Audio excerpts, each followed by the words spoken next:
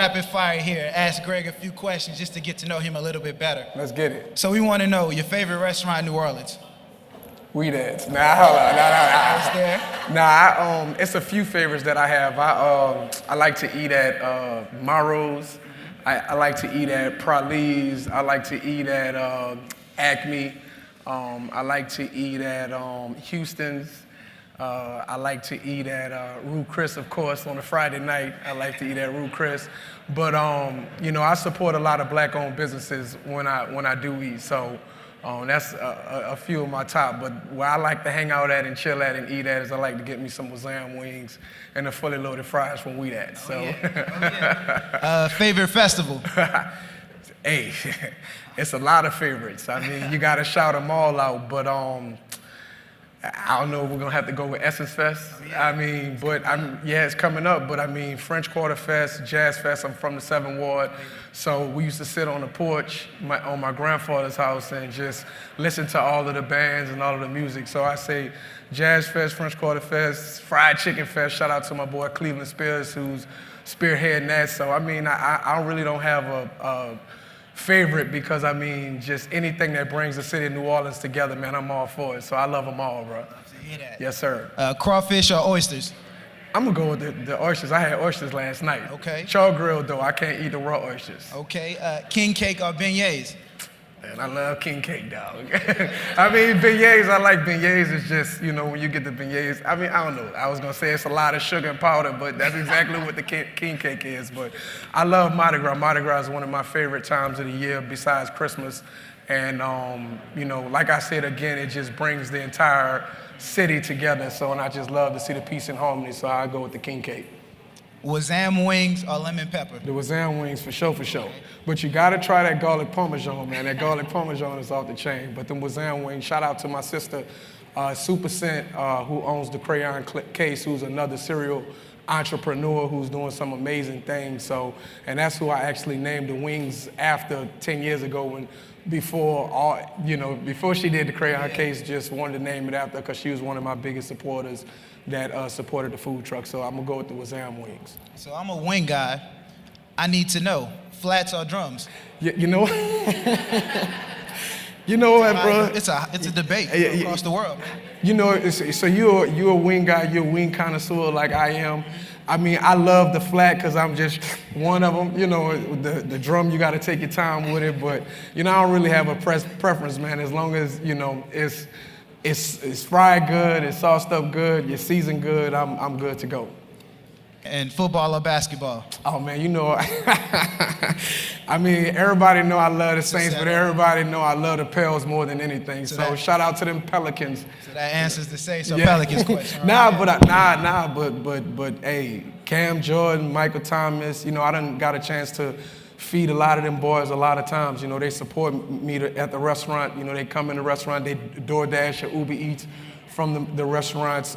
Shout out to Demario Davis. We do his annual community service event that he's been doing, Dinner with the Davises, for like the last 3 years now. So, I mean, anything dealing with the city, and like I said, again, bringing people together, I'm all for it. So, you know, I want the Saints to win. When they say who dat, they say we dat, you know what I'm saying? So, you know, I'm both, but you know, I'm a season ticket holder for the Pelicans, and it's floor seats at it. right by the bench. But you know, it's been some great relationships that's been developed with those guys, and I'm very proud of them. And I feel like, you know, we have the team, especially once my boy Big Z get healthy, we'll be able to take it a little further, man. Hopefully we get that chip. Well, I love to hear that, man. So let's go ahead and get into it. So tell us about your journey as an entrepreneur in the restaurant industry. What and who inspired your passion to serve? So like Kenny said, which, I mean, y'all got to understand this guy right here. This is an amazing guy. Me and him been friends for a very, very long time. Him and my boy D. Strozier, I don't know where D. Strozier is at, man. There you go. Him and my boy D. Strozier. And these dudes are doing some amazing things with JP Morgan and Chase. So first of all, I'm going to shout them out. Second of all, my journey, like Kenny said, I started with Frito-Lay. PepsiCo as a whole did a company-wide layoff. The short end of it, they didn't lay me off because I was at the bottom of the food chain. I was a district sales manager, but I wasn't making but $56,000 a year. So, you know, all of the people that was really making that top money, When, you know, PepsiCo as a whole had to cut back was the people that been there for 20 plus years that helped them build the company. So when that happened and I seen people around me being affected, it was like something that just kind of triggered in my head, like this is something, I can't depend on somebody else to put food on my table and you know, to put a roof over my head. So I wound up investing into a food truck that I knew absolutely zero about, but I just knew that I was good with people. I knew that I love eating, I love food. I'm a member of Kappa Alpha Psi fraternity at Tuskegee, so like when people say, well, what made you choose wings? Well, we used to go to Buffalo Wild Wings as a fraternity every Tuesday just to fellowship and bond. So, and it was 50-cent Tuesdays. Now that's why if you see now, if you go to the restaurants on Tuesday, it's 75-cent Wing Tuesday because of inflation. Everybody knows that. We'll talk about that later. So, but yeah, man, so I jumped into the food truck game and I had no complete idea what I was doing. The only cooking that I saw in the kitchen was my mom, my grandmother, rest in peace to my grandmother, Paulette Godfrey. We used to call her Puddin'. Rest in peace to my grandmother and my grandfather who actually served in Vietnam as a cook.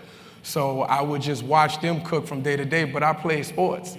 You know, so I played football at Carl, and I wasn't really interested in that. I was playing football and then going to Sam's Club every morning, buying Big Texas cinnamon buns, Capri Suns, and then Frito-Lay, surprisingly, the chips, and then taking them to school and then reselling them throughout the school. So that entrepreneurship has kind of always been, kind of in my blood, but, just starting a food truck and getting the support of the city. We used to be at 3801 Tulane Avenue. I see my boy Darren Ogden back there, who was one of the first people to support me way back in the Gap. But, I used to be out there on the truck, just not knowing, what I was doing, figuring everything out. So, I mean, you talk about catching flat tires, you talking about head gaskets going out, you talking about fires happening, inside the truck. You talking about my engine going out. You talk about my clutch going out, which, to be honest with you, when I purchased the truck,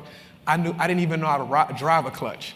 So thank God for my boy Andre Lewis, my boy Michael Meredith, and Vince Weaver, but Andre for sure, they flowers, man. So I'm gonna always shout out my people and let them know, that I appreciate the people that helped me throughout my journey. But I remember catching a flat tire when we was coming from Athens, Alabama, when we purchased it. And when I got the truck, I gave the man who owned the truck, I gave him, the cashier's check for however much it was, all the money I had saved up at Frito-Lay, and I got it. And then when we got in it, I go to start the car, and I'm like, man, what is this? I'm like, I don't know how to do this. Thank God my boy did. So my boy wound up driving the truck all the way down, I think that sign that say 90 miles to New Orleans. Like if you coming back to New Orleans, you see that 90 miles, you're like, I'm almost home.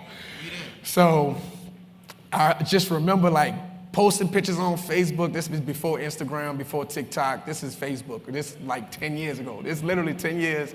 This year I've been doing this, right? 10 years. So thank you. Thank you. And I'm gonna say this too, because I tell people this all the time. Sometimes it takes 10 years to get that 1 year that'll change your life.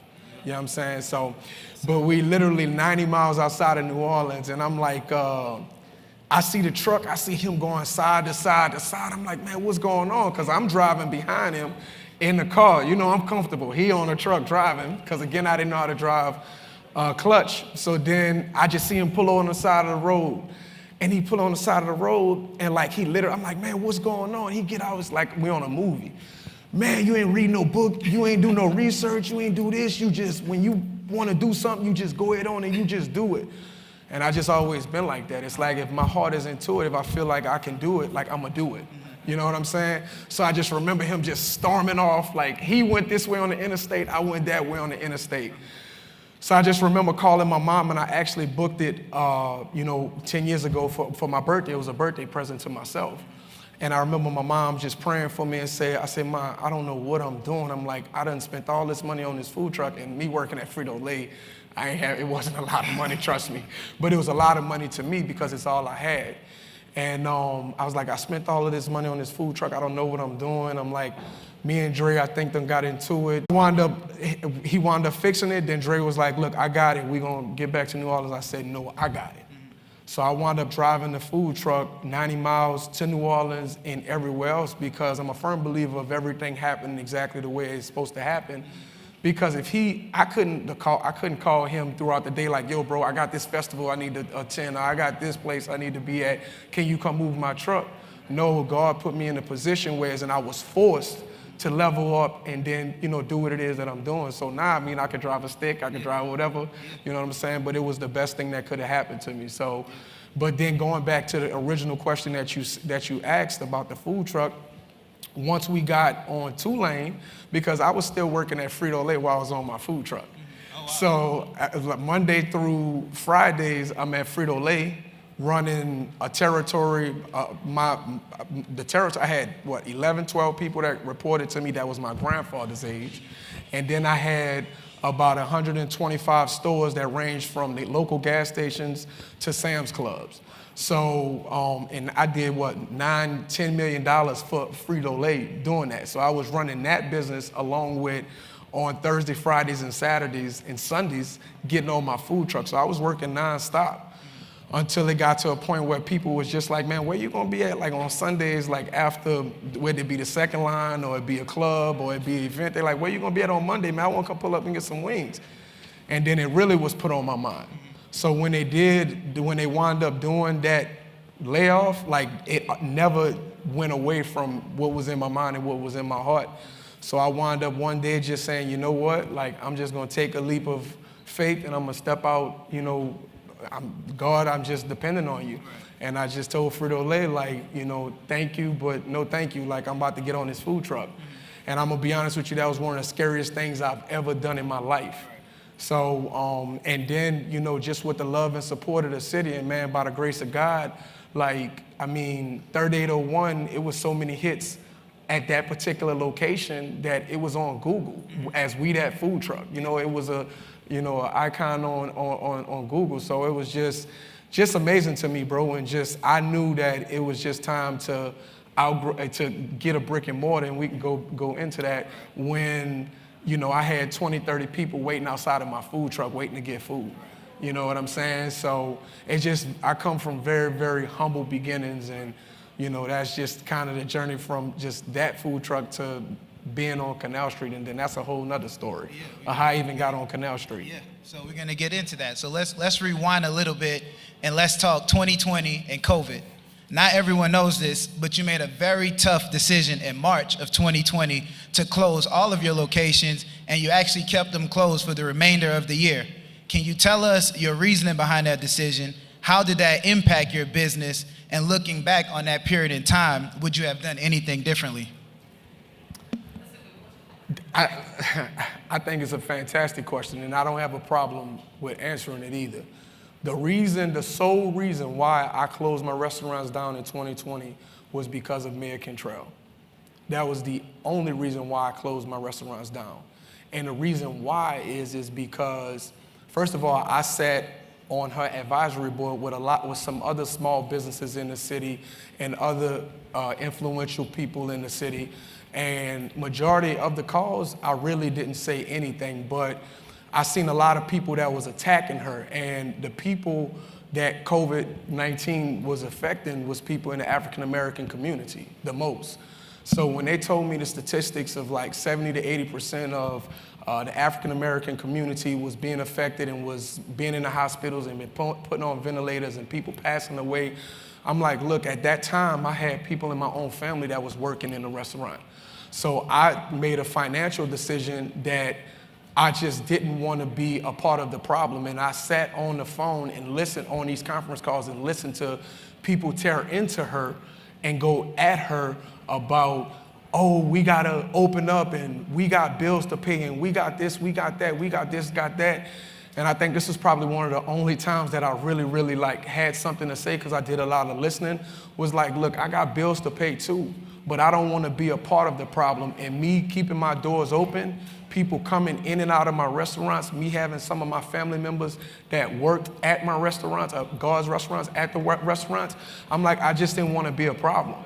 So it was a no-brainer for me to close my restaurants, and that's the reason why I closed them down. Now, what people don't understand is that financial burden didn't go away, because I still had to pay back every landlord their money from the months that I was closed, and I was closed for 8 months, which is a first mistake, me saying that I have a landlord, because I shouldn't have a landlord. I should own the land. One of my favorite movies is The Founder, and The Founder is the McDonald's movie. And that's one thing that they tell you, if it's any real estate agents in here, it's all about the land. So, but it was a learning lesson for me. And I wound up having to pay back all that money. So, and that was money just me digging in my pockets, like just paying them back. And I made sure I just paid them all back. So, my sole reason for closing my restaurants is because I care about my city. I care about my people, I care about the community, and I just didn't want to be a problem. And I felt like me keeping my doors open, it was going to be a problem. I was going to be adding to the problem. So, shout out to Mayor Cantrell. Like, she really saved a lot of lives in this city, whether people want to acknowledge it or not. And I'm not up here, I'm not in politics, and I'm not doing this. I just support people that care about people. So I'm always in the background. So that's the main reason why, why I closed down. That was the main reason and the only reason why, because I didn't know nothing about COVID, just like nobody else knew about COVID. We was all finding out about COVID as COVID was going on. So, but when you put in a position where you got to make a tough decision like that, especially the year before we was voted the #1 tourist destination in the world, and then people like, man, I want to go to New Orleans, but when you come to New Orleans, it's like a desert, it's a ghost town. Because people, we a food city. So it was just, it was very, very tough for me. It was very, very difficult for me to do that, but I did it out of the strength and love of my city, man, for the people, straight up. That's incredible, man. So you mentioned this word earlier, and it seems like this word is the most used word of 2022, 2023, and maybe 2024, inflation, Yeah. especially in my line of work as well. I feel like every other day I'm hearing someone else talk about the price of their groceries increasing, how much their groceries cost. How has this extreme rising cost in food across the country impacted your business? How are you managing the cost and still finding ways and opportunities to expand? I'm gonna be completely honest with you. I have not done a price increase since I was on my food truck. I just had to make a price increase 2 months ago. That's 10 years, too. I've never done a price, like if you look at old pictures of me on my food truck, you'll see a sign that says 5 wings for $9. Now I got 6 wings for $9. But now it's like $9.29 to $9.69, you know what I'm saying? But I've never did a price increase, but I was hurting myself. But I understood my demographics. I understand the people that was coming in there, that was struggling, that was supporting me, that was giving their last. So I didn't never want people to be like, dang, bro, why you going up on your prices? It's because I have to go up on my prices, because if I don't go up on my prices, then I'm not gonna be here.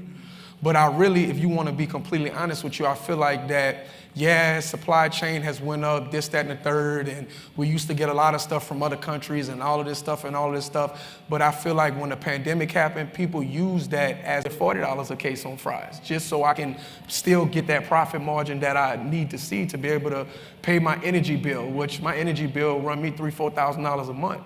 My overhead, I'm on Canal Street, my overhead, to make sure that I'm able every Friday that people, when they check their direct deposit or they waiting for their check, I'm not playing with their money.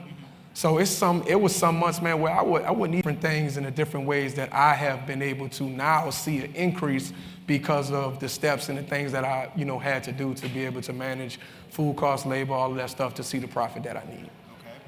So I also want everyone to know, because I mentioned in the bio, that you don't just run a restaurant. You also have a very successful seasoning and product line, and you're also talking about expanding the franchising. Can you tell us a little bit more about your product line and also talk a little bit more about your partnership with Rouse's? For sure. So The product line really got expanded. So before the pandemic happened, when I did shut down the restaurants, I was like, I gotta do something because this is the way I take care of my mama. So it's the way I take care of my family. So I was like, you know what? I'm already in Rouse's. I know people are gonna stop eating out and they're gonna start going to the grocery stores. So me having that Frito-Lay background, I'm like, you know what? I need to expand on my product line in Rouse's. So I've been in Rouse's for like this going on 4 or 5 years. So, you know, they have always been a supporter of me.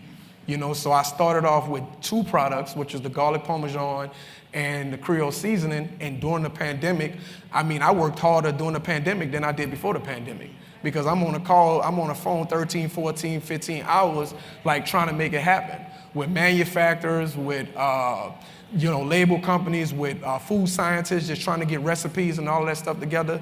So now we currently, from the pandemic 2020 to where right we now 2023, Michael Jordan year, this is the Jordan year. You know what I'm saying? We have 16 products in the grocery stores that's on the shelves.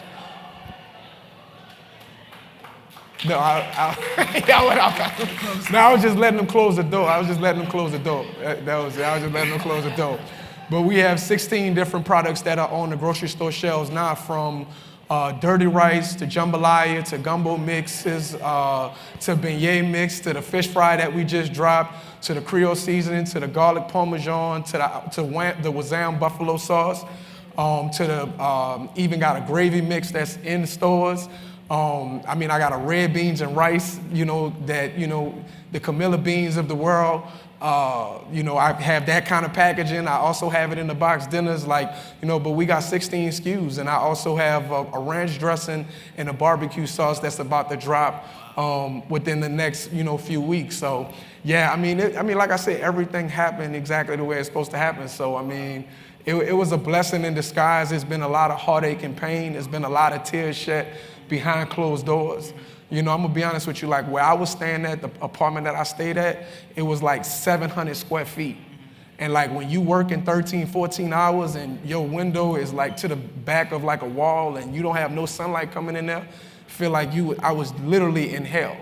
You know what I'm saying? But it was just grind time, it was go time. And it's still that way. You come and weed at, you're gonna see me in the kitchen. I don't wanna be in the front.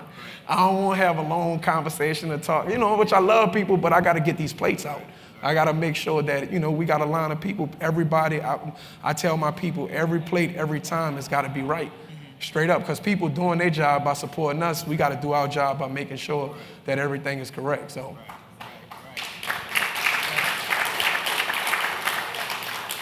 So let's talk new projects. Tell us about your new location that's under construction on the campus of Alabama University. How did that opportunity come about? And do you see college campuses as a unique target market for you in the future? So I'm gonna be honest with you. He made the announcement. Oh, no. So I Googled that. He made the announcement. But yeah, we'll be going on the University of Alabama's campus.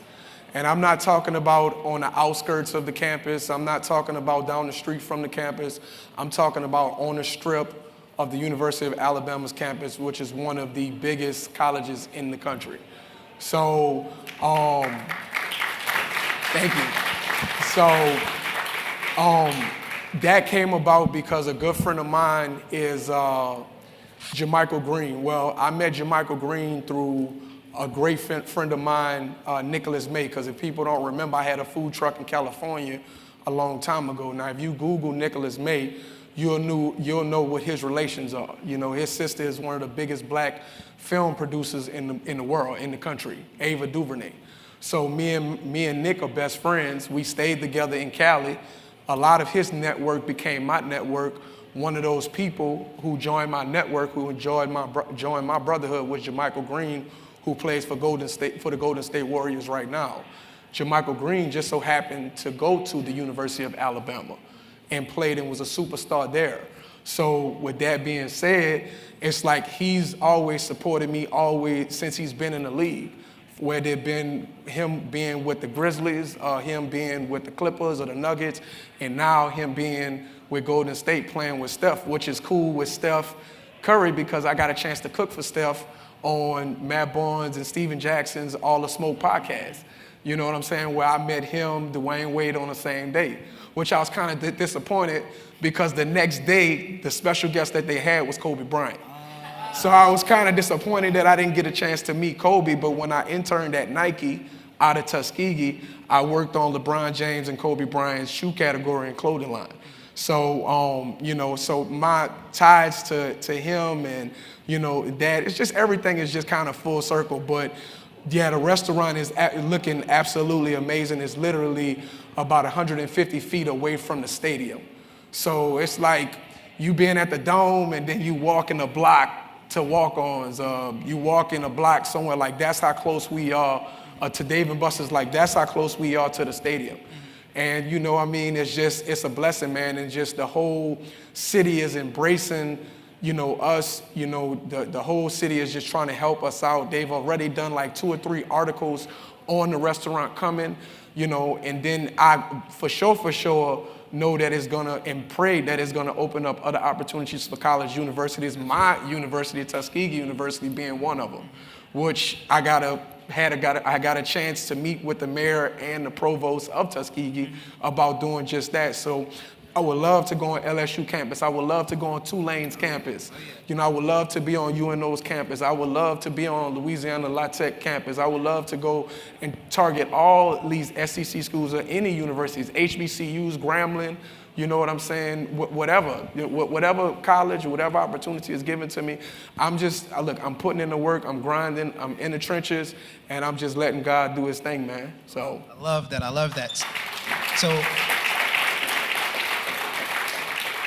So we're gonna go ahead and wrap it up. All right. I'm gonna give you a chance to share with the audience all of your restaurant locations, okay, where they can purchase your seasoning lines, okay, your Instagram and any of your other social platforms so that they can keep up with all of the amazing moves that you're making. Okay, well, our #1 location is 1407 Canal Street, right across the street from the Jung Hotel.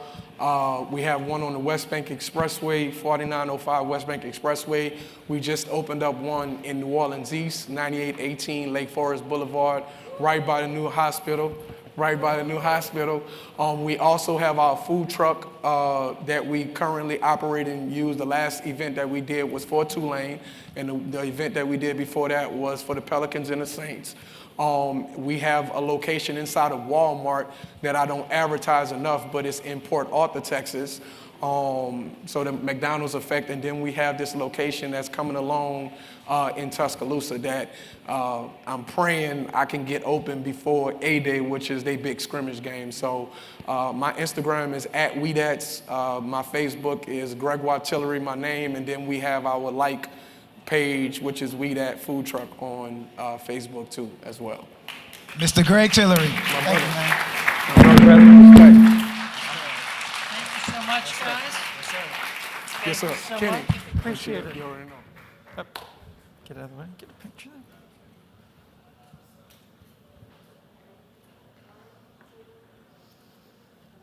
A big hand for Greg and Kenny. You can hear his passion, and thanks to Kenny for breaking the news, right? It's probably on the U of Alabama Twitter by now. So, all right, this is the last session coming up on the Eatrepreneur section this morning. So again, I want to thank our sponsors, Commander's Palace and Link Strzeżewski Group. The next session is going to focus on scalable food and packaged businesses in the arena of consumer packaged goods, or CPGs. The particular experience about growing in a high food and beverage industry from startups in the Gulf Coast, or Gulf South, excuse me. So please welcome our speakers and our moderator. So our moderator is Krista Cotton from El Guapo Bitters, Aaron Gilmore from Brass Roots, Rich Zimmerman from Sears, and John Renthrope from Cajun Fire Brewing. All right, take it away, Krista. Hello. Okay, so we're going to start with introductions. So y'all tell me your name, title, company, what year you got started, what category you're in, and a recent win you're excited about. All right, I'm Aaron Gilmore. I'm the founder of Brass Roots. We're a healthy snack food brand based here in New Orleans. recent win, we aired on Shark Tank twice in the past couple of months. Woo. So excited about that. My name is Rich Semmerman, and I'm the co-creator and CEO of Ceres, the first cereal with 20 grams of plant protein and no sugar, created here in New Orleans. And a recent win is we were named the top physical consumer product for AWS Startup Competition in 2022. Awesome. My name is John Renthrope. I'm a brewmaster by trade. I'm the CEO and brewmaster of Cajun Fire Brewing Company. I'm also the CEO of the New Orleans East Cultural Hub. My recent win, we just got back as a business. We went to Trade Winds Asia, where we represented American craft beer and wine in Southeast Asia, specifically Bangkok, Thailand. Awesome. And I'm Krista Cotton. I am the CEO of El Guapo, which is a local bitter syrups and mixers company. I started my own business and purchased the trademark in 2017. We realized yesterday when we were working on our model, we're now 8x where we were the day COVID hit revenue-wise, so that's pretty exciting. But I just won a national deal with the Fresh Market, so we are launching in every Fresh Market across the country on May 10th with 3 products. We're super excited about that. So to orient this conversation, CPG, consumer product businesses, really fall into 2 categories. You can use a co-manufacturer, which means someone is making your product for you, or you can do it yourself, which I guess means you're a glutton for punishment, but I do it that way. It really is trading one set of problems for another, though, and we all have different schools of thought on that, so tell us how you do it and why, and maybe where, because not all of us do it locally. All right. So we contract manufacture right here in New Orleans. I guess the reason we do it that way is we've had a lot of product mix changes over the past 3 years. We started in 2019.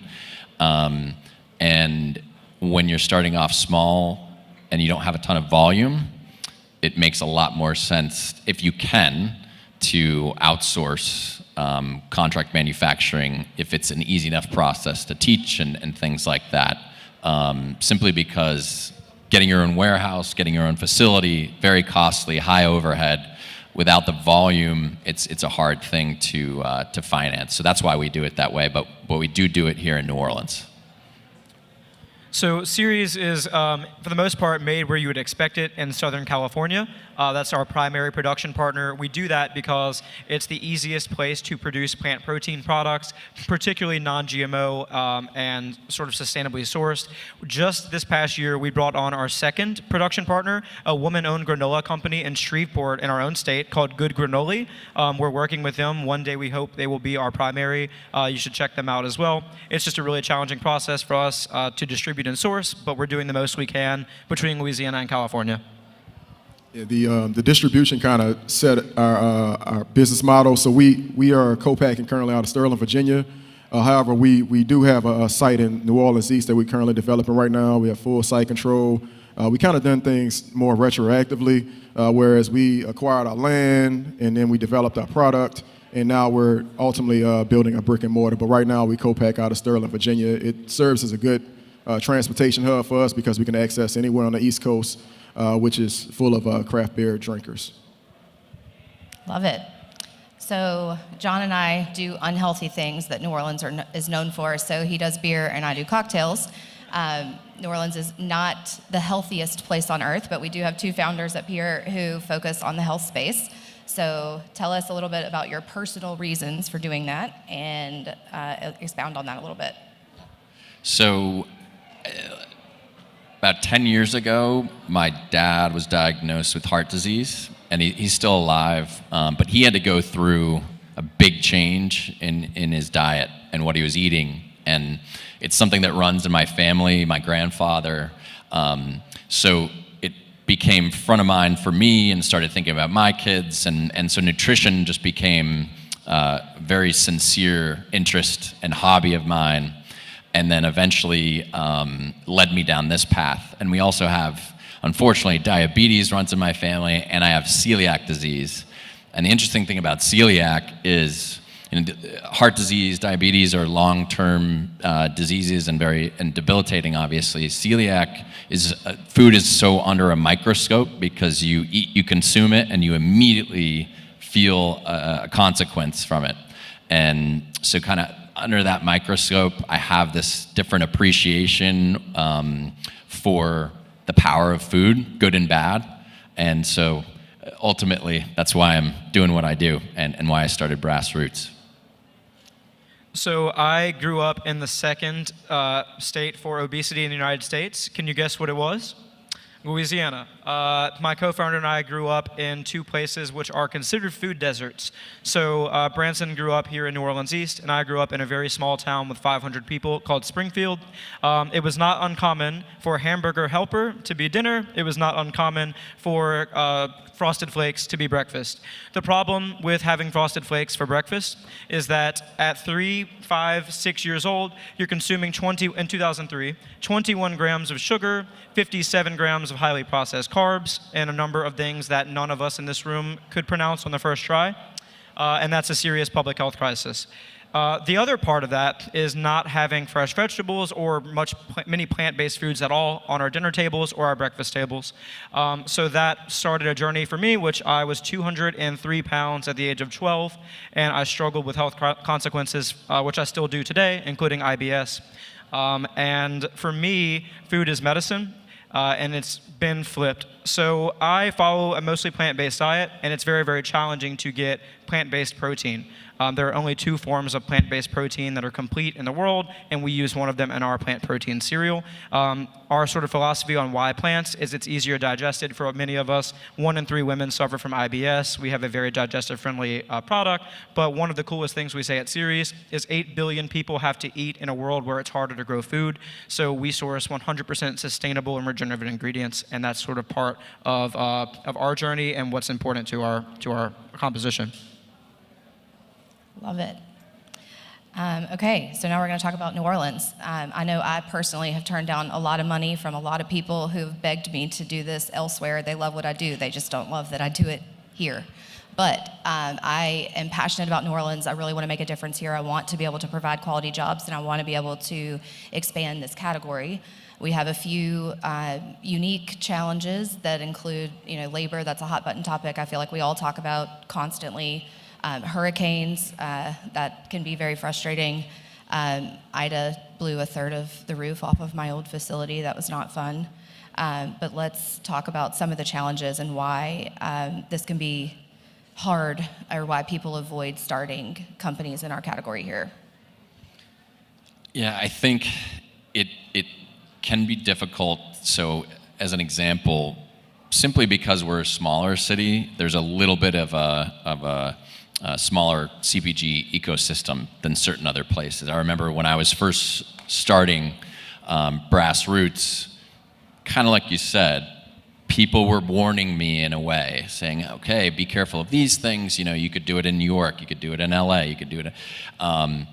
But for me, what it lacks in maybe some of the infrastructure, some of the ancillary facilities or even networks here, it makes up for in people is one thing. People really work hard. So I have a contract manufacturer I mentioned. I was just speaking to them today, yesterday, the day before. There's some permitting needs they've been struggling to get. But they were problem solving on the fly for me. Things like, okay, we can't do this part right now for you. We can't package it given your labels. Can we go package it at another facility that does have that permitting right now? We'll bring everybody over tomorrow. We'll do it at that facility. So the people ultimately, which is part of the reason why we're all here, I think in New Orleans, they make up for some of those. Maybe it's a little slower, it's a little more bureaucratic. At the state level, things like that, I've found the people make up for it. And then the other thing I'll say, there's some unique aspects about New Orleans infrastructure-wise. We have a port here, a very, very busy, good, well-operated port. My company, we import what's called the Sacha Inchi seed, and we sell Sacha Inchi seeds. You eat them just like a peanut or an almond, and they're coming from Thailand or Peru. It is a huge asset for me to import them directly to New Orleans. Like it literally gets imported to a port that is a walkable from my manufacturing facility. That's a big, big deal for me. So I think there are more examples of that too, but some examples of just why New Orleans, I think, makes up for some of the other things. Yeah, maybe pros and cons. Yeah. Start with the good.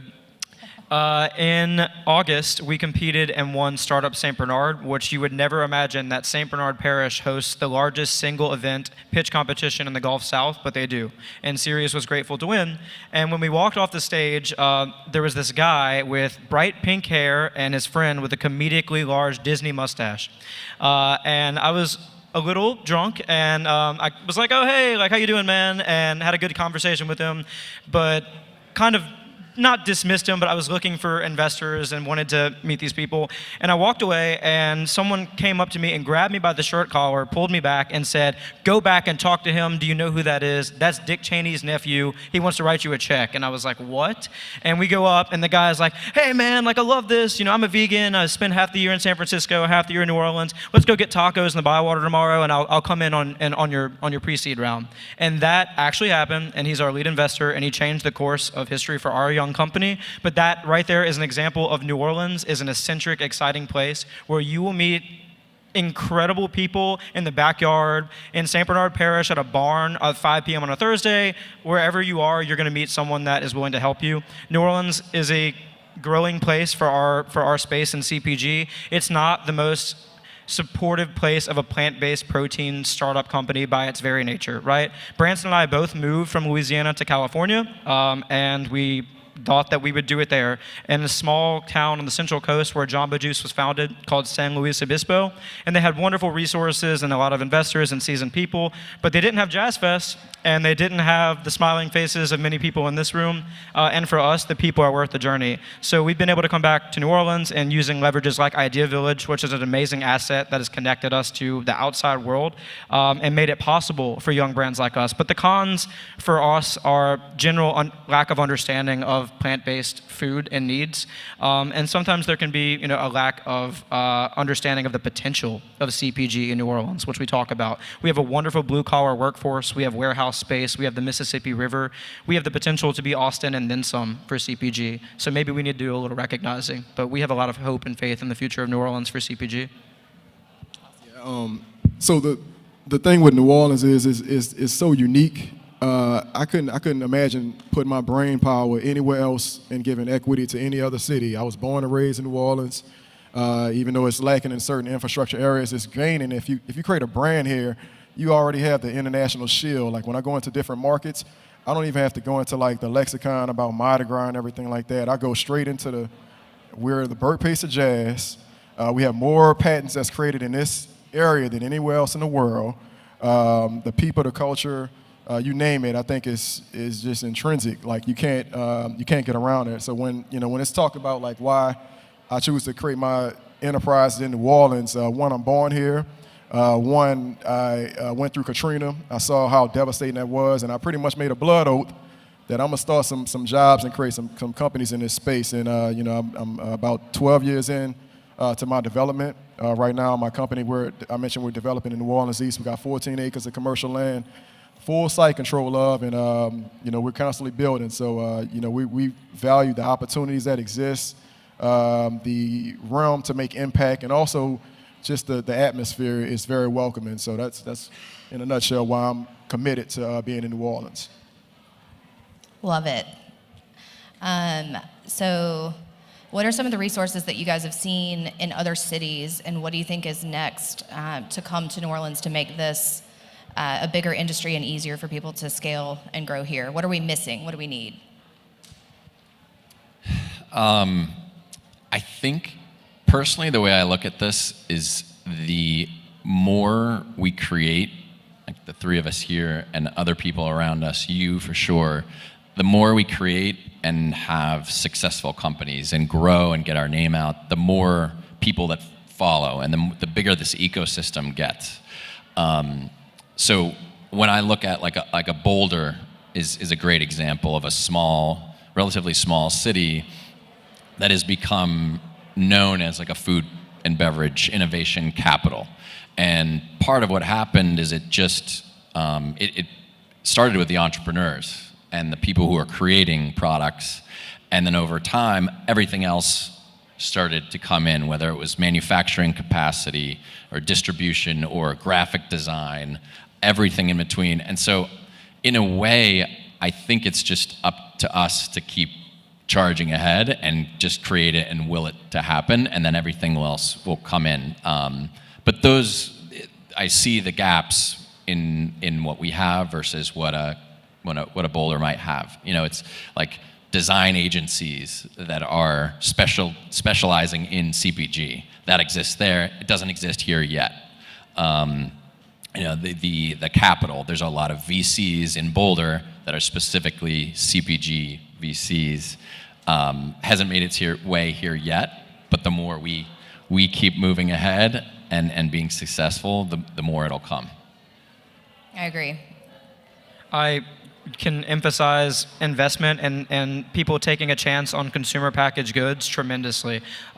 It's a challenging area, and a lot of investors can see that. You know, I mean, you operate on thin margins oftentimes, and it's a very cash in, cash out heavy business. So I would love to see New Orleans come together and form a consumer packaged goods specific investment firm, maybe with our existing people, you know, taking a chance on founders like us, and showing that we do have the injection of capital. We do have the confidence in people. It is a food city. We have an international brand. We can create tasty, healthy, exciting beers, snacks, so on and so forth. We just need the access to capital and people that are willing to take that chance.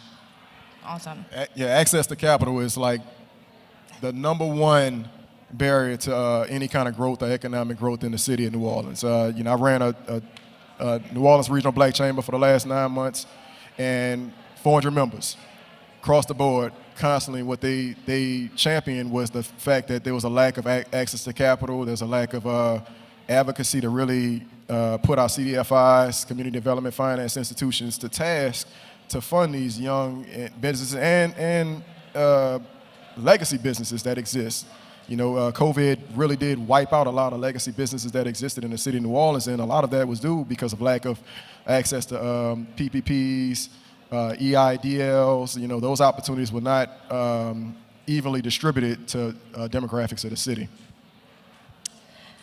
I think that we're the only two up here that have a facility, which is an extremely capital-intensive project to embark on. But what are some of the other streams of revenue or services that you've added to your business, either through your facility or just through your team, to increase top-line revenue and make your dollars go further? So my company is called Cajun Fire Brewing Company. And a lot of people, off just the name, they think it's a hot sauce company. So I got that benefit, but we do beer. We don't do any kind of beer with Tabasco or anything like that. I would love to, if y'all in the room. I would love to, but we don't currently. But like I mentioned, auxiliary businesses, that's the bread and butter. So like our grains, we source that to a farm agency where they feed it to their cows. We try to make sure we don't have any kind of losses in any kind of products that we can turn and flip for profits. Even with the brewing company, it's allowing us to look in the realms of making sake, making mead. Like I mentioned before, there's a lot of different ways that you can retrofit your product to meet different markets. You mentioned, I mentioned lactose beer. You know, that's something that's a market that can definitely impact a lot of people that might need gluten-free products. So there's a lot of auxiliary things we're exploring. There's a lot of development. We're developing right now soy sauce. We're also developing a Cajun mayonnaise. It's one of in the markets that we're exploring right now for export opportunities, it's one of the #1 used condiments, and we look to be in that space. So. All right, so we're going to do a quick lightning round, and then we'll do some questions. What's your favorite local resource, and how do you use it? All right, my favorite local resource is actually, there's a group that exists for CPG specifically. It's called New Orleans Food and Beverage.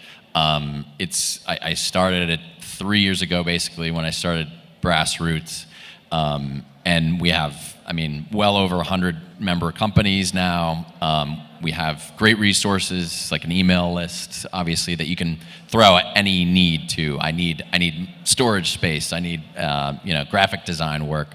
And someone will respond pretty quickly. So that's my favorite right now. Awesome. I'm biased, but for me personally, and for many of us here, Idea Village, nothing that we do and that Series has done would be possible without the faith and confidence and connections of Idea Village. It's a world-class accelerator, and we happen to have it here in New Orleans. So if you have a concept or a food brand, definitely go to them with it and see what they can do for you. So I got 3, just real quick. I got a Yeah, website, propertynola.gov. If you need to find anything, it's on there. propertynola.gov.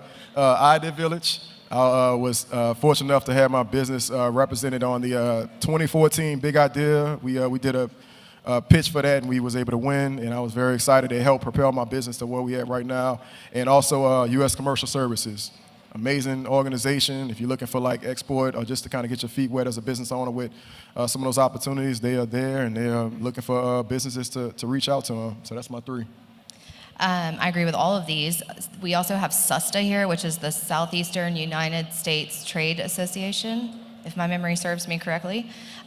We are currently in 50 states and 5 countries. I just got home from the UAE. We are looking into doing a distribution deal with the first brewery in the Middle East, and it's opening in Abu Dhabi. So SUSTA has a lot of subsidy programs that will help pay for trade shows, both domestically and internationally. They'll also pay for translation services. So when you're having to meet food requirements in other countries, it's very expensive to currently translate certain labels into Arabic.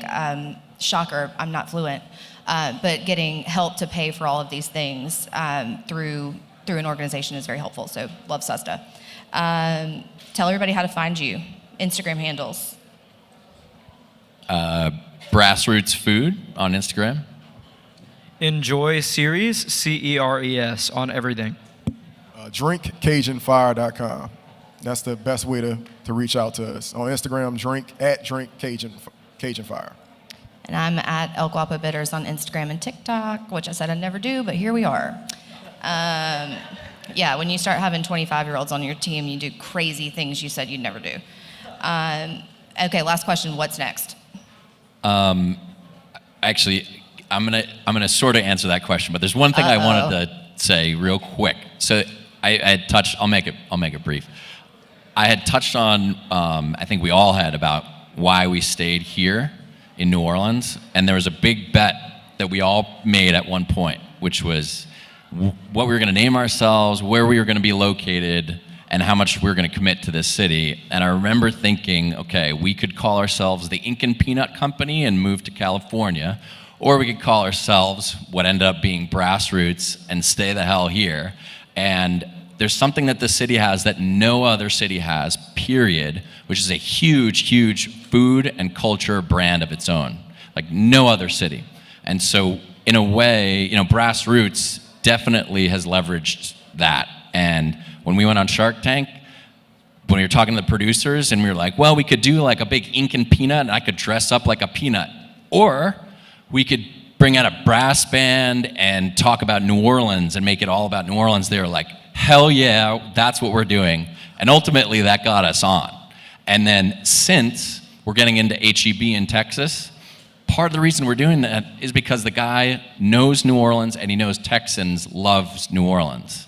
So I can't emphasize that stuff enough. And HEB's next. So I guess that's my story. Yeah.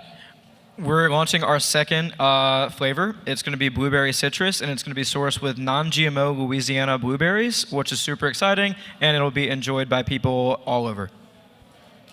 I'm launching a new product that's I'm alumni of St. Augustine High School. Any purple in the house? Just silently say yeah. I'm launching a product called From Augustus with Love. It's a tribute to St. Augustine of Hippo, who is the patron saint of beer. He was ordained that because he was curing he's curing leprosy by giving his community beer. So, he's the patron saint of beer.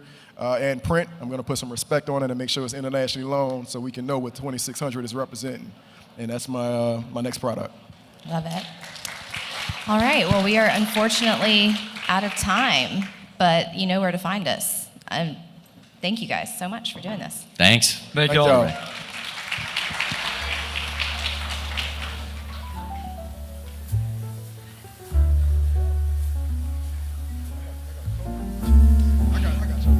Yeah, we're LinkedIn also.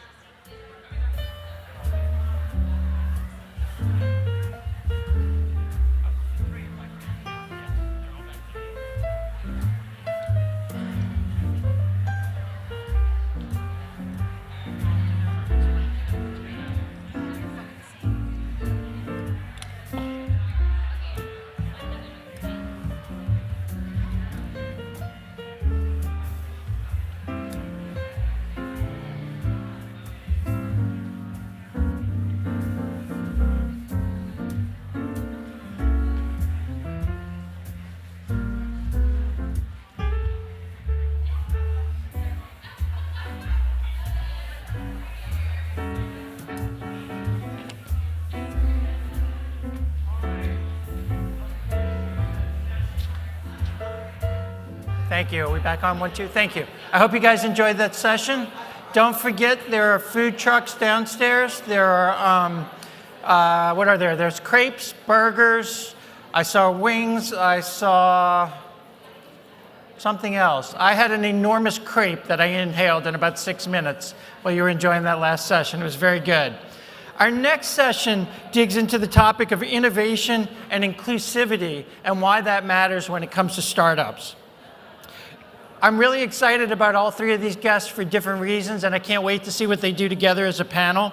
It's a real treat to have Kofi Ampadu from A16Z, which is also known as Andreessen Horowitz, here on the NOE stage and having this conversation with Donovan Williams of Jamaround, who was the winner of last year's idea pitch competition at NOE. So congratulations for that. And Sabrina Short is the founder of Nolavate Black. I know from my experience here in the city, Sabrina does a tremendous job trying to bring accessible tech to people of all different backgrounds and cultures. So I'll turn it over to the three of you. I can't wait. Thank you. Hi, everybody. That was a great introduction. I always say, I feel like here at NOE, I feel like a celebrity. Everybody's like, yeah, Nolavate. I'm like, okay, You are yay. a celebrity. But it's good to feel the love. Thank you guys for being here. Thank you for being here. Today we're going to talk about why culture matters in startups.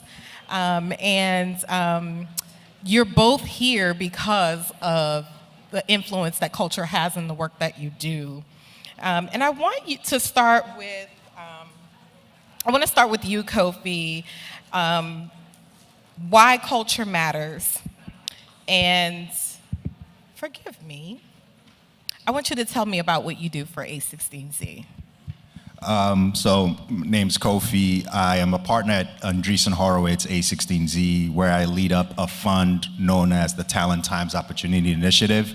And we focus on investing in out-of-network founders that are building cultural breakthroughs. And to answer your question, culture is at the forefront of what we're doing. I'll dig more into that as we discuss today. Thank you. And Donovan, this is full circle for you. You mentioned earlier that you won last year at Yes, NOE. yes. So tell me a little bit about what that's been like since then. It's been a roller coaster. Me and my co-founders, Brent and Marlon, we've pushed full steam ahead since then.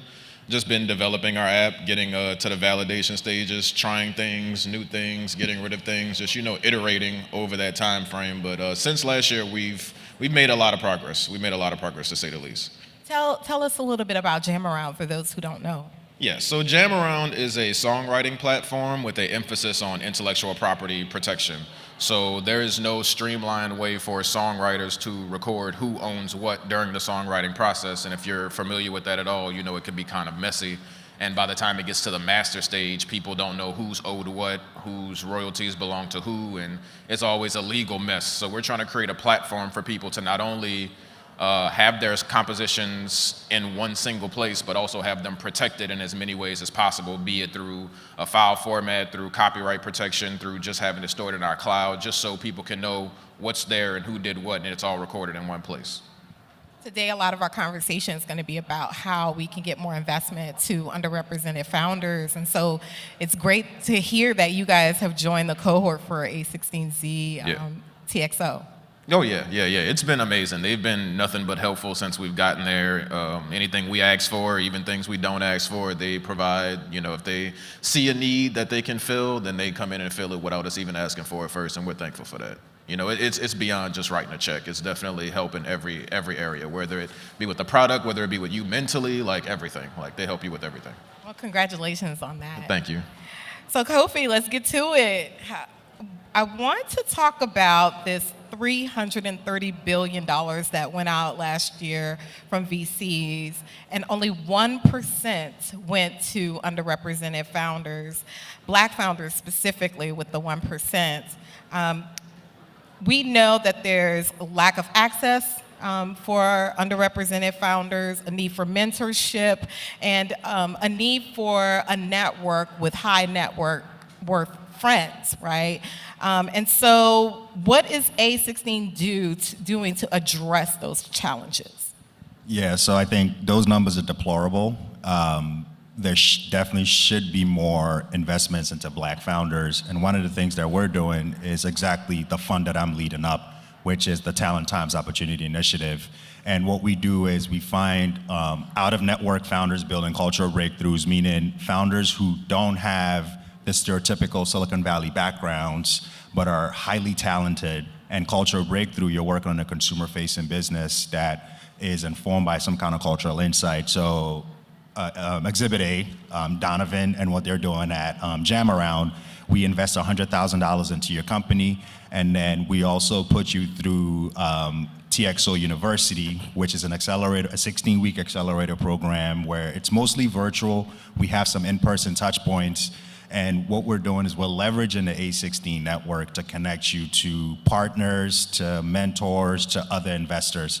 We've been doing this since late 2020, and thus far we've invested in 36 companies, and we've been able to position them to raise over $20 million outside of the initial capital that we put into them. So that's some of the ways that we're trying to move the needle forward, but we understand that there's going to be a collective effort, or there needs to be a collective effort from the entire ecosystem to really see the value in Black founders. And that's my life's passion, some of the work that I'm doing. So I'm only one man, but I think inch by inch, we're definitely going to get there. It's just going to take a collective effort to be able to get there. Yeah, we definitely need programs like TXO, and I'm sure, Donovan, you can speak to that. Tell us a little bit about that challenge of trying to get investment for your work. Yeah, so when we were trying to get investment, we were very early. When we went through the Idea Village program, we were earlier than all of our other cohort members. Most of them had raised capital before, and we hadn't, so we didn't even know what a no looked like, let alone a yes. But I mean, going through that process, you know, you get a lot of no's, and you over time learn what those no's are for. Sometimes you're just not a fit. Sometimes you get a no and you're discouraged, but then you look up and say, okay, I'm glad we got that one because it pushed us in a direction we needed to go.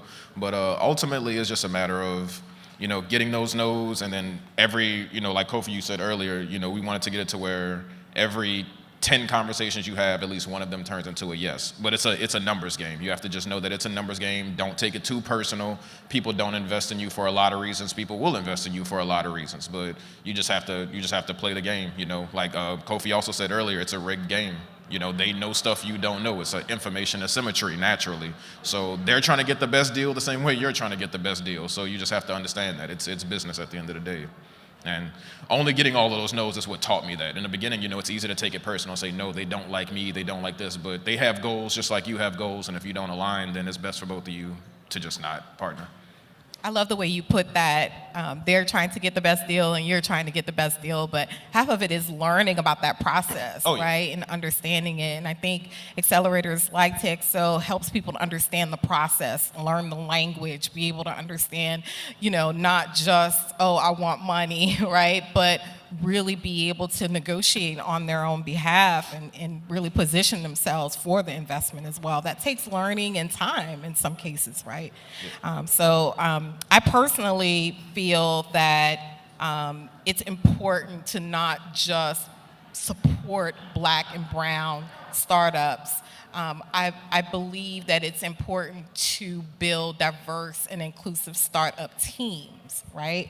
And I think there's a value in having different perspectives, having different backgrounds, having different experiences. The data tells us, right? The more diverse your team, the more inclusive your organization, the better, more profitable it is, right? The better your products, right?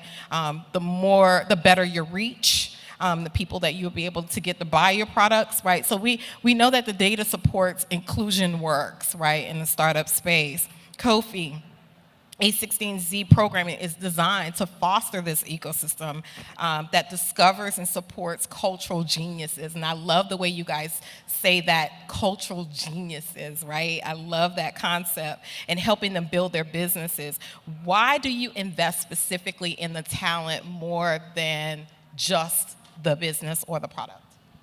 So I think at the end of the day, startups are a high failure rate environment. And one of the things specifically with TXO, when we started TXO, the thesis came out of the fact that America exports two things, right? Technology and culture, AKA Black culture, right? And we've done a really good job around incubating and supporting technology. That's why Silicon Valley exists, but we haven't really done a great job when it comes to supporting culture and incubating culture. If you think about hip hop music, it is a global phenomenon, but the people who started it in the 70s in the Bronx, New York, don't have generational wealth like Mark Zuckerberg, like a Jeff Bezos. So we need to do a better job in doing that. And part of the thesis of TXO in the talent piece is understanding that startups are a high failure rate environment.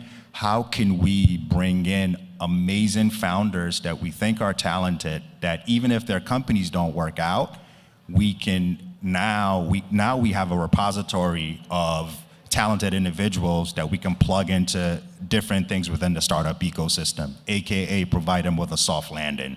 Because that's what happens to technological startups, right? Like your startup doesn't work out, you end up getting a job as a product manager at Google, right? So we're trying to use that same philosophy when it comes to supporting the companies that we're investing in by making sure that we also over-index on the talent piece. Right? Because if it doesn't work out, we're there to then support them again if they want to start another company. Yeah. And, I'm a founder myself, and I know just being, the CEO of my own company, I'm working out all kinds of muscles, right? You're learning all kinds of skills, and you're doing different things. You're wearing many hats. And so, the reality is not everyone is going to be a forever founder, right? And so how can we still support that talent and that genius and finding a pathway for them where they can still be successful? Yeah, I love that.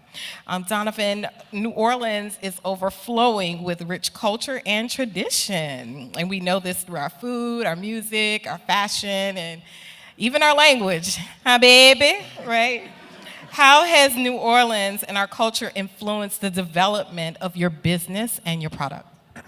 Well, it really what started the business because, as you know, my co-founder Brent, he was trying to put together a music album and had issues putting that album together for a variety of reasons.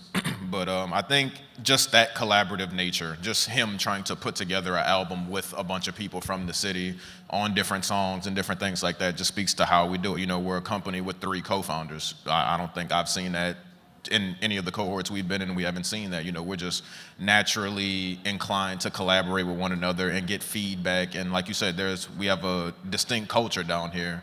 And I want to say it doesn't reflect in the app, but it definitely reflects in how we work, and how we work with each other and on the app. And even though one of our co-founders isn't from New Orleans, he still sees how me and Brent can work on things sometimes and how we do things sometimes and how it can reflect in our actual business itself. So like I said, collaboration is one of the tenets in our app. We want to help people collaborate with each other as well as protect those things. But that spirit of collaboration came from him trying to put together an album down here, which a lot of people down here naturally work together. It's not a siloed city. A lot of people know each other. A lot of people probably work with the same people. So collaboration is something we're just naturally inclined to. I remember that first iteration of your app where it was really about connecting people who were trying to build something together, right, and create together. Yeah, that was the first iteration, was kind of a networking platform, but then we realized that's not really, well, A, that's a hard problem to solve. It's expensive to solve a networking problem, and B, that's also not the most valuable problem to solve for musicians and songwriters. So that's why we pivoted to what we have now, which is a songwriting platform focused on protecting those creations. I love it. And that's what startups are all about, right? Trial and error, figuring it out, yeah, that's trying the culture new things. Of it. Yeah, huh? That's the culture of it. Yeah, that's the culture, right? Yeah, so I want to say that to founders out in the space, like, yeah, it may not look like what you started out with, right? But you can still keep building and still keep trying new things and not giving up, right? And knowing that, an idea may start one way, but can blow up to be something even greater and just keep pushing through, right?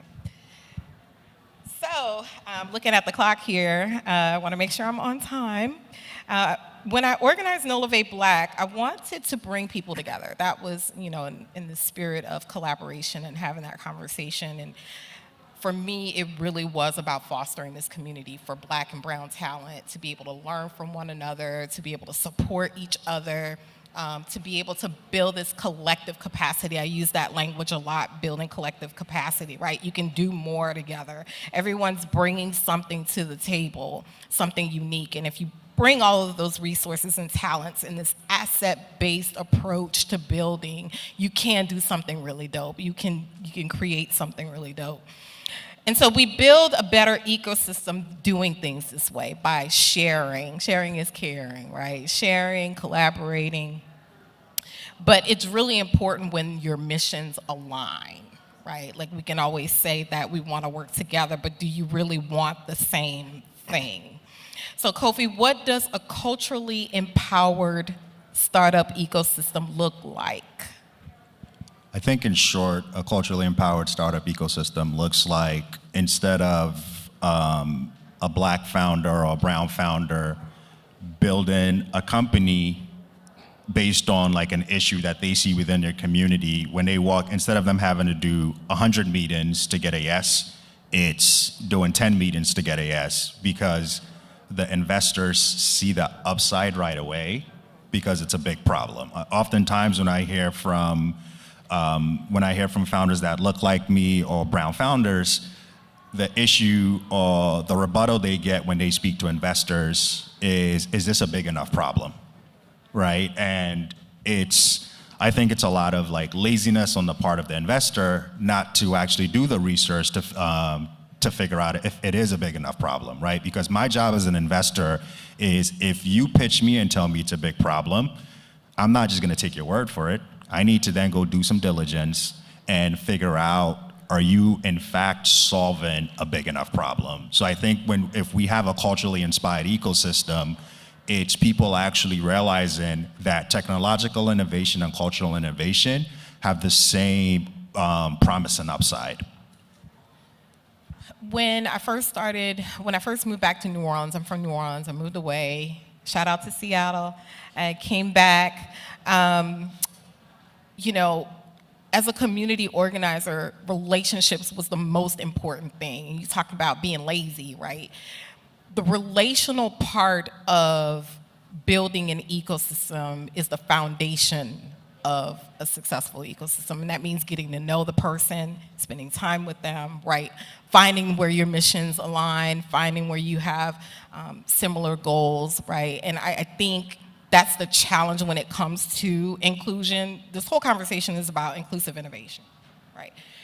It's hard to be inclusive if you don't take the time out to build a relationship, to look beyond what you see and look beyond what's easy, right? It's easy to just say, oh, well, you know, I'm looking at this person on the surface. I don't think it's gonna work. I don't think it's a culture fit, right? That's a language that's used a lot. But if you dig a little deeper, right? And I think that's, I'm gonna talk about it, but I'm jumping ahead, digging a little deeper than the surface and truly and authentically understanding who the founder is and why they're doing what they're doing beyond just the pitch, right? Do I really wanna get to know you? That was my soapbox for a second. Kofi, why is it important to invest in these cultural breakthroughs like Jam Around, and how does this promote cultural innovation? I think we're trying to be a part of the solution, right? And being part of the solution is actually showing that there's upside in cultural innovation. I think once we show that you can get billion-dollar exits, multi-million-dollar exits from investing in a certain type of problem, a certain type of founder, it's like 5-6 years from now, we're gonna look back and this is all gonna be a silly discussion, right? Because it's gonna be like, wow, we should have been doing this already, right? So I think for us, we know, and kind of piggybacking off what you said, the relationship part, it requires work and time. And we're willing to put in the work and time. That's why we don't just give you capital and say, go figure it out, just because it's difficult. Like I have companies that are doing 8 figures in revenue and they still don't have strong relationship with investors, which is fine. That's why we exist.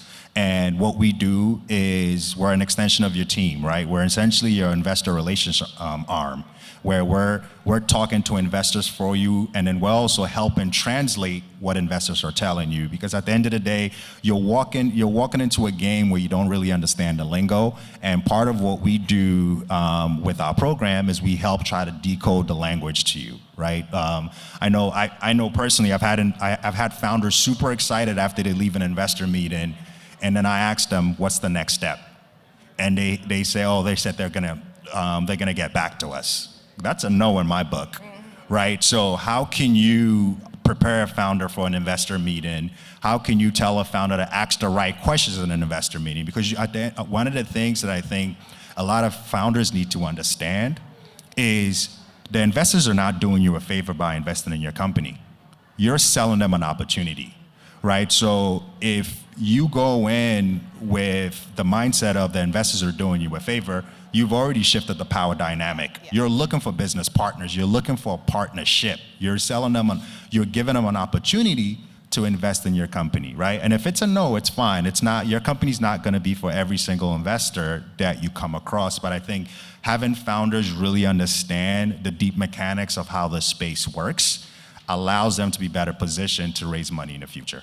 Thank you for saying that, because I would add just something that helped me mentally when we were raising money is, remember, investors have pressure to find good investments just as much as you have pressure to find good investors. So don't let that dynamic shift too much. I understand you'd be nervous getting investor money, but they need to invest in a good company just as much as you need to find an investor that's good for you. So that's what always helped me mentally, remember, through those processes. I remember something that Chamillionaire said, he's in the investor space.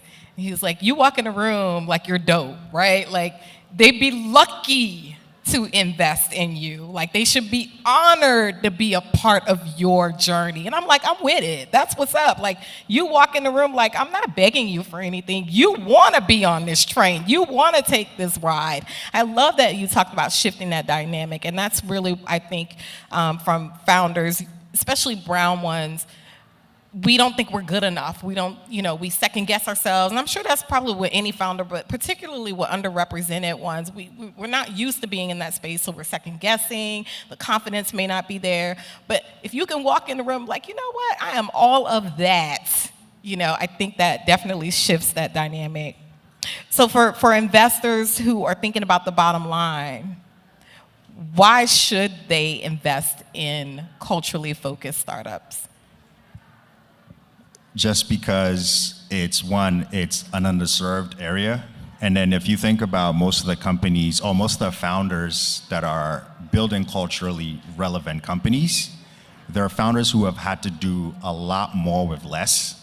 And the math just works out better for you as an investor, right? Like, as an investor, my ideal situation is if I invested in a company and they didn't need to raise money again because they're actually getting money from customers, and then they decide to exit. I own a bigger piece of the company. Every time a founder goes out and raises money, although the pie gets bigger, my slice gets a lot smaller, right? But if I've invested in a founder that knows how to really stretch a dollar, I'm not saying have a scarcity mindset. You do need to spend money as a founder, but a founder that is a good steward of my capital, knowing that, man, it took me a while to get this $1 million. It took me a while to get this $2 million. So I'm actually gonna take really good care of it to make sure that the output, or I'm really productive with the $2 million. So I think it just makes good math when I think about it, right? Where there's upside in cultural breakthroughs, because a lot of times it's informed by the concept of earned secret. Like Ben Horowitz talks about the concept of, if you're building a company and you have an earned secret, it's really hard for people to compete with you. And at the same time, if you're building a cultural breakthrough and you have some kind of cultural innovation, something that, using Jamaral as an example, it's like, man, this is just because we're from New Orleans, we know something that no one else knows, it becomes really difficult for competitors to compete with you. So that becomes a moat. And as an investor, that's the upside that I want to be a part of. Love it. Thank you. We have a minute and 48 seconds. What is your challenge to investors? What would you want them to, what button do you want to push today? Do the extra legwork, right? I think there's high risk, high reward, right? And I'm not saying investing in black or brown founders is risky, but do the extra legwork of if you take a pitch meeting and someone tells you it's a big business, like actually go look into it, do the due diligence. Don't actually wait for, I know a lot of investors like to follow on if another investment firm or another investor invested, but at the end of the day, you need to do your own research. So my challenge to you is like actually take meetings with founders that are building things and then actually do the legwork of figuring out, is this a big enough problem that I can be a part of solving? And we have a lot of those founders at Nolavate Black. See that plug? What's your advice for founders looking for that first investment? I would say don't take any no too personally, and just understand that that's a part of the game and that you have to get no's to get to a yes. It's really just a numbers game. And also, don't let too many people on the outside, take advice from people, but don't let too many opinions influence your product, because a lot of investors would tell you, no, you should do this, or a lot of investors say, well, we would invest in you if you did this. That means they're not a fit, so just don't let a no make you feel like you're doing something wrong. Just know it's not a fit. That's the biggest thing, is you're just not a fit for them. And that's fine for both of you. But I would just say, like, don't take it too personal at all. If we did, then we wouldn't have gotten as far as we had to get, and that's my only advice. I think just to really quickly piggyback off of that, I think take inventory of the no's to figure out, is there a through line, right? Like if you pitch 20 people and 12 of them said the same thing, I think you actually need to take inventory of that to see if there's a through line. But everything he said, I co-sign 100%. Thank you guys so much for being on this panel. Thank you for having us. Thank you.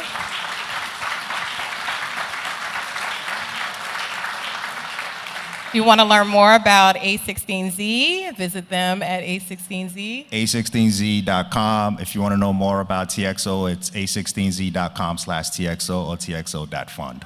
Want to learn more about Jamaround? Go to jamaround.com and Jamaround on Instagram, TikTok, pretty much everything. We're posting content a lot now, so yeah, go learn something. Want to learn more about Nolavate Black? We'll be in the Talent Den from 3 to 6. Thank you, guys. Thank you. That was great. It was a great session. Do you mind if we take a quick picture? Oh, no, not at all. Sabrina. Here, you want me to do it? Yeah. You got your phone? Oh, here. We'll do both. Here, take your Face ID off. Yeah.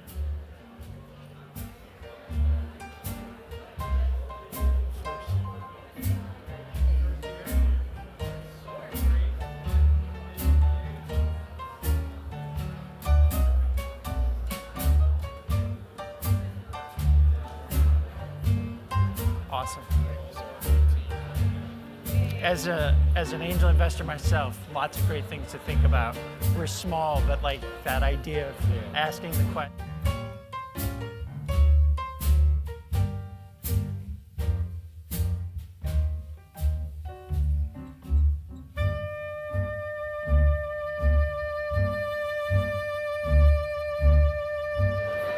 All right. Another hand for Sabrina, Kofi, and Donovan.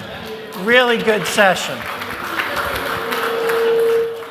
Lots of good takeaways from there. One of the things that hit me as an angel investor, the two organizations I'm involved with tend to focus on early seed startups, but it's that idea of lots of investors look like me, or maybe me plus 20 years. How do we take that energy and those dollars and put them into people and into organizations that are maybe solving problems that on the surface we don't get? So I thought really moving, really powerful.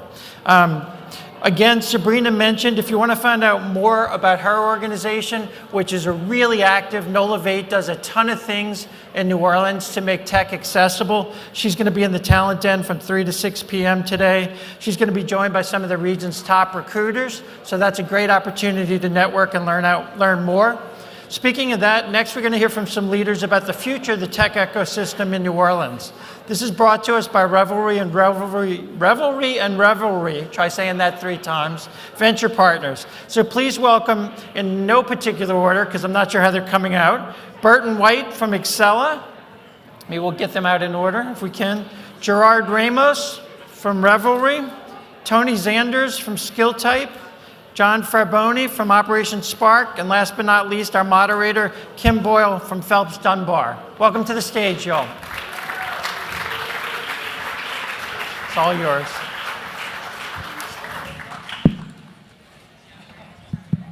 Okay, this is kind of tough for me, guys. Can you guys hear me without the mic? No? Bummer. Hear me now? Yes. Okay, awesome. First of all, good afternoon, everybody. I am really excited to moderate this panel with all of these guys that bring a completely different perspective with the tech industry in New Orleans and various things that they're doing. So we're going to go ahead and start with Burton, who's, I guess, kind of not a newcomer because you grew up here. You went to high school here, went away to UVA, but you have run a tech company for the last 20 years. You're based in Virginia. You've been recognized as one of the fastest growing companies in the country 6 times in the last 2 decades, which is really exciting. Kudos, kudos, kudos. But you have decided to bring your company, Excella, to New Orleans recently, which everybody from an economic development standpoint is excited about, as well as obviously the tech sector is very excited about. So Burton, kind of tell the audience, why New Orleans and why now? Thanks, Kim. I appreciate it. And it's been a real journey. So I've always, as Kim said, I grew up in New Orleans, born and raised here, went away, and started my career in DC, and always had an interest in being back in New Orleans. But the tech scene here, there wasn't much of a tech scene here to support it. So I wasn't going to be able to get a job. I couldn't bring my own company here because it just wasn't much of a tech scene here. But thanks to these guys, it's really been growing over the last decade or so especially. And what's made it really possible for us, so what we're doing, we are a tech consulting firm. We help clients use technology to transform how they operate. And what we're now doing is creating a national workforce, and we're selecting certain areas where we're going to pick to really focus our efforts. And New Orleans is top on the list for a couple of reasons. One, it's a new tech scene, and so there's a lot of untapped talent, I think. But probably second most important, it's a unique tech scene because it's based on just this awesome culture of creativity and diversity in this city. And in that way, I think it can be really unique. And then finally, there's the great tax credits that are available to companies like us all that make it really economically an awesome opportunity. But I really want to thank these guys who have really built up this scene and made it possible for companies like us to come in. Burton, real quick before I move on to Gerard, any hesitation in coming to New Orleans at this particular point in time, particularly after maybe some of the disappointment with DXC? Well, certainly not on my part. I think some people in this community are probably feeling a little stung by some of those starts and stops by other companies. So our approach is just a little different, where I think, one, the fact that I have roots here and a passion for here. We're hiring locals here.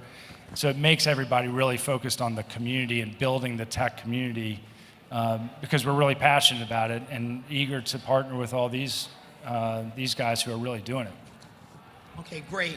And Gerard, we have Gerard from Revelry, digital innovation experts, and I like the fact that you guys kind of have a 3-pronged approach as it relates to this. You have services, you have apprenticeship program, which I love, and I think you hire people from John's program, which is fantastic, and you also have a venture fund, and I believe that you help fund Tony's company. So I love the 3-pronged approach. And you've been here doing your work, Innovation Lab, since 2012. One of the things I saw, Gerard, that I really liked when I went on your website. This quote to me is fantastic. Fear is the mind killer. Tell the audience what that means, and tell the audience what that means in this context, in the tech world, in New Orleans in 2023 right now. That's a loaded question, but I'll give it my best It is in a the long short question. of Sorry about that. Sorry. So when we talk about fear as a mind killer, it's really just getting out of your own way and taking some risk, understanding what your personal limitations are, understanding what the organization's limitations are, and you can beat yourself up and not ship that code. You can not decide to go and build that company. You can take and let that fear overwhelm you. And if you can figure out a way to compartmentalize that and focus on unleashing your potential, that will unleash your team's potential, that will unleash the organization's potential, and really put you in a position to go after what you deserve instead of holding yourself back with fear. So that's part of our core values at Revelry. And as Kim mentioned, we're a services business. We put together product delivery teams for largest companies in the world to the entrepreneur with just an idea. Did invest in Tony's company out of our fund. We're a pre-seed and seed stage fund. And John has trained so many people, and you'll hear from him in a minute, but just last night we brought a new apprentice on board at Revelry, and we had an all hands meeting, and we have multiple alumni from John's organization, and I think that's a massive part of how we all support each other in this ecosystem, and we can all rise up. Okay, great, Gerard. I love that.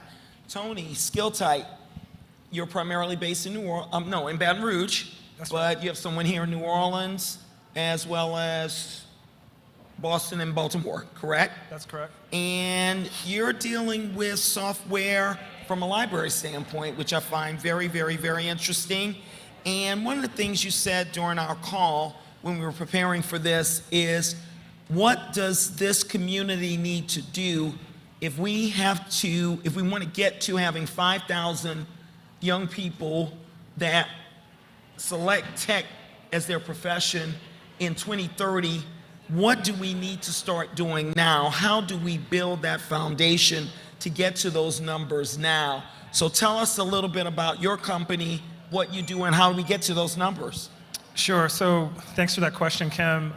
Skilltype is a talent management company. We make software for the library vertical. There's over 1.5 million libraries around the world, and they need to be reskilled for the future in order to provide these services to their communities. And so that's kind of the niche we focus on. We decided to build it from New Orleans and Baton Rouge because I'm a New Orleans native. Part of the reason we're in Baton Rouge, however, is because the region that we're in has suffered from inward thinking and colloquialism, and I'm sort of also thinking about the word parochialism. And so New Orleanians sort of have this relationship to Baton Rougians that have a different relationship to folks from Lafayette. And it really gets in our way when thinking ourselves as a region, right? And so putting our business in Baton Rouge was a strategic move to prove that you can be physically based in another city, you can be very active and play a role in another city, and when people ask you questions like, hey, what high school did you go to, right? That's our local currency. But you can push back on that, and the reason we should is because we're losing talent to other markets like Atlanta, like Austin, like the Dallas-Fort Worth Metroplex. And we're losing very talented people because we get in our own way. So a concrete example is, if someone graduates from Delgado or from Tulane and they're looking for a job, and local companies in New Orleans don't have a job for that person at that time, instead of the folks at these New Orleans institutions saying, hey, you should go and check out all the jobs in Baton Rouge or in Lafayette, we don't do that. We just say, oh, good luck. Hopefully you donate back to us next year when we call you for money. Other cities don't do that to one another, like Atlanta or Houston or the Boston Metro West, right? They don't get into these differences of, oh, are you in Cambridge, Massachusetts? Well, if you are, we're not going to refer you to the people in Somerville, even though it's right next door. And so that's one of the ways we get to having a robust tech ecosystem, is really looking at ourselves as a region. I think the second way is thinking ahead, right? And so qualified tech employees don't grow on trees. I didn't study computer science, I didn't study engineering, I studied philosophy and English. And it took me about 5 years or 6 years to develop competencies that would allow me to serve in a tech company. And so the question is, if we want a substantial pool of talent here that's technical, that can work in these jobs, we have to think ahead and say, okay, if we want 5,000 people by 2030, where are those people locally today? Today, they're probably, if we're looking 7 years ahead, they're probably in 4th grade, right? And so the question becomes, what are we doing today with the 4th graders that in 7 years' time, 5,000 of them will have the competency to serve in these companies? Because if you go to the Bay Area, where I started my career, you go to Palo Alto High School, which is right across the street from Stanford University. Palo Alto has more qualified tech employees than some of our colleges, and it's a high school. Because over there, it's just a part of the conversation in the cafes and in the restaurants. Culture. It's just a part of the culture. And so we can't alienate our young kids from these conversations and say, we're only going to talk to you about jazz and hip hop. We're going to have these business conversations with the adults. It's hurting us. Okay, well, I think that's actually a great segue into talking with John. I mean, John runs Operation Spark, and you actually have Louisiana's only nonprofit software boot camp here, right? That is a fact. And what I love about John, I was talking to John before we started. John actually attended Manhattan School of Music. I know Tony said we're always talking about music and jazz here, but that actually attracted me, that you have that background in music, you're kind of self-taught and self-developed in the tech world, and you decided to go the nonprofit route as it relates to Operation Spark. So tell the audience a little bit about the work you're doing, particularly with the high schoolers and getting them into this industry, and why did you go the nonprofit route? I'm really curious about that. Yeah, we have 2 programs. We have a high school program. It's really involved. We start working with juniors and seniors. We actually have robotics for 7th and 8th graders. Their team kicked butt this year.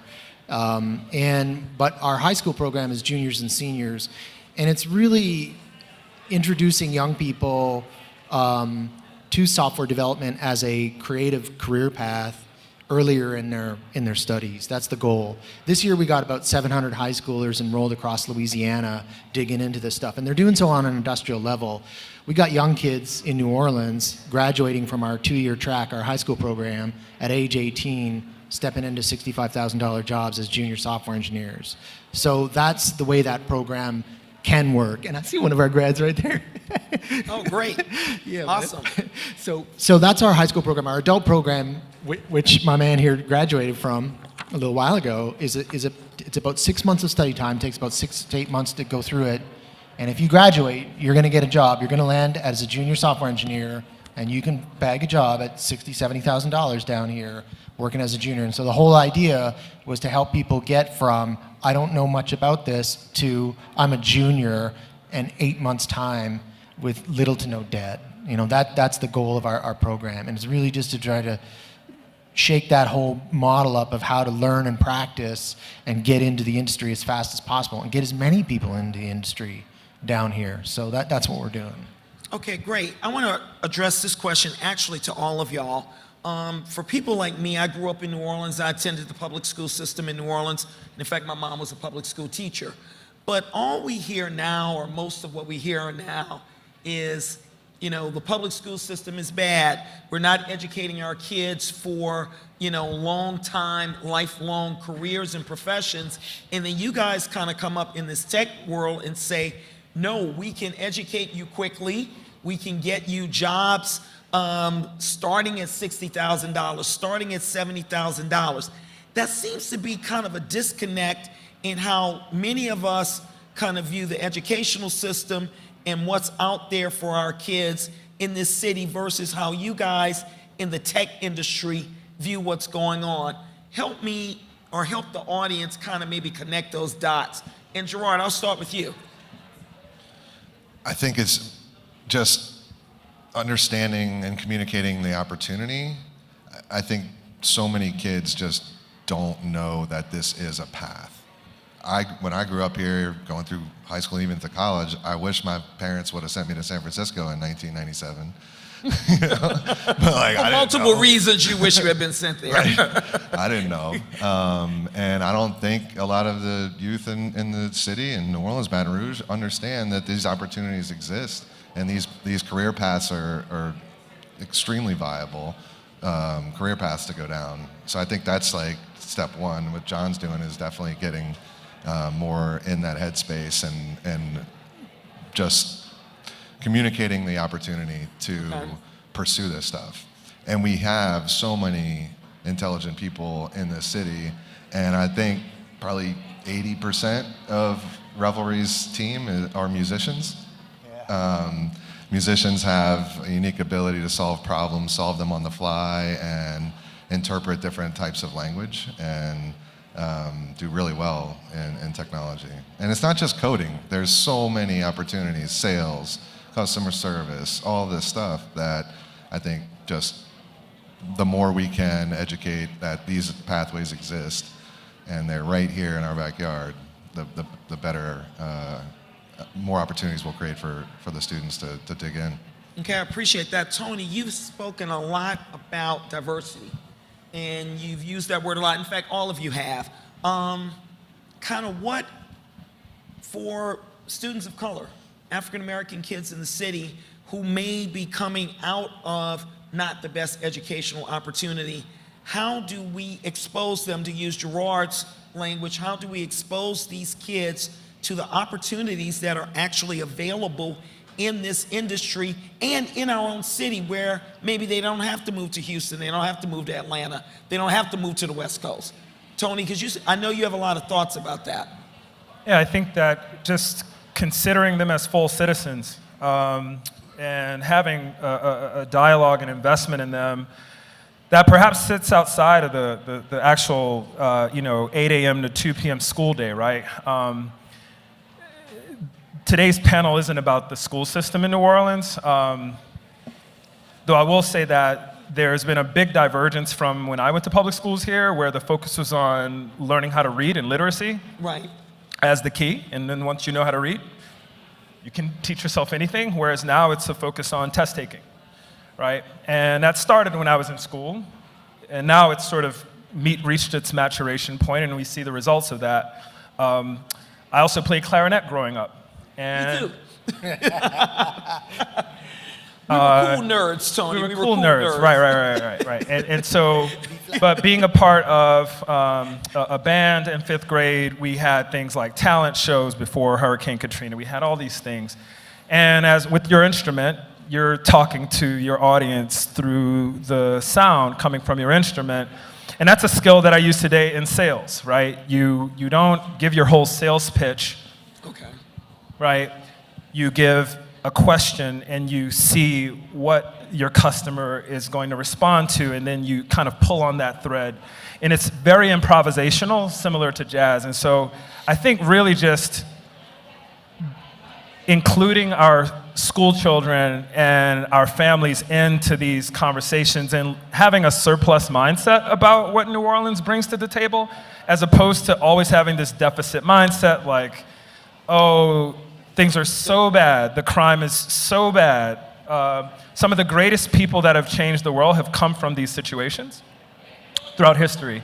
And so I think just having a surplus mindset, like asking ourselves, what raw ingredients does New Orleans have to be great? And focusing on that and investing in that in the context of the software industry is what I would want to focus on. No, I think that's great. And John, I mean, for your purposes, you've created this phenomenal template. That's, in my world, we like using words like template. So you've created this phenomenal template to educate students relatively quickly to be able to go off in the world. I mean, how are you, or how are others duplicating the template that you've created such that we can do this not just in New Orleans and Baton Rouge, but I think you're doing it all around the state and hopefully maybe moving into other states. Tell us about that. Yeah, I don't think there are enough Operation Sparks. I wish there were other programs doing it on that level for other fields. I mean, I do think that there's a career for everyone in the software industry. It's not just coding. So we've started to develop some other programs for different roles, and we're kind of launching those things this year. I think we did expand to Georgia this year. We just started up a soft pilot in Atlanta, and I think there, you know, I don't see. I want to take the jobs from Atlanta and bring them here. That's kind of what I want to be doing with that. So you're going to Atlanta to steal talent? Is that what you're doing? Yes. So I want access for our grads to that thing, so they can live here and develop. But so on top of just getting into this, I think, you know, we have to get into it. Our young people need to get into it and realize that there is a future for them in it. It is an awesome field to be in. It's so creative. You can go in any direction, and whatever kind of nerd you are, there's a place for you in the software industry. And it's all about practice. You know, it seems like it can be like a faraway thing, like, I don't understand this. How does this magic work on the phone? It's all practice. You know, it's like learning a language or learning to practice anything. You just have to do it and keep doing it. And then I think, like, we have to invest in the companies that are here. You got to hand it to these folks that have moved down here, have been doing it for 15 years, and are out there choosing to stay here and slug it out. And so, you know, they're going to be creating the opportunities. Okay, I think that's great. Burton, since you are moving your company here, I mean, obviously you have people everywhere. What can maybe local government do, whether state or municipality, do to continue to attract companies like Accela? Again, you know, fastest growing company, recognized nationally. What can we do to continue to attract companies like Accela in the tech industry to bring you here and bluntly to keep you here? What we can do to make it better? Well, there's a number of things. So this morning there was a panel on the policies of the state around tax credits and so forth, and those need to continue. I can't tell you how valuable that is to organizations like us contemplating coming to Louisiana, and I'm sure to organizations like Tony's who are starting startups. So it's really critical. So support your legislators in understanding the value of those things to this community. I'd say also supporting programs like John's, because that's creating the talent. And I just want to emphasize how these programs are vital to a community, because you're able to take people who have lots of potential in technology but no background, and in 6 months make them a really excellent professional in tech. And so support these programs because they're great job creators, talent creators. Okay, I'm going to end with doing this, guys. I'm the oldest person sitting on the stage, full head of gray hair, so this reference may not work for y'all. Clint Eastwood fan. I'm going to ask each of you in 2 minutes, give me the good, the bad, and the ugly related to where you see the tech sector or the tech industry in New Orleans right now. Let's start with you, John.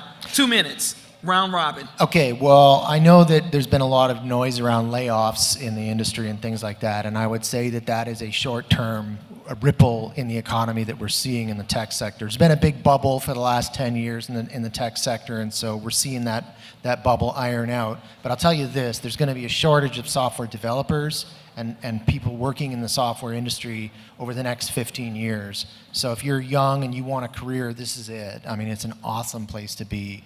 In terms of New Orleans, and Louisiana, I do think the state and the LED, Geno Inc., and we work a lot with the Department of Ed too at the state level. They're actually doing a lot more innovative things than many other states, and so I got to hand it to them for their forward thinking, and just say that I think the future is really bright here. Look out, if you're high schoolers, look out for a program called Fast Forward, where you can bang out your core credits in the first 2 years and then go and specialize like college in the second 2 years, job at the end of that. Okay, great. I love that you gave the plug to GNO Inc. I'm on that board, and we are doing great work. So thank you, John. Tony, good, the bad, the ugly. I'll try to summarize it all. I think the good is that we have untapped potential. Where Southeast Louisiana is today is where Silicon Valley was in the 1980s. And if we look at how long it took to go from farmland in Silicon Valley to hundreds of software companies at every interstate exit, it took a good 40 years. And we have to think about our region in a surplus mindset. I think that's the good. I think the bad is that our currency when we interact with each other is very insular and excluding. And it makes it really difficult for people to come and feel like they can add value and contribute. We have to have a surplus mindset that there's enough pie to go around for everyone. If Burton comes here and gets tax credits, he's not taking them from me. If I get a higher, I'm not taking it from John. Like there's enough to go around, enough opportunity to go around. We just have to get out of our own way. Okay, great. Love it. Gerard, good, the bad, the ugly. I agree with everything that Tony's saying, and it's in markets like the Bay Area, we literally like grab the entrepreneur next to you and you will our ways to, we bust ass for everybody. And I think we have to do more of that, and that we're going this way, I'm going this way, you're going that. If we're all four not working together and collaborative, one way for me to look at Excella coming to New Orleans was they are going to poach our talent pool. That's one mindset that people have when a company like that comes in to build more jobs and all that stuff. Well, where are they going to get the jobs? Where are they going to get the people? They're going to poach from us. Or we could be collaborative and work to develop more talent in the community. So everyone needs to be more collaborative. Number two, technology is in every business. AI is everywhere, all that stuff. It doesn't matter. Our entrepreneurs in this room and in this city need to think bigger, way bigger than you think. It is not about just doing business with this region. It's about building global billion, $2 billion, $10 billion companies. I want to see more entrepreneurs thinking bigger, and I want to write checks into those entrepreneurs and build more companies here. Thanks, Gerard. Burton, you have the last word.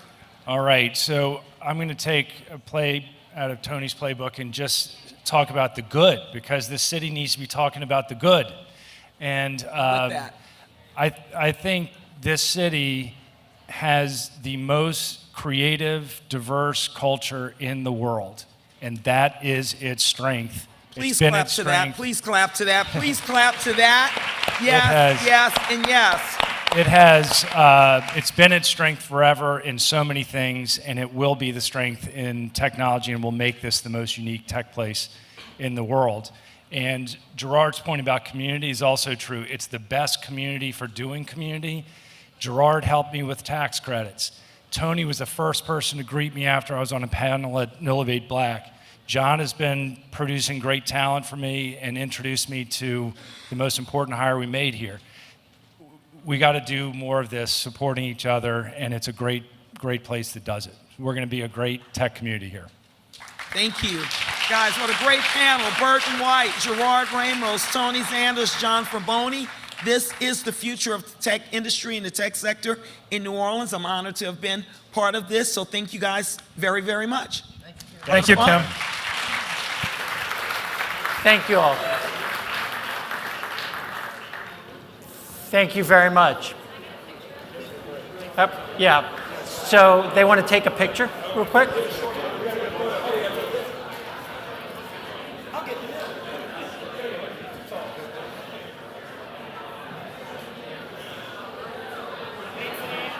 Thanks, y'all. That was a great session. All right, as we prepare for our next panel, I do have a brief announcement. If you are driving a white Chevy Malibu with Texas plates and you're parked out front, you're in the mayor's spot. So you might want to fix that quickly. Again, if you have a white Malibu with Texas plates, you're going to want to move that as quickly as you can. Thank you. Yeah. Just like that. All right. She's going to stand +4. Good. All right, if I can get you to take your seats. This is the final session in this segment. It's going to tie into some of the things Burton was just saying it's going to tie into. It's the final session before we hand it over to Ochsner Health. They're going to present a series called Rapid Rise of Health Tech right here in this room starting at 2 o'clock. They're also going to give me a little break, which I appreciate. One last reminder that the food trucks will be out front until 2 o'clock. If you haven't been out yet, I had a ham and cheese crepe that was delicious. Next up, so we were talking about things that can happen locally in the last session to make New Orleans and make Louisiana attractive. Well, this next panel is all about small business entrepreneurs who are looking for capital. This morning we heard about some programs from the state. Now we're going to hear about the resources that are available to small and growing businesses throughout the state. So I'll introduce Vaughn Faria, who's going to be our moderator, and she'll introduce the panel. Thank you. All yours.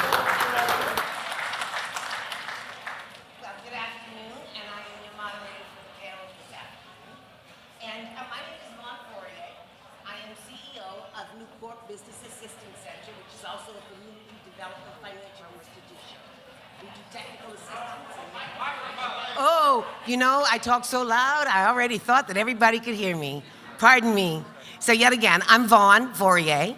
I'm CEO of Newport Business Assistance Center and Community Development Financial Institution. We loan money to people across the state, and we do technical assistance with those folks as well. And of course, we work very closely with the entrepreneurs as well as the small business community. But CDFIs now have come into the light where we are doing business with just about everybody. So when you want to sometimes expand, you might look at us too. Well, right now I'd like to introduce the panel. And so, okay, there are 5, would y'all come up and sit down? Thank you.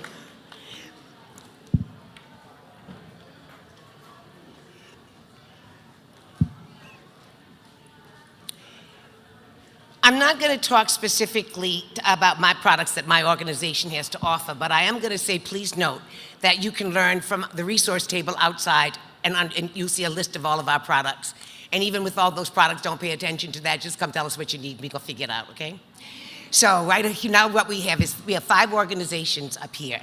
And 4 of the 5 organizations are financial institutions. One of the organizations looks for capital for entrepreneurs and for you guys. So me and True Fund, Sean, we're both community development financial institutions. Obviously, JP Morgan Chase, Jared. Jared has been with JP Morgan Chase not very long. However, Jared came from Lift Fund, so he's been in the business alternative financing for quite a while now. We also have Carmen Sunder. Carmen is a technical assistance arm. She connects folks to capital. And then last but not least is Kelly. And Kelly probably will have more to say about product specific than any of us because she works for Louisiana's Department of Finance that administers funds both to businesses as well as intermediaries. The Community Development Financial Institution, we're generally a loan fund rather than connected to a bank. And so as a loan fund, we have less restrictions and we have less things, you have far more flexibility in how you borrow capital. But with that, I'm going to give each one of these folks an opportunity to talk to you about what their organizations offer. We're each going to take maybe about 3 minutes, and we're going to tell you a little bit about us. But the most important piece of this panel for us is that it's interactive. And that is because most small businesses and entrepreneurs and people who want money have more questions than they need me to just tell them or us to tell you what you want. Tell us what you want, and we'll see what we can do about accommodating it. But before we do that, let me give up my folks an opportunity to introduce themselves. Sean? Hello. Good morning, Eric. Good evening. My apologies. My name is Sean Williams. I'm a business development officer with True Fund. True Fund is a mission-based community development financial institution. And we offer a variety of small businesses for working capital, purchasing equipment, inventory, mobilization of government contracts, real estate acquisition, and other business needs. You know, we're here to help your business grow.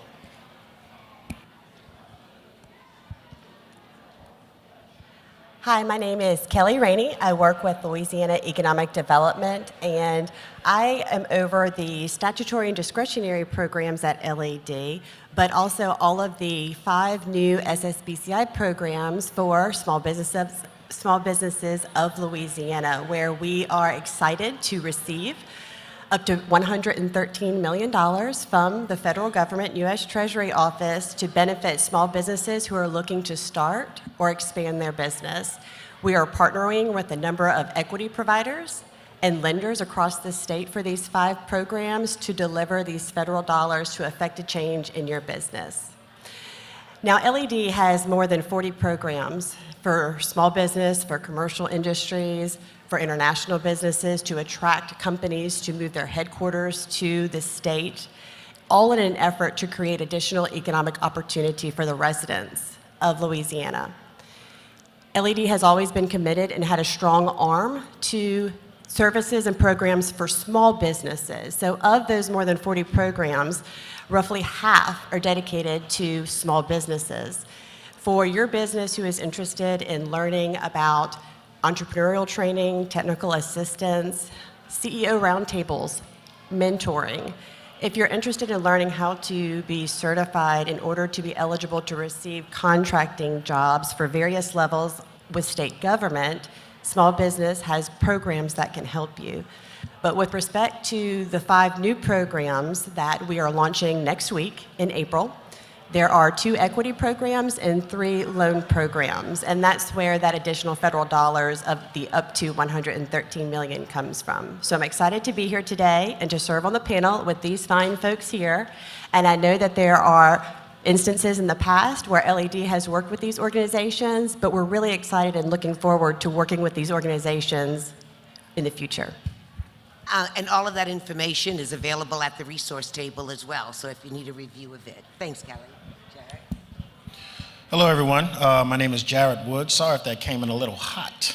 Sounds loud. I am the Senior VP Consultant for the Chase Diverse Business Strategies Program. The Chase Diverse Business Strategies Program is at its core a mentorship program between 3 and 9 months where we work with small businesses, one-on-one consulting, trying to provide them with access to capital. That's capital in 3 different forms. That's intellectual capital, what you know and how to run your business. It's social capital, what resources are available to help you run your business and reach your organizational goals. And of course, the monetary capital for businesses to sustain and grow. They need fuel, and in this case, that fuel is money. So at the end of the day, our program is trying to help you access capital in all 3 forms. Thanks. And I might add that one of the things about the banking institution with CDFIs, they're the bank, but we're generally their intermediaries for small business lending. So we don't have our sweet spot starts at wherever you want to start. Their sweet spot starts somewhere around 50. Carmen.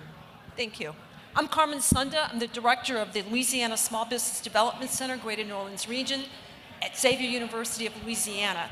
We are a technical assistance provider. We don't have the money, but we can show you the money, and that's what we do. We are a free service because we are funded by the Small Business Administration. LED is another partner, as well as Xavier University of Louisiana. So all of our services are completely free. The most important service we offer is access to capital and loan packaging. What that means is when you're ready for capital, and don't wait till you absolutely need it, go before you need it. I know all these partners, I know all the other funders that are out there, and we can help you figure out which source of capital and which sources are going to be your best choices. Not only do you figure that out, but then we will help you put together the funding proposal that is likely to get you some success or have the best potential for success. Again, all the services are free of charge. We also have a resource table out there with a complete flyer, phone numbers, etc. Thank you very much. So we have a panel here that probably has a combination of at least 50 years of financing experience. So we kind of all know exactly what it is generally that small businesses need. What we don't know is what small businesses need individually. So what we're doing here is that we've given you information about who we are. What we'd like to know from you is what would you like from us? And what questions do you have that we can maybe answer that'll help get you closer to capital. Because one of the things that you learn with everybody up here, and even in this case, is JP Morgan Chase as well. And this is never a no, it's just a not yet.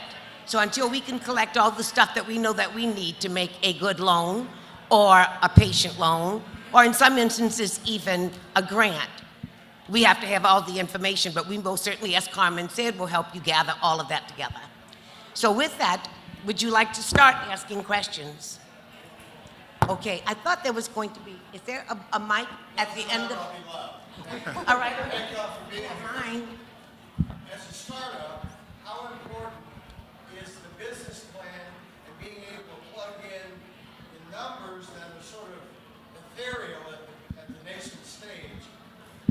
How do we go about doing that? And maybe I'm speaking for myself. I don't know how many others have that dilemma, but Well, it seems obvious. let me repeat. Everybody heard the question? All right, you didn't. That's why. This guy wants to know, how do you put in numbers that you have no idea what they're going to be? So when we ask for you to give us a 5-year forecast, and you say, so what is that? Well, I think that what I will do is first, I'll pass this on to my colleague, rather than my answering the question. First, I'll let them answer it. Be short. I'll take this one to start. First of all, yes, the business plan is important, but what's more important is showing your expertise in the business itself. As far as the research that we might need to do, another free service that we have at the SBDC. We can actually help you research the market, look at some comparables, and help you with those projections so that it makes sense. Because the thing you want to do with your financial projections, as Vaughn said, is you want to make sure that in your proposal, in your funding proposal, you have told the lender exactly how you got all those numbers. Otherwise, they're just pretty things on a spreadsheet. Anybody can do a spreadsheet and show they're going to make $1 million. But we want real numbers, real prices, and we'll help you with that research. So the research and your expertise is most important. All right. Let me just add one thing to that, and that is in reference to a business plan. You know, failing to plan is planning to fail. A business plan is a dynamic instrument. It's not necessarily you're going to be at the same place that you think when you first started, but that change will come gradually and you'll know what you're changing. And when you're looking at your forecasting your numbers, you'll better understand how the market works. You'll be able to do that, in fact. It's much easier than you might think, guessing what it is. Making it happen is another situation. Next question. Here.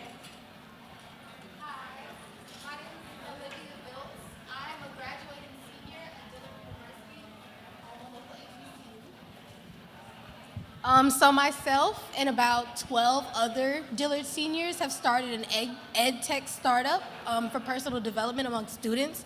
And we were wondering, how do you best attract angel investors for a company that hasn't generated capital yet or is nonprofit? Well, since I'm not an angel investor, is there one in the room? Greg, can you answer this question?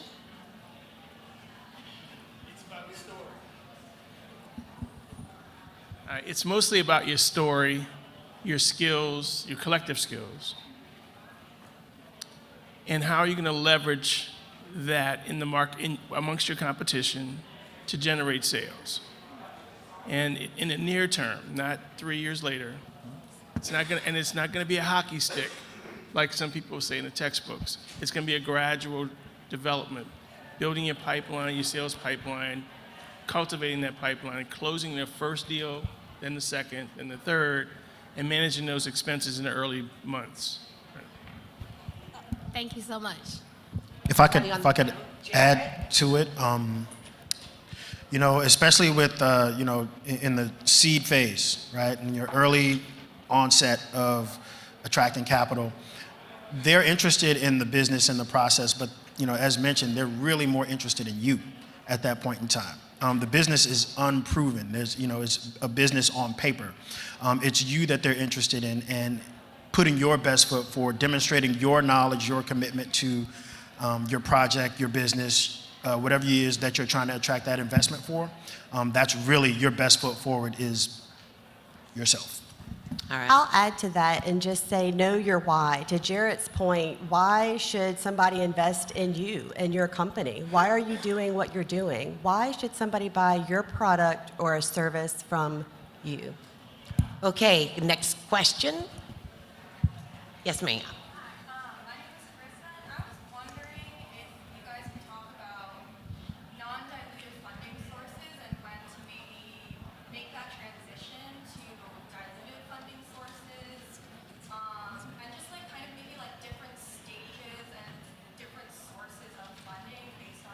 I think you'll have to make an appointment.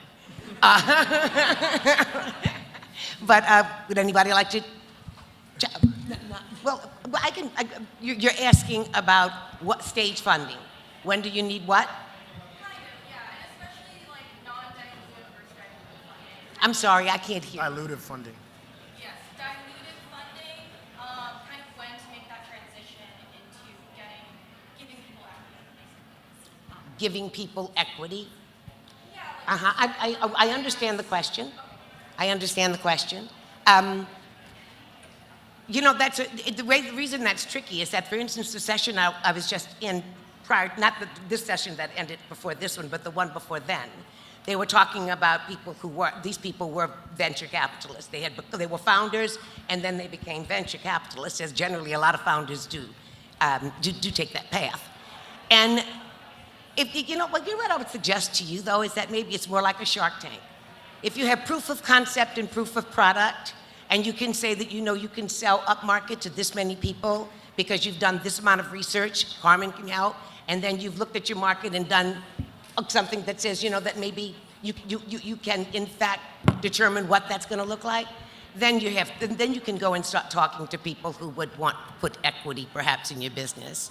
And equity, of course, is king. That would be the best thing that could happen because it's also patient. But generally, you might have to do something like small lending and some sweat equity before you can get some monetary equity, real stuff. Yes, sir.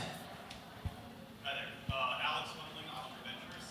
This is a question, I think, for Kelly, which is the State Small Business Credit Initiative is going to provide a lot of funding to Louisiana over the next 10 years.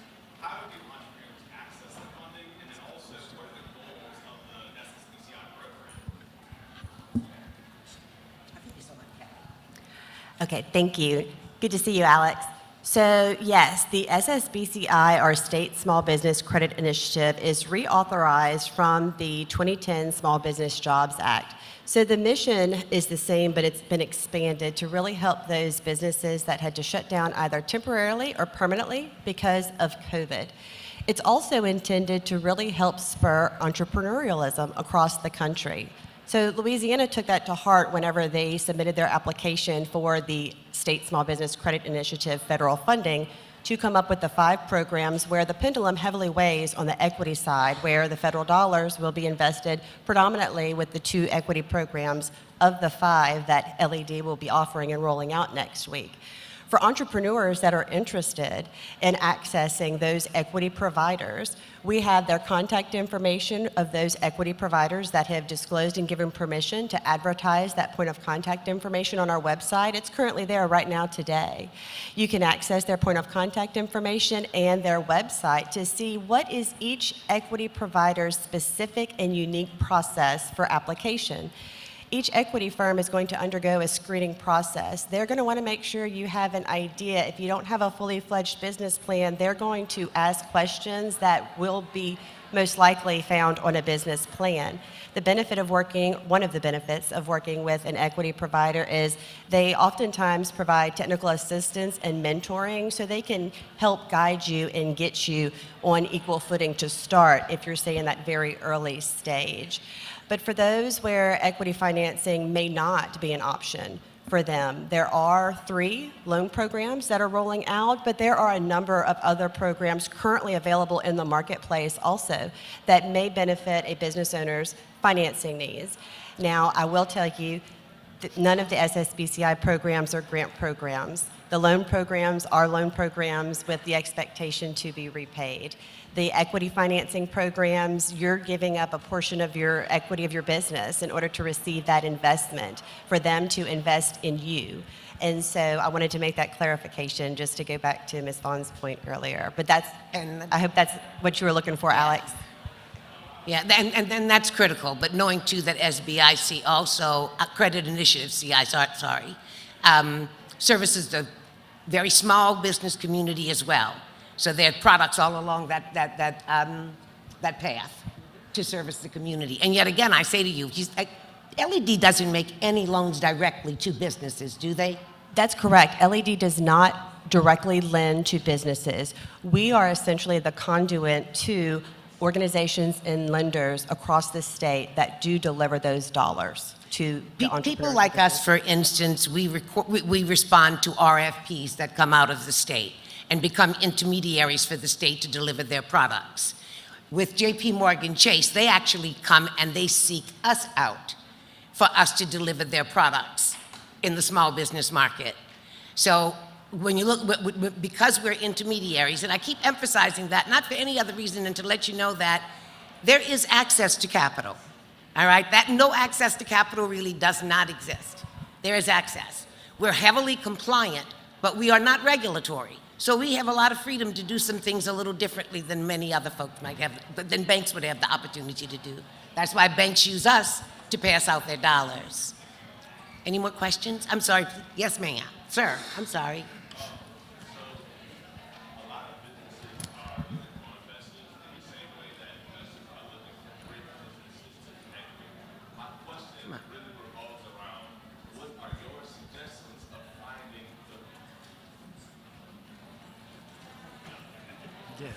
My question really revolves around what are your suggestions on finding the right investors that have the right networks that are niche to your business and your field, because I feel that it's really important to have a great network in the field that you are planning to commence in business in, because having an investor that has no network, that has no background in the field that you're in, it's kind of invaluable. You can have all the money in the world, but if you just throw it into the water, it doesn't really mean anything.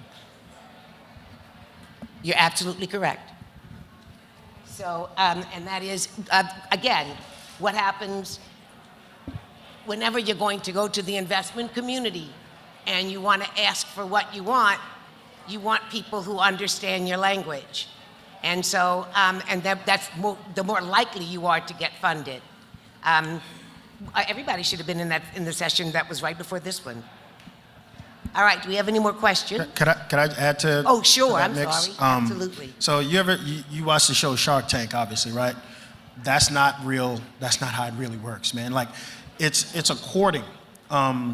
You find those that are interested in investing in you, but you also you also want to make sure that their expertise fits what you want, because if they don't, that's not the right folks for you. But normally, with angel investors, they have a very diverse network of professionals and experts in different fields that, if they don't know something, that they'll call upon them. But it's really a courtship, not just you trying to attract them, but you making sure that they're the right fit for you too.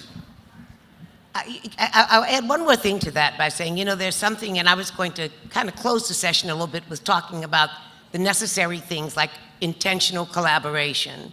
What you want to do is you want to find people who are doing what you do. And then you are more likely to find people who are willing to invest in what you do based on everybody else to a large extent. So I kind of like making sure networking is a really critical piece. Of course, structured networking is better than going to the bar and just having a drink. But matchmaking is also very instrumental, especially when you're looking for venture. Any more questions? This lady? Can't hear.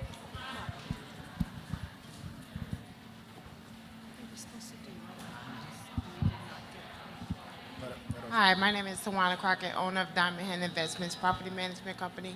My question is, how important is it as a startup to have business credit established before going to, let's say Chase, vendor. Anyone, business credit.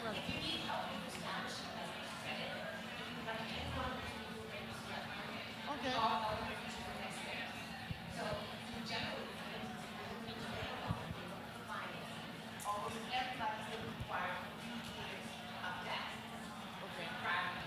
So if you have that much in debt, then you're ready to move into, you know what you need to do to get your finances done.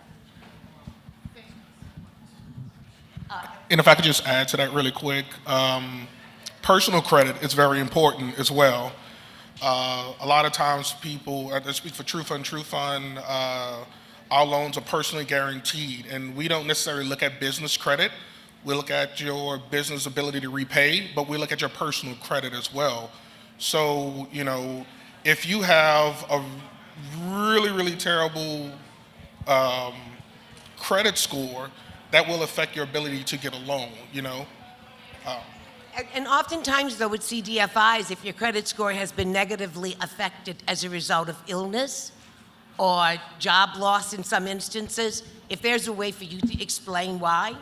And so you know, we kind of act out on character more than we do on finance. Needless to say, if you don't pay your telephone bill, I know you're not going to pay me. But there are other extenuating circumstances that prohibit you from sometimes being where you would like to be. And I think that that's where we fit in very well for many of those small businesses. When you're not ready, you're not bank ready yet, then this is the time to come and see us. Vaughn, Carmen, I'd like to add to that about credit. One of the things we do at SBDC is lots and lots of training. So all of you that need business training, we have webinars almost every day of the week. I personally do a webinar, and it's coming up this Friday, but I do it very frequently, called Show Me the Money. And it covers all of the issues that you just talked about how important is personal credit, what else is important. And so we go over all of the 5 C's of credit. We talk to you about what type of lenders like certain credit scores. All these lenders like different credit scores. Vaughn will take a credit score that's much lower than Chase. No offense, Jay. None taken. Yeah, exactly. So, you know, he's the highest, okay? Vaughn probably does the lowest. Yeah, she's the lowest, okay? Because she's community-based. So, but I have a workshop I do about once a month called Show Me the Money, and I take everybody through that, and then I provide the funding proposal package for you along with a bunch of other handouts, and then you can come back for free assistance putting it together. Not just, I'm sorry. Well, we go to the next question, Okay. if you don't mind for a minute, so we can get everybody in that wants to ask. Yes, ma'am.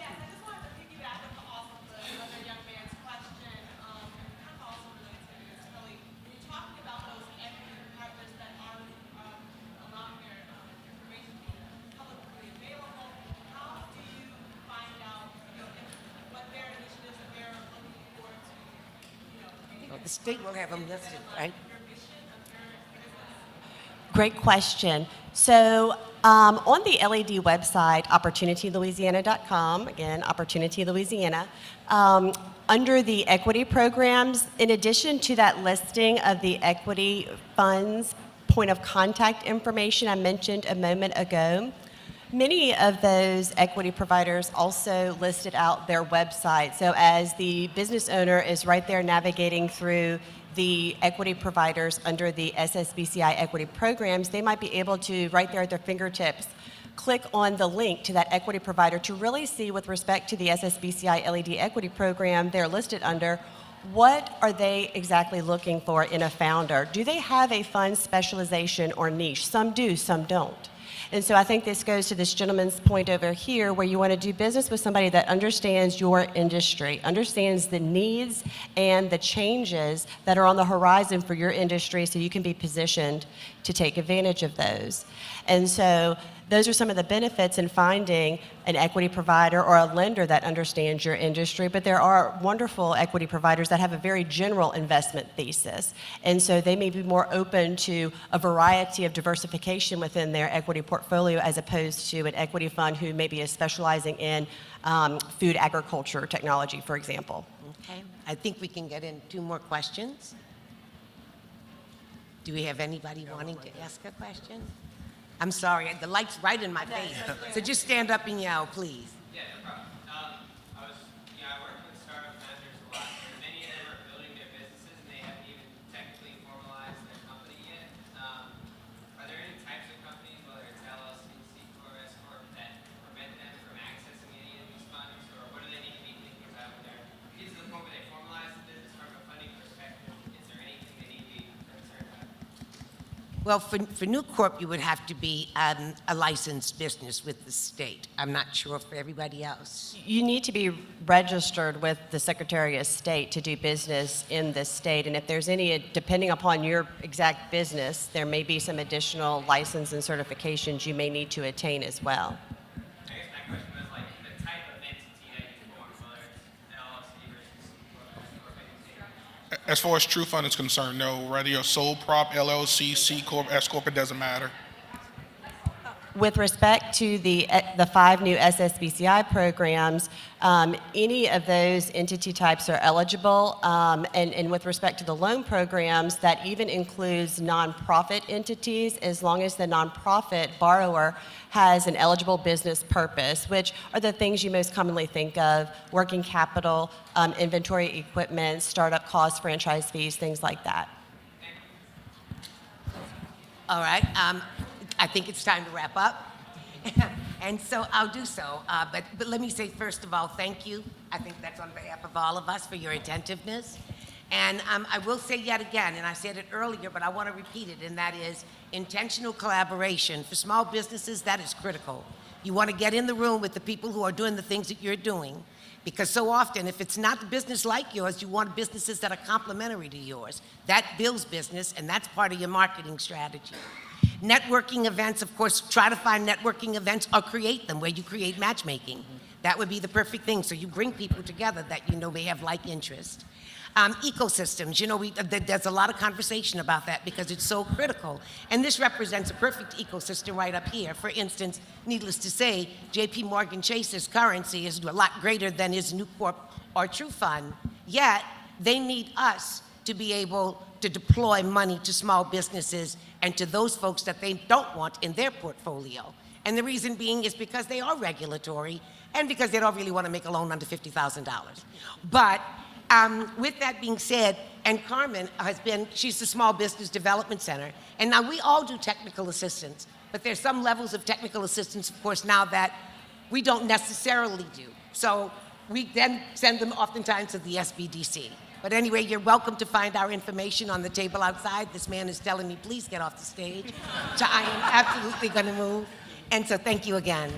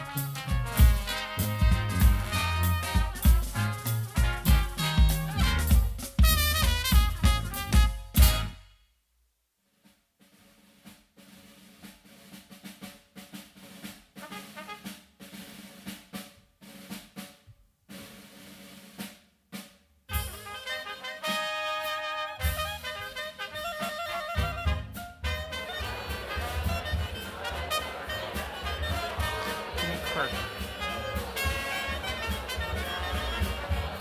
Yep, go ahead.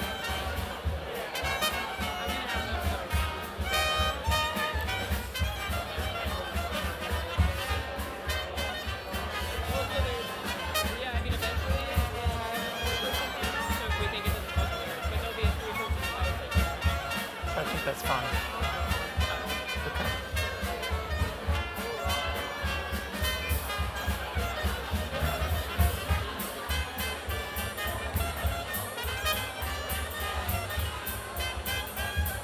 Are you Amy? Yes. Okay. So I'm Mark. Hi. Hey. I'm just going to go on and introduce.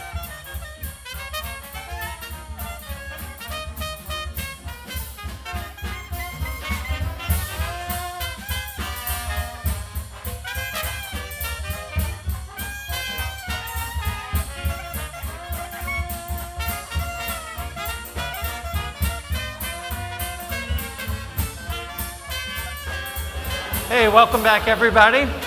Welcome back. I hope you got some food from the food trucks. I hope whichever one of you had the white Malibu with the Texas plates moved it before the mayor shows up. I'm going to hand it over to Amy Quirk from Ochsner, who for the next hour and a half is going to run a couple of panels. And this part of the afternoon is going to focus on healthcare and tech. So with that, Amy, come on up.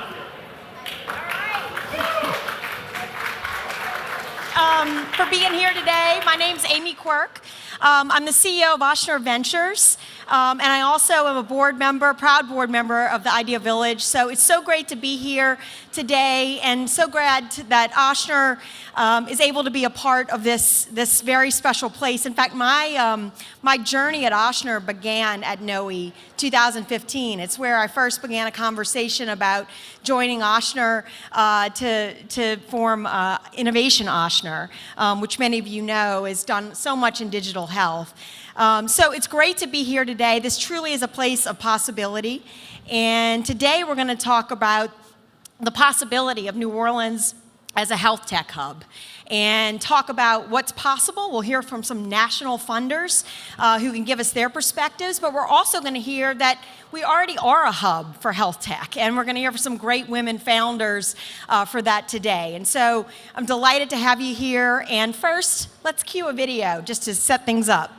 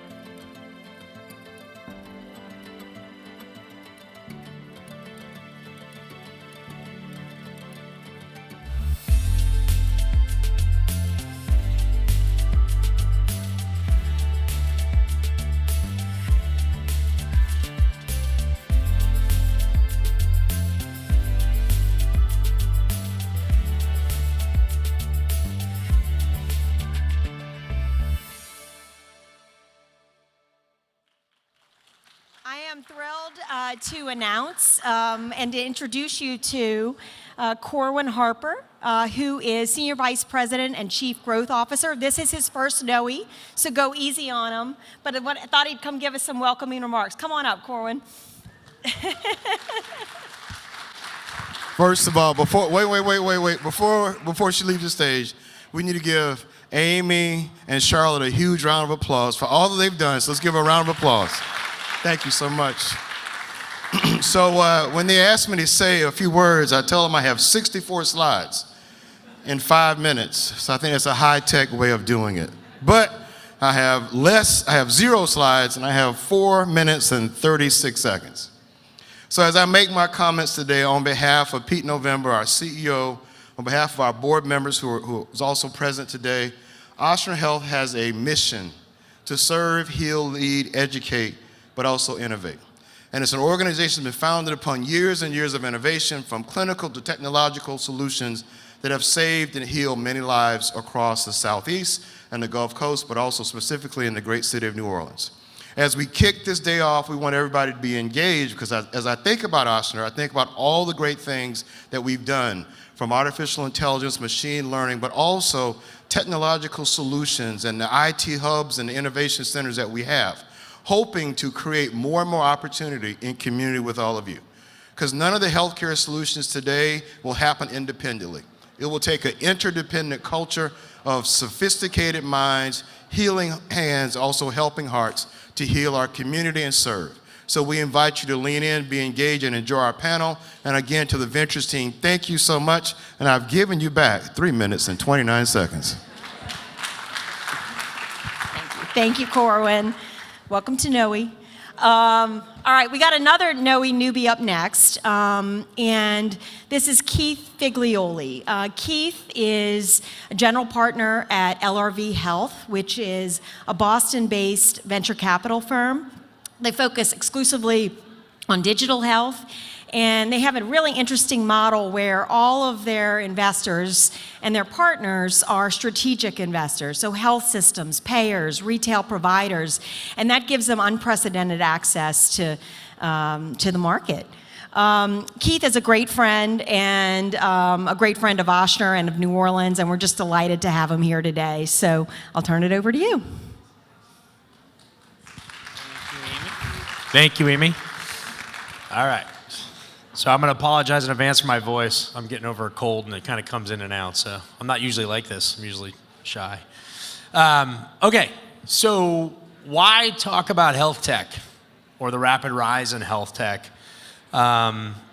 Anybody? Raise the hands. I'm not going to give you the mic, but you want to shout it out? Why should we be talking about this? Empower better healthcare, I heard. Data can. I heard that. Yeah. Anybody else? Come on, the three of you ladies that you're coming up later. Come on. Why? What's that? Future of healthcare, yeah, and there's a future of what we do. So I'm going to start with macroeconomics, just for fun, and try to tell this story a little bit more than the minutia. The fun part about healthcare is it can get really deep and really ugly really quick, and we can lose everybody. And so trying to think about this audience, what do you think when you see this slide and why there's such an importance back to the macroeconomic theory? So the reality in this country, and many people have heard this in the general press and many other places, is our healthcare expenditures, meaning how much this country spends, public dollars and private dollars, has hit 20% of GDP.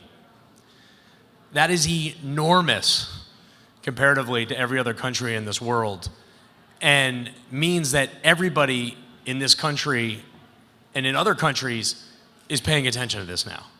So as much as we'd love to just talk about health tech in New Orleans or in Louisiana or in the Southeast, this is an omnipresent issue that has everybody's attention. Wall Street's attention, venture capitalist people like me, different companies starting left and right, and I'll tell a little bit of that story in a second. The other side of that story is who's getting hit the hardest with that. Well, guess what? All of us. So everybody knows their plans. Everybody either has an HSA, has a high deductible plan. Everybody wonders every year when you get a new health plan, what goes on? Hey, what am I going to get hit for? That's not going to stop. That's going to continue to be passed that buck down to you and having to manage that, and everybody's going to have to be actively involved in their health because more dollars are going to be coming out of your pocket for health given the rising costs. The other part of this story, and specifically in the city of New Orleans and the 4.5 million people in Louisiana, is the federal government is spending more and more money in government programs, which is an important piece to understand. A lot of people don't get that. This slide just shows you from 2005 and 2020 how that piece of the pie, so again, macroeconomic, 20% of GDP, more and more of that 20% of GDP is being spent by the federal government and the state of Louisiana, by the way. Because as you know, there's a little bit of a mix between federal and state money that actually goes in to fund federal programs and state programs for healthcare overall.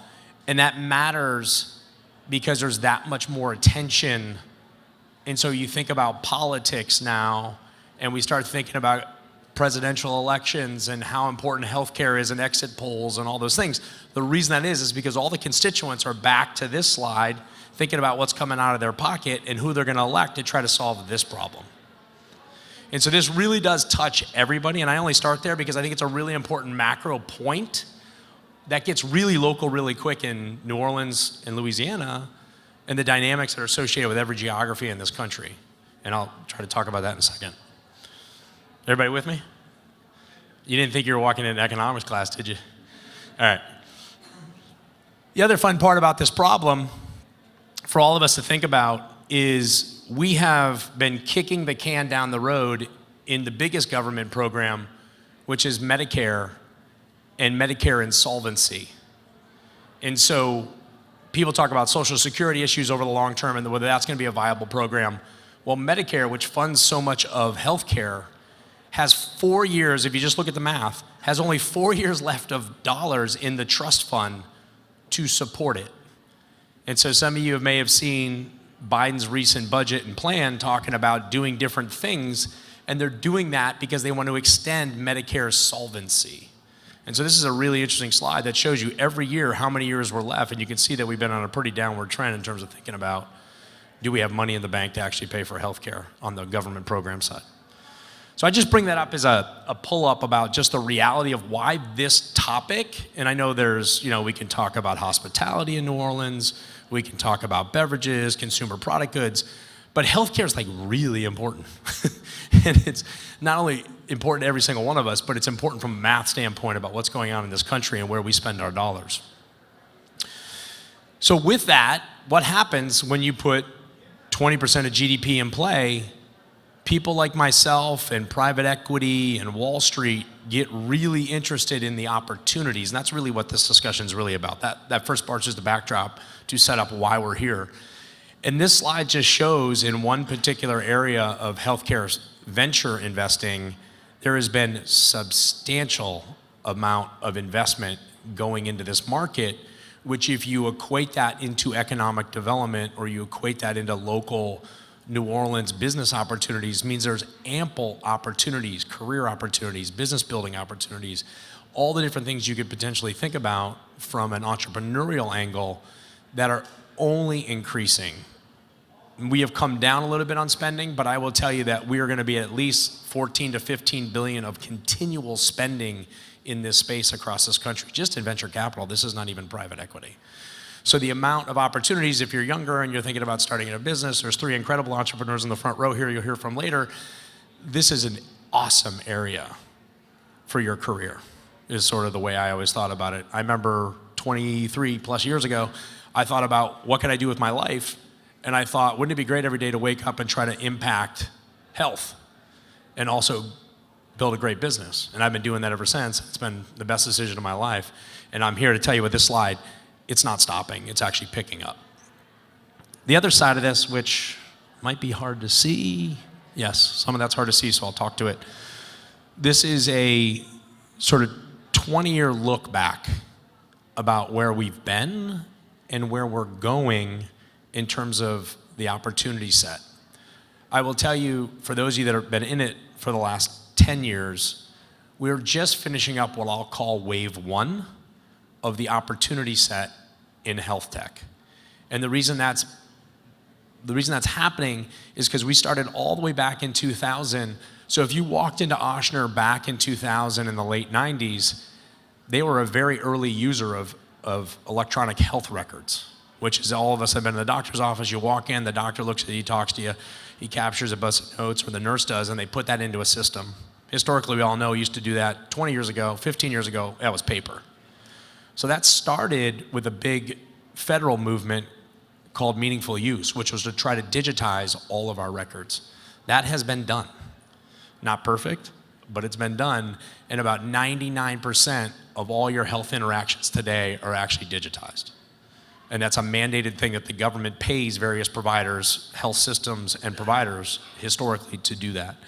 So that started early on. Then ACA, which was the Affordable Care Act, improved a lot of this stuff, and other legislation came through on the regulatory matter to continue to digitize our healthcare experiences.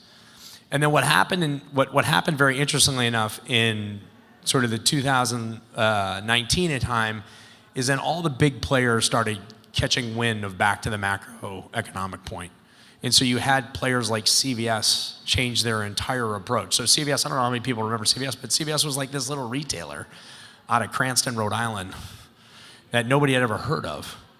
And then all of a sudden they got into pharmacy, started doing some things. Then all of a sudden they changed their brand to called CVS Health. And oh, by the way, now they're one of the largest primary care practices in the country with the proposed acquisition of a company called Oak Street Health. And so Amazon, a lot of people have heard of that. If you go to Amazon today, if you log into Amazon today on their front website, I don't know if people have noticed this lately over the last month, on the far left, you can see a pull down now for clinicians and getting any virtual visit you want. And oh, by the way, they have Prime for drugs now. And so you can get all your drugs rather than going to CVS or Walgreens or whatever and just do it through Amazon. Not saying do that, by the way. But that is available. And so these people started really paying attention to what's going on. And then when we got into 2023, all sorts of different regulatory patterns started taking place to really jumpstart what could happen, which I'm going to talk about in a second, about leveraging wave one use cases. And then more people jumped into this. Best Buy Health. I don't know how many people have ever used Geek Squad to hang a TV in your house. Well, Best Buy Health now is taking Geek Squad and turning that into home healthcare. And so big brands are now into this, which tells you that the signals of not just the math, but different parts of our society, retail, consumer product goods, big tech, are now in this game, which again gives you a ton of opportunity of health tech, which I'll talk about in a second. Oh, my charts are not coming through too well. So my point about wave one, so what's happened in the last 10 years of what was health tech opportunities? So if we were sitting here 10 years ago, these are the things I'd be telling you, go start a business. Go do these things, because they're gonna scale and they're gonna be really interesting opportunities for yourself. So the first is one I already talked about. A doctor or nurse is actually capturing your vitals and your medical history in an electronic medical record. That seems like so commonplace today, but like 10 years ago, that was not commonplace, ironically. And healthcare in general with technology is a laggard compared to other industries. And so you think about what happened in the retail industry with e-commerce, you know, that's exactly where we are with healthcare right now, trying to figure out what we do with digital means. Ochsner Health, which they do this, remotely monitoring you at home via an Apple Watch. That happens today. Ochsner has been doing that for a number of years. How many people have had a telehealth visit? Wow, that's pretty good. It might have been COVID influence, but that was pretty good. That was like 3/4 of the room. So everybody's had an experience where you can actually just pick up your phone, pick up your iPad, pick up your computer, and actually talk to a doc. That did not happen just 10 years ago. Online chatbots who go in and actually triage your symptoms. Receiving your medical records, which is a new one. Most people don't realize this, but there's a federal law that just went into effect in January that you can walk into any health system and you can walk into any doctor's office and say, you know what? I want all my records digitally. And by law, they have to give them to you. And most consumers don't understand that. But that is a law today, and most systems can't do it, by the way, well. They're still trying to give you a CD-ROM sometimes, believe it or not. And then finally, a health system analyzing its operations through big data and analytics. And so just doing baseline analytics for people that have done various pieces of analytics. So that's kind of like, I wouldn't tell everybody to rush off and create businesses in these areas right now, because I would tell you there's been so much capital, back to this slide, to go do these things. So what should we do? Or what should we think about? The thing that we should think about, which Ochsner and other players in the market are thinking about, is all the things that are in and around clinical delivery that can be beneficial as part of a health episode. And so what I mean by that is you see a lot of information about healthcare in the home. They're projecting almost a $300 billion movement of capital of healthcare episodes out of different care settings you see on this slide to the home. Now, I have no idea if that's going to come to pass. However, I will tell you that there's enormous amounts of money going into home healthcare right now that are ample opportunities for what I call wave 2 of the next decade and a half of what we're actually going to go do in health tech in the market that are incredible opportunities. Things in pharmacy, things in wellness, things in other ambulatory settings are going to be ripe for various investments and very interesting ideas overall.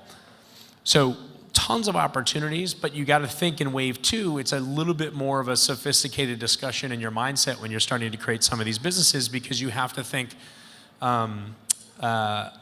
what's in place. So like your business is a perfect example in nutrition, where we're not creating an electronic health record, but the electronic health record's already there. What could we put into the electronic health record to make it better? And you'll hear a little later about some of these ideas, but like that's the next wave of thinking of where your opportunities could be in health tech if you decide to make a career or invest in a business in that area. So I will leave it a little bit at that. But my end punchline here, and I don't know why, but I get called a lot for career advice, and so I always try to give this career advice. I think the fun part about healthcare, and you'll see on this slide, is there is ample opportunities not only to start your own business in healthcare and do really innovative things, regardless of all these interesting brands, but you can go work in a lot of these interesting brands at the cross chasm of public and private, which there's not many industries you can actually go do that. And so meaning you could walk into and you guys know this well because of Katrina. I have a lot of good friends that actually ran all the healthcare in Katrina, post-Katrina, and the stories are incredible. But the things that you can do in public health from an innovative angle and entrepreneurial angle are massive. And so I'm a venture capitalist. I happen to also have a master's in public health degree. And I have that because there's a cross chasm between what you have to do. You cannot do healthcare without understanding public health. It's really hard. And that's what you see to the right side of this slide, which is now you see a bunch of really big for-profit brands that you can also do some really interesting stuff with. Or you could work with if you started a company and help them continue to do various different things. So I started out in fun, big numbers. We have a big problem. We've done a lot of really interesting stuff over the last 10 years in health tech. And I would implore all of you that are either just getting into it or want to get into it is to read a lot. Because the other fun part about healthcare is it's really easy just to say, hey, I'm going to do patient engagement, or I'm going to go do something with a company here. But you really got to understand a little bit of the history of why we have become what we've become in a healthcare setting, because it's a very complex market. But I'd say at the end, my punchline at the end here is that I can't think of a better industry to spend your life on. Because the thing you can always think about is cradle to grave, right? I mean, you're literally impacting every part of somebody's life when you're working in this space, and you can be working this space very technically, you can be working this space very clinically, and every piece of the puzzle, even though it feels like we're like literally pushing a boulder uphill every day in healthcare, is that every person that's involved here, like I live in Boston, so I always joke around, I go around the MIT campus, I'm like, please don't start another ad tech company. Guys, like we do not need another big data ad tech company. What we need is a big data healthcare company. So let's just go put our energy and our time and our energy there, guys, rather than trying to build another social media platform that we don't need. No, sorry, no offense. But anyway, that was my spiel. I just wanted to give you a little bit of perspective of why it matters and also the amount of opportunities and where we've been over the things. But I thank you.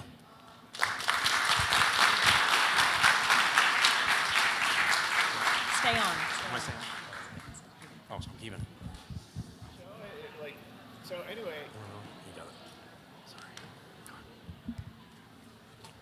Well, thank you, Keith. Sarah and I were sitting back there nodding our heads at the idea that healthcare is where you want to be for life. It does matter. So we're going to have a great little fireside chat, and I'm thrilled to invite and to welcome Sarah Deshpande.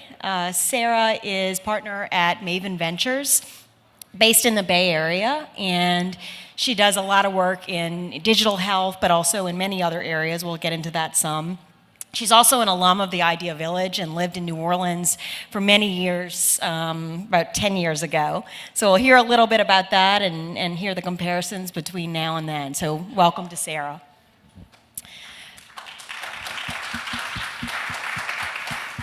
So let's get right into it, right? We heard healthcare is important. Healthcare is hard, which, by the way, is the name of Keith's podcast. Healthcare is hard, because it is. And it matters to people, to communities. It creates jobs. And so, this is a crowd of people that want to be a part of solutions. So let's just start on the positive. What are the one or two top opportunities in healthcare that you guys are most excited about? Sarah, we'll start with you. Thanks. It's so good to be back here at NOE, so thank you all for having me. Maven is a fund that specializes in big consumer trends. So we look for new emerging technologies that will massively impact consumers' lives. We do that across a lot of different sectors. What I focus on, about 40% of the deals that I lead for our fund are in digital health, because we've started investing in that space along with that upward trend in about 2015, with a very deep belief that consumers were going to be more engaged and involved in not only their healthcare decisions, but also in paying for their healthcare. And so we really view it from a consumer point of view, and that's what's driven a lot of our investing in the space. And when we look at new areas of opportunity, I totally agree, healthcare is hard, and all startups are so hard that if it's all going to be hard. So if you're going to do something that's that hard, why not invest in something where literally, like, could be saving? We invested in a company that focuses on mobile hypertension called Hello Heart. They've saved thousands of people's lives by recognizing hypertensive crisis. And we invested in a company called Daybreak Health, which provides mental health services for teens. And so literally working at such a key piece of our population in a major mental health care crisis that we're in the country. So as those companies grow and do well, they're, financially successful, but also massively impacting people's lives. So no matter the startup, it will be hard. And I think investing in healthcare and spending your time and your energy on that is huge. So where are we looking at today? Back to 2015, we did a lot of these vertical areas. We did a lot of telemedicine. My fund was one of the first VCs to invest in Zoom. So we saw the promise of Zoom for telemedicine and how you can use that to reach into people's lives and homes. So we've done a lot of that. And now the frontier, I'm looking at hyper-personalized medicine. And so how do we leverage all of this data for truly personalized medicine, whether that's nutrition or pharmaceuticals or genetic testing, and the level of detail we can have about someone's personal health data. And then the applications of AI in healthcare. Can we use that to bring costs down? Can we use that to really eliminate and change the massive bias that's in our healthcare system? So applications of AI in healthcare. And the third is just continued access to and affordability for mental health care. That crisis is getting worse. It's not going away. There's been a ton of money invested there, but how can we continue to fund companies that can help to solve that massive challenge? So there's been a lot of success in the past, and I think the best days are still to come in the way technology can improve people's health. Awesome. Keith? Yeah, I mean, I agree with all those. The one I would add that we're spending a lot of time on lately is specialty pharma. So pharma in general, but specialty pharmaceuticals is sort of the new class of drugs that are coming from pharma now that are incredibly expensive. And so you have drugs coming to market now that can range from 100,000 a dose all the way to 1 million. And so we have regimens that people have to figure out how to afford. And all the payers, the insurers, have no program for this. Obviously, all of us have no program for this because it makes no sense for us to do that. But these are like life-changing drugs. Like, these are drugs that literally, I mean, if you think about just cancer right now and you think of a drug that's already in market but is also in indications, a bunch of different areas, called Keytruda, it fundamentally changes people's lives. Like, these are people that were dying like all day long when they're getting their diagnosis. They're taking some of these drugs now and they're living healthy lives, or they're living chronic state cancer lives, which is a very different outcome. So we're spending an enormous amount of time thinking about the financing and the insurance of those drugs, and what are the new products you can bring to market that alleviate a lot of the burden for all of us. And that's a pretty big area for us right now, thinking about that, as well as how do you think about enrollment in that area? Because for you to go get a specialty pharmaceutical drug is not like going to CVS. It is an awful process for anybody that's been through it. And so we're thinking about all the automation associated with that. So like back to my wave 2 point, like that's a very sophisticated wave 2 analysis that you have to think about where that opportunity set is, because it's such a complicated distribution cycle, especially pharmaceuticals. Healthcare is hard. It's hard. Hard But means it's- opportunity. Yeah, absolutely. Just staying on the macro for a minute, obviously for founders, and I want to get your perspectives on this, just because you come from two different coasts, right? The last month, I think, has illustrated a lot of extra amount of volatility, uncertainty in the market, whether it was with Silicon Valley Bank, but obviously there have been a number of macroeconomic challenges that have been going on. And so just curious, as you sit and talk to founders all day in your portfolio, what advice do you have for us on that? How do we navigate this time of volatility and uncertainty? We both winced, by the way, when she said Silicon Valley Bank. To the conversation earlier, startups are always going to be hard, but I think the macro backdrop of the last 9 months has been so much of a roller coaster emotionally for people, financially. Just the level of uncertainty in the market right now is it's very real. And thankfully, we've come to a positive resolution with the Silicon Valley banking crisis, but there were a few days where truly it was existential. All the ways a business could fail, you're not anticipating your money disappearing from your bank account as being one of those ways. And that was truly existential for many companies. And so there's never an easy moment to do this hard work. And I think being super motivated by a true vision worth fighting for, by a sector or a problem that you just can't not solve, is what helps keep people going. And I think that's why the thesis behind digital health continues to be strong. And it's also like Silicon Valley Bank felt like a very striking moment, but we've already had massive tech layoffs and public market valuations, private market valuations, VC funding, essentially totally drying up for many months. And so it was part of a kind of continued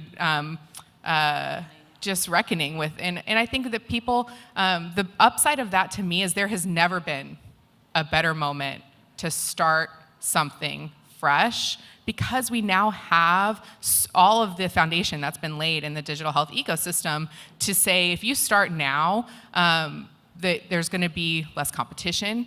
When funding starts coming back into the market, there's going to be more availability of capital that's sitting on the sidelines. You're going to be able to hire from a richer talent pool. And for a place like New Orleans, investors are more comfortable today than they've ever been in the past investing outside of their home markets. Zoom and the remote work culture has made that really possible, and the valuations are more attractive for us. And so I think that gives it's a moment that's really, really special to start something brand new, because you're going to be kind of reaping the benefit of what I think will be really amazing and continued growth. There still will be hard times, but I think it's a really great platform to launch from right now. Yeah, here's to hoping we've hit the bottom and we're going up from here. I'm not going to say we hit the bottom, but it's been pretty rough. I will add, I'll totally double tap on that, because if you think about things like people have been around 2000, 2001, during the dot-com crash, what came out of that? Things like Google, things like Amazon, big platform players. There's a real purposeful point, which if you take away little to nothing that I started with, start with the fact that healthcare is a big financial problem. The second thing is wave 1, wave 2. So what Sarah's really talking about is the thing that's down now is wave 1. And you can we are definitely going to see uglier days, to your point, Amy. Like not guarantee, but I pretty much guarantee the next 18 months are going to be really ugly in digital health, really ugly. But to Sarah's point, that is the best time to start something and come out of that next wave, wave 2, to sort of kind of pull through on that. And the thing I didn't say in the beginning was, which I firmly believe, I don't think location matters where you start a company anymore. And Sarah was touching on this a little bit, but it just doesn't matter. Now, where you get funding may matter. So if you've got a really big idea and you really want to go get venture capital or private equity, we had this discussion this week with some folks, local entrepreneurs, just go do a walkabout in Boston, go do a walkabout in San Francisco. They actually don't care that you're based in New Orleans. They don't care that you're based in the Midwest. I would tell you that we have 24 active portfolio companies, and we're based in Boston. I think we have 14 of those that are based in the Midwest. So I think the game has totally changed. All right, well, let's transition. I like that. You can be anywhere. And Sarah, as you know, an alum of the Idea Village, somebody who's been part of this New Orleans ecosystem for a long time now, you know, now you're a venture capitalist in the Bay Area with your national perspective. Tell us what you're seeing in the New Orleans ecosystem that maybe has changed since you were here. What's the same? And what do we need to focus on if we want to be the place that that attracts and builds more health tech companies, or really any company? What are your observations there? I started volunteering for the Idea Village in 2009. I was in the process of getting my MBA at Stanford at the time, and kind of predating NOE, there was a program called the Idea Core Challenge that would bring MBAs from universities around the country, Stanford, some in Boston, you know, and others from all around the country, to come to New Orleans and work with early stage startups. And so that was kind of kicked off my, what has now been, you know, lifelong love of New Orleans and my adopted hometown. And I think if we could have imagined then that we would be like here, this was the summit.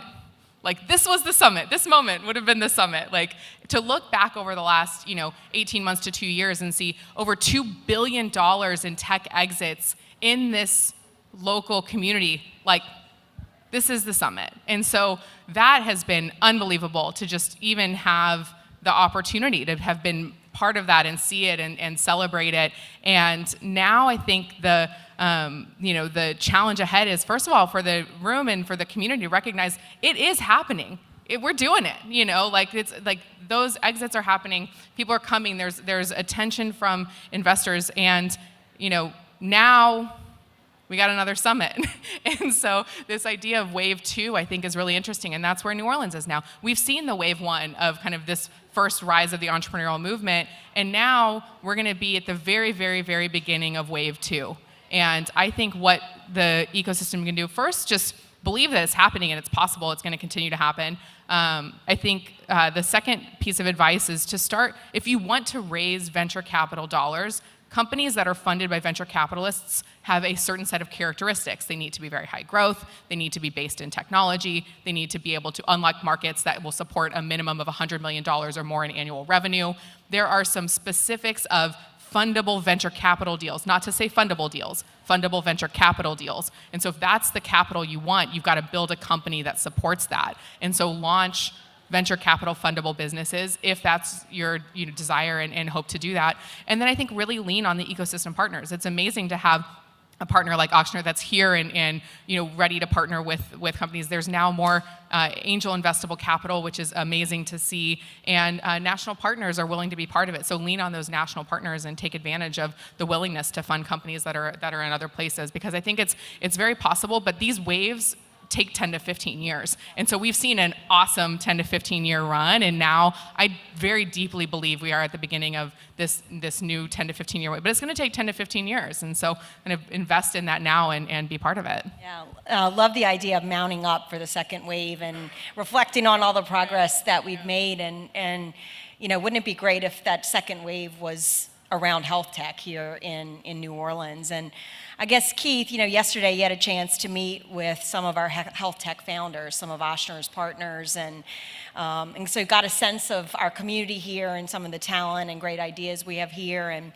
what recommendations would you have to founders like them and founders in the audience looking to get into this healthcare is hard world, to be able to build these venture capital fundable companies that Sarah talks about. I mean, really, what are the things we should think about if our goal is to be at the second summit, that second wave, and have it be around health tech? Yeah, I mean, so I exposed some of it, but we had great chats with a number of folks yesterday, to Amy's point, and I think it's, my simple thought on all this stuff, and it's kind of where Sarah was going with like venture capital things, is don't think too small, if that makes sense. Like you can really, it's one thing if you want to build kind of a niche-y type of thing, and that's like really what you want to do, that's totally fine.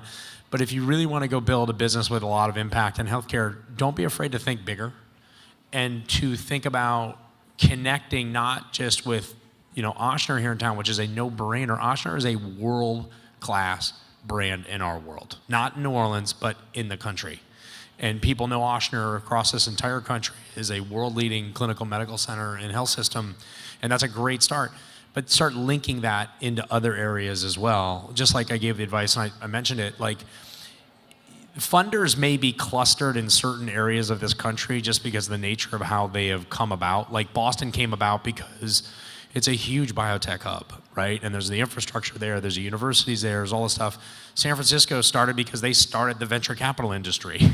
So, if many of you have MBAs, or if you ever go get an MBA, one of the things they do in most MBA programs is they tell you, hey, there's opportunities to go to San Francisco. There's opportunities to go to Boston and go meet a bunch of people. That's a huge piece of advice, in my opinion, in different regions of this country, which is go do that if you have a company. And then you'll get really interesting feedback. Don't go there asking for money, by the way. That's first tip. Ask for advice. Ask for advice. Don't ask for money. And then if your idea is really good, then they'll be like, oh, interesting, you want to take some capital, we'd love to give you capital. But my point there is more about just getting into the various ecosystems, ground it in New Orleans, ground it in Louisiana, and why you want to do it here. But don't forget the rest of the country as you start shaping your idea and you're thinking about what's happening. Because if you're going to be in health tech, healthcare is very local, but if you're going to build a market in health tech, it has to be nationally thought about in terms of what you're actually going to go do. Yeah, and that gets to a whole other question, which I think we all see founders who struggle with this, which is we've got, there are so many issues in healthcare, so many problems. It all impacts us personally in so many different ways, right? And because of its size and the way that it touches us all personally. But, you've got to make sure that you're solving the right problem, right? And that you're solving a real problem, a problem of the right size. So talk to us a little bit about that, because that is where a lot of companies, might not have product market fit, might not be hitting the right problem. So just tell us what advice or what you're looking for when you're looking at the problem set that companies are looking to solve. Yeah, I'll give my quick 2 cents on this. So part of the wave one issues we're going to see in the next 18 months is there's been a lot of companies funded that, to your point, weren't really getting product market fit in the market and didn't really have that thought through. And you're going to see a lot of wasteland, frankly, in the next 18 months, 24 months on that. But the thing we always look at is, to my point about thinking bigger, the counter to that is also thinking when you start really narrow on the problem set. And so because healthcare is so complicated, so you might want to go create a specialty care business. And when I mean that, you might want to do something in oncology, you might want to do something in cardiology, you might want to do something in orthopedics. Just fix the first problem in cardiology. Get that right and deep, and then go to oncology, and then go to that. So it's like trying to get the depth of the problem. I always call it the, I'm sure people have been to Chili's. Have you seen, like, I don't know if it's Chili's, but like the blooming onion? Healthcare to me is a blooming onion. Like, you just kind of keep peeling back the onion layers, and then eventually you actually find out what the problem is.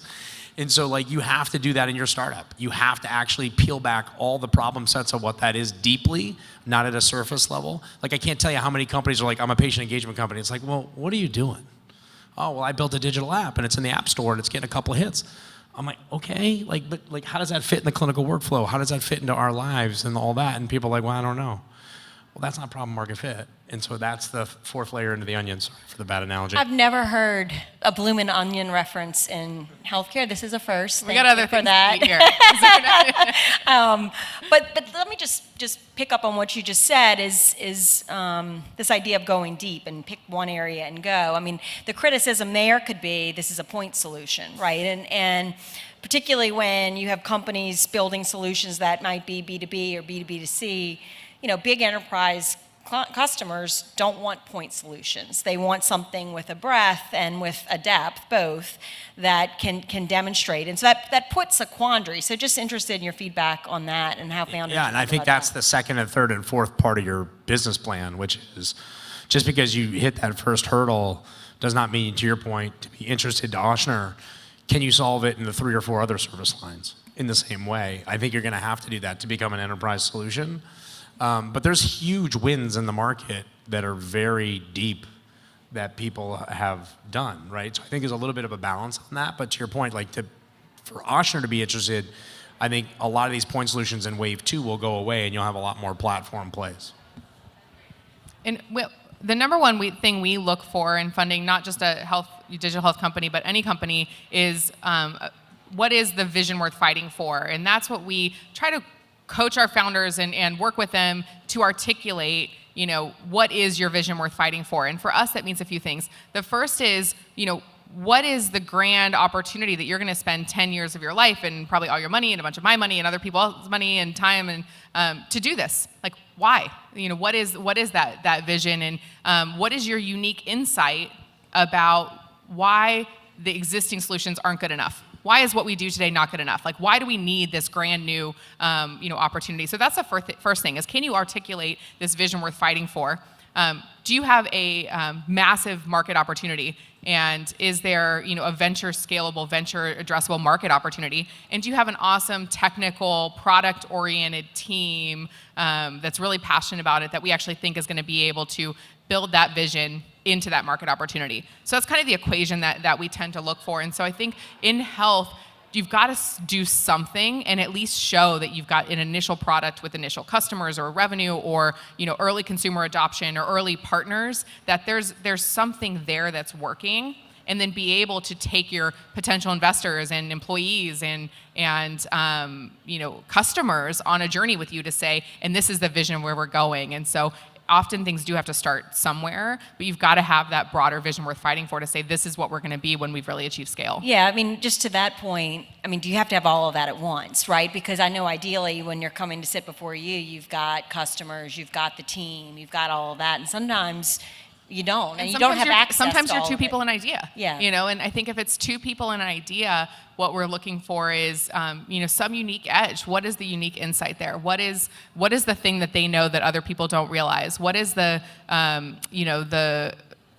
what does this team have that's going to be able to accomplish this kind of against all the odds? Are they some expert in, a new and emerging technology? Do they have some clear path to customers? Is there something there that we say, like, okay, there's a reason this could succeed, against all the odds? And for those two people and an idea types of companies, that tends to be the thing. What is kind of that unique value proposition and idea from day one? But digital health, it's very rare for us to do a digital health investment that has no product, because it's so hard to build the product and it's so hard to get the first customer that it takes a few revs to do it, and that takes money. And all of a sudden, some things had to raise 3 seed rounds, and we have the benefit of being able to say, like, let's get that to a point, and we'll pay a valuation premium for that.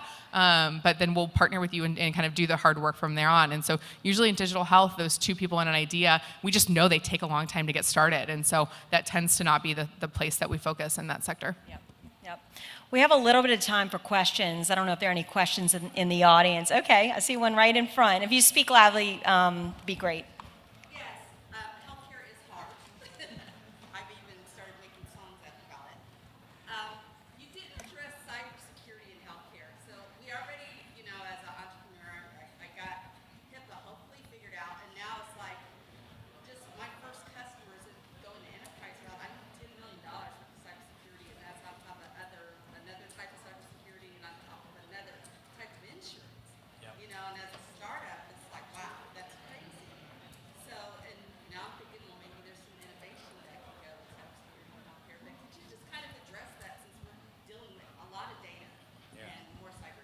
Yeah, the question's about cybersecurity. Yeah. Speaking of a hard. thing or two about that. So, great question. It's a huge problem, and it's getting worse. I actually started a company 7 years ago now in the space.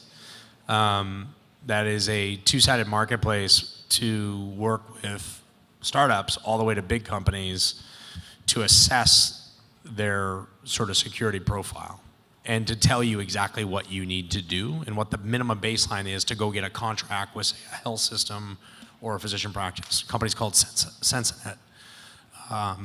And it, that's part of it, which is there's a set of minimum baselines, at least in healthcare, that, not just about HIPAA, but people are like, well, do I have to do high trust? Well, maybe. Do I have to do a SOC 2? Well, maybe. Process stuff. Well, do I have to do a pen test every 6 months? Well, yeah.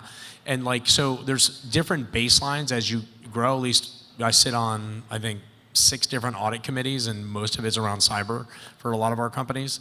And I always say, depending on where you are at your stage of growth and who your ultimate customer is how you should think about balancing that investment of time and energy on the cybersecurity side.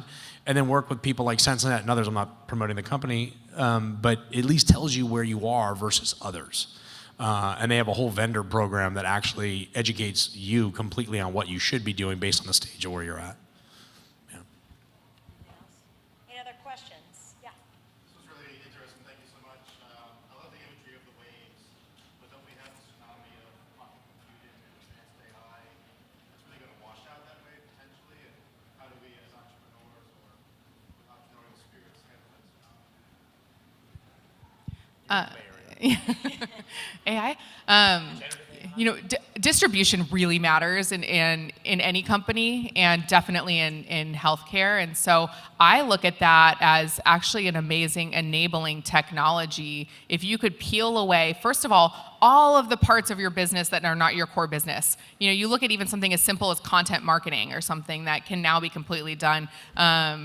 We're within, pretty clear visibility to be able to take a picture of something you sketched out and be able to have the website, created for you. And so if you peel out all of that stuff that's not core to your business, and you now can do that much more easily, as we've seen, with other ways of technology, that's only going to enable things better. But I do think that in healthcare, you've got to have an understanding of how do you plug into the existing platforms and technologies, and what are you going to do to make sure that any integration with AI does not fall into spaces where there could be whether it's misdiagnosis or AI, the hallucination problem people call it, where AI gives any answer but it might not be the right answer. That matters in healthcare. And so I certainly think that there are going to be some really specific issues around AI in the digital health space, but I really view it as an enabler that could actually help this second wave not be a 15-year wave. It could be a 5-year wave. It could be a 3-year wave. We've never seen something like that in the time that I've been,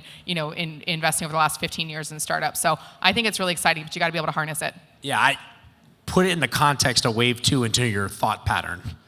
ChatGPT and everything, GPT-3 and 4, that's a given. So that's a given into the context by which you actually have to think about building businesses now.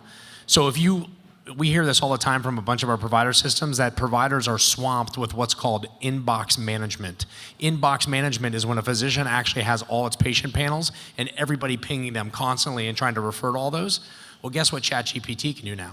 It can actually siphon through all that about critically understanding those tasks. Well, now if you're an entrepreneur, you're like, I was gonna go create this cool inbox management tool. Yeah, don't. So that's the thing, it's the thought pattern of that's just an input to what you end up thinking about building now, in my mind. And I think it's actually the great neutralizer, because what it does is it stops people walking into our doors talking about how great their AI is. Because AI now is an API. I can plug in today on open API infrastructure and get world-class AI that I usually have to beg Google and others for in the past. And so it's just an equalizer. All right, well, that's all the time for questions we have, so we can introduce this next panel. But to Keith and Sarah, thank you guys so much for being here. I hope we can count on you coming back and being a part of this and keeping in touch. I know we can. So thanks so much for being here today. Thank you all. Thank you. This was lovely. Thanks for coming.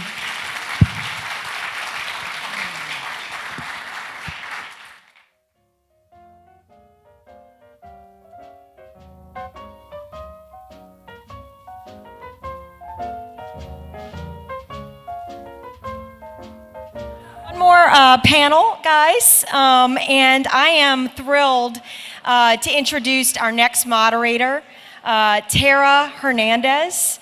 Tara is the president of JCH Properties Plus, a real estate investment consulting firm. She's also very involved in the venture space. She's the fund manager of Reform Ventures. She also serves with me on the board of the Idea Village, and she's a huge supporter of the entrepreneurial ecosystem here. She's also one of my big friends. So I'm glad to have her here today and introduce Sarah. Yeah. Thanks, everybody.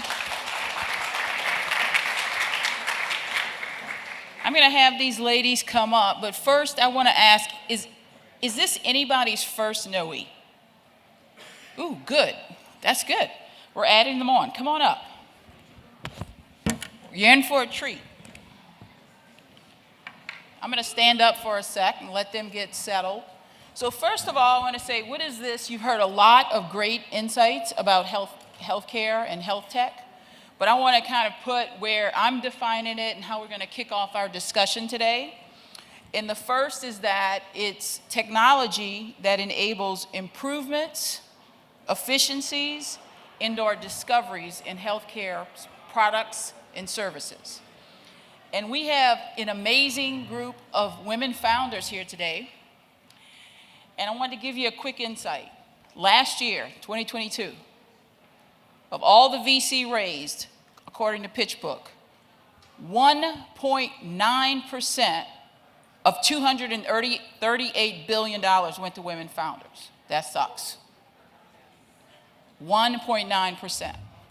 But guess what? Today, we're going to do a couple things with these amazing women founders in our ecosystem. So my goal for you is to first raise awareness about what these amazing women tech founders are doing here in New Orleans. Secondly, have them share some insights. And last but not least, have you find out how to support their efforts and keep things moving. I'm going to move a little bit. I got the tree in my hair.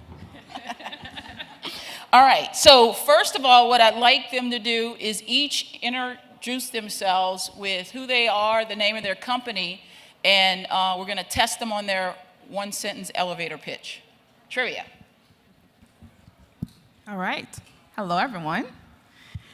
My name is Trivia Frazier. I'm the president, co-founder, and CEO of Obatala Sciences.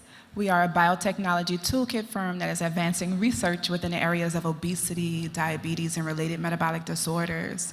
And we're doing that by making miniaturized tissue models to represent patients of varying backgrounds. I'm a native New Orleanian, and I'm very excited to be on this panel with these outstanding co-founders.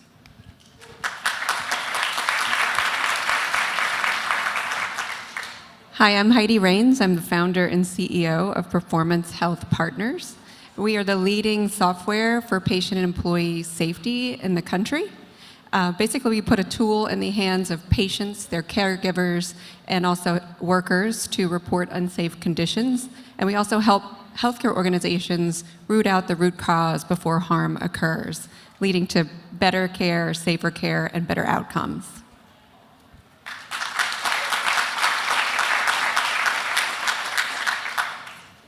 Hi, everybody. I'm so happy to be here today at NOE. I'm Molly Hegarty, and I'm the founder and CEO of Junum. And we are a digital health company on the mission to put nutrition on the forefront of healthcare using technology. And that comes from my background as an engineer turned nutritionist.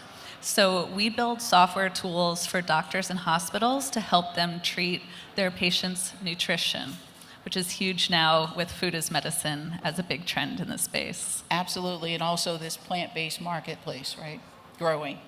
All right, thank you, ladies. Okay, so yes, I'm in the tech space. I follow a few people. This guy named Alexis Ohanian, AKA Serena Williams' husband, has a quote. He says, "Ideas without execution are worthless." And we heard a little bit about that from our previous VC funders. So what I'd like each of you to share is, what's your story? What was your aha moment? How did you come up with this idea and think, whoa, I want to take the leap? And what made you do that? Start with you, Molly. I can start. So I was about 25 years old working as an engineer at Intel making computer chips when one of my college roommates passed away from complications of a Crohn's disease surgery, which is a digestive disorder. And that sparked my interest in nutrition and my decision to actually leave engineering altogether and go back to school to become a dietitian.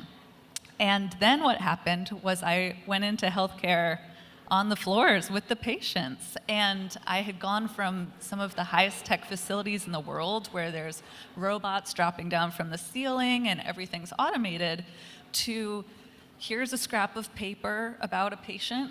Let me go physically run and find a doctor to try to talk to. And I thought, wow, we need tech for this. And I just started coding and was able to start Junum based on those insights as a clinician. Okay, so what made you say, okay, I'm ready to just dive in? Just that you just began coding? I mean, that was one step, but you know, forming the company, raising capital, or whatever that journey was, you know, what was that thing that made you say, I'm ready to leap? That's a great question, actually. I think when you're an entrepreneur, you're hardwired for this kind of excitement and opportunity, and that's what gets me out of bed in the morning is thinking about what are the challenges, what do we get to solve, and really what do we get to change.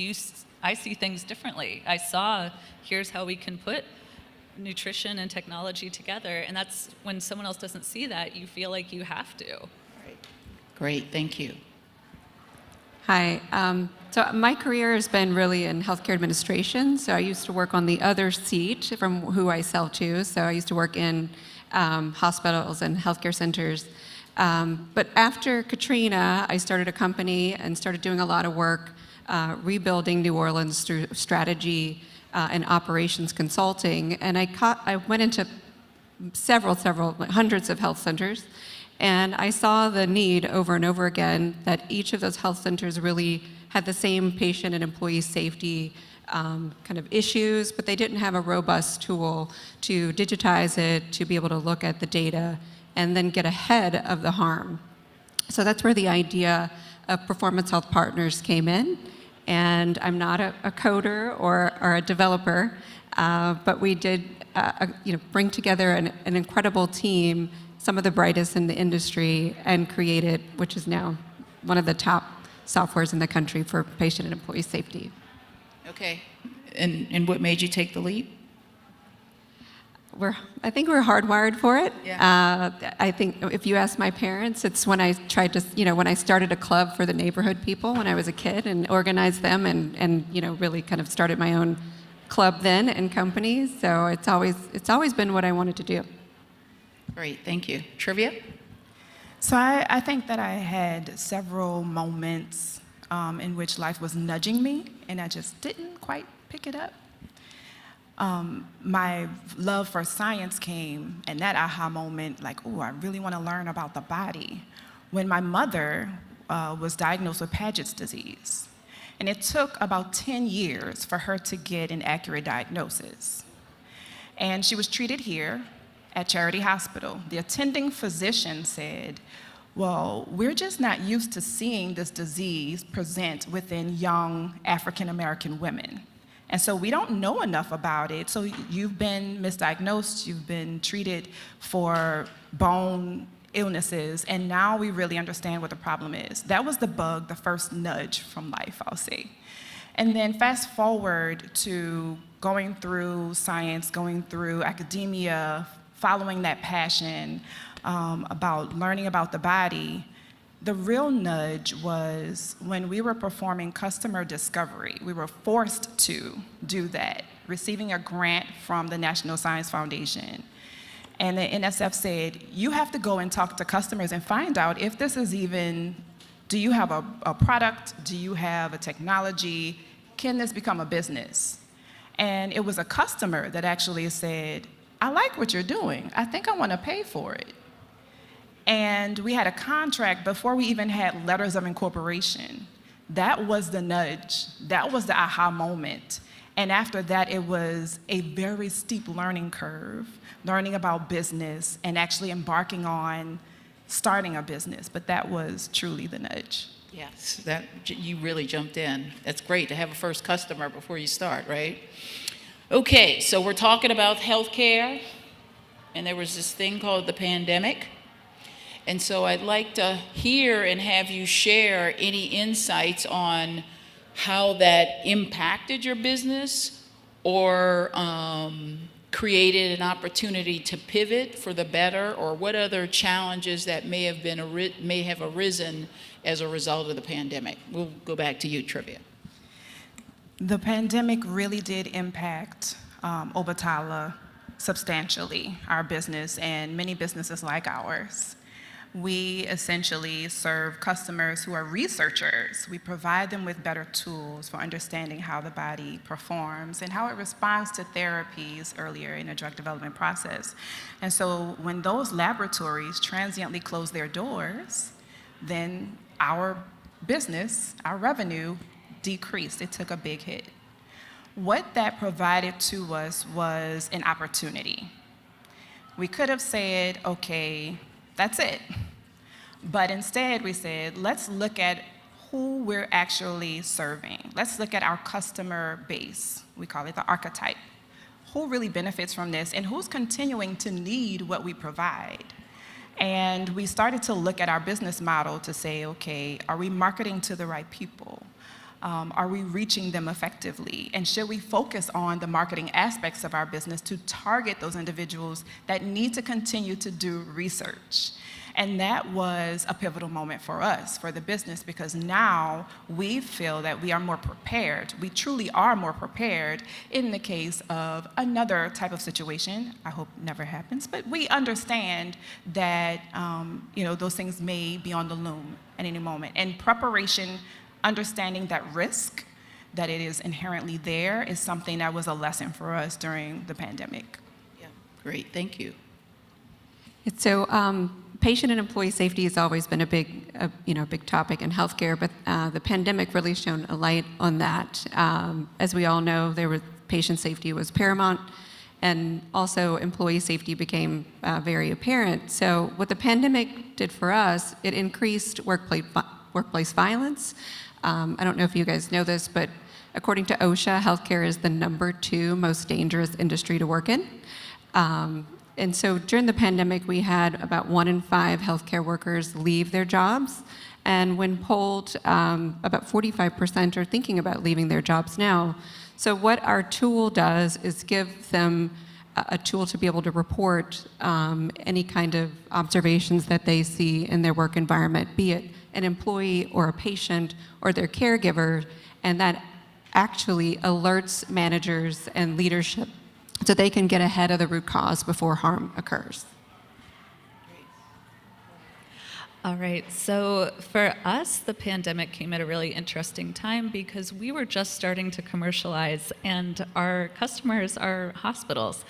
The hospitals really weren't looking to take sales calls for software in the early days of the pandemic. So as a first-time CEO, managing through that kind of unprecedented crisis really taught me a lot of lessons. Mm-hmm. Couple gray hairs in there, but it also, like Trivia was saying, provided a real opportunity to hone our messaging, to hone what we were doing, so that as we've come out of this, we have an amazing opportunity because the pandemic actually shifted the entire healthcare industry towards technology, unprecedented adoption rates, and all of a sudden something that had been backburnered at a lot of these facilities is now front and center.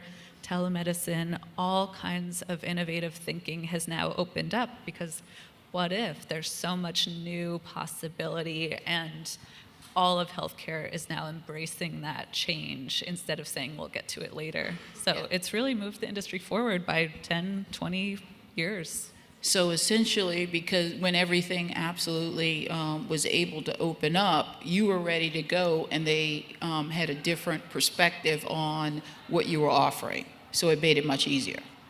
So easy. Great. I don't know what the rest of the panels are talking about when they say it's hard. Exactly. It's really smooth for me. A little misnomer. Yeah. Okay, so There's another thing that they hit on in the last panel, and that is regulation and compliance. And so that often happens at federal, state, and local levels. And has any, I guess, new regulation or current regulation been a challenge or an opportunity for any of you? So regulation has both helped us and then hindered us. It helps us because patient safety is regulated, and it's also a requirement to have a patient safety program in a lot of sectors of healthcare. And then, as we were talking, the speakers were talking about earlier, as cybersecurity, as a software company, really cybersecurity is real. I mean, if you think of any other kind of software companies, if you look at healthcare, we have 3 times more the cost and also the burden of that protected healthcare information.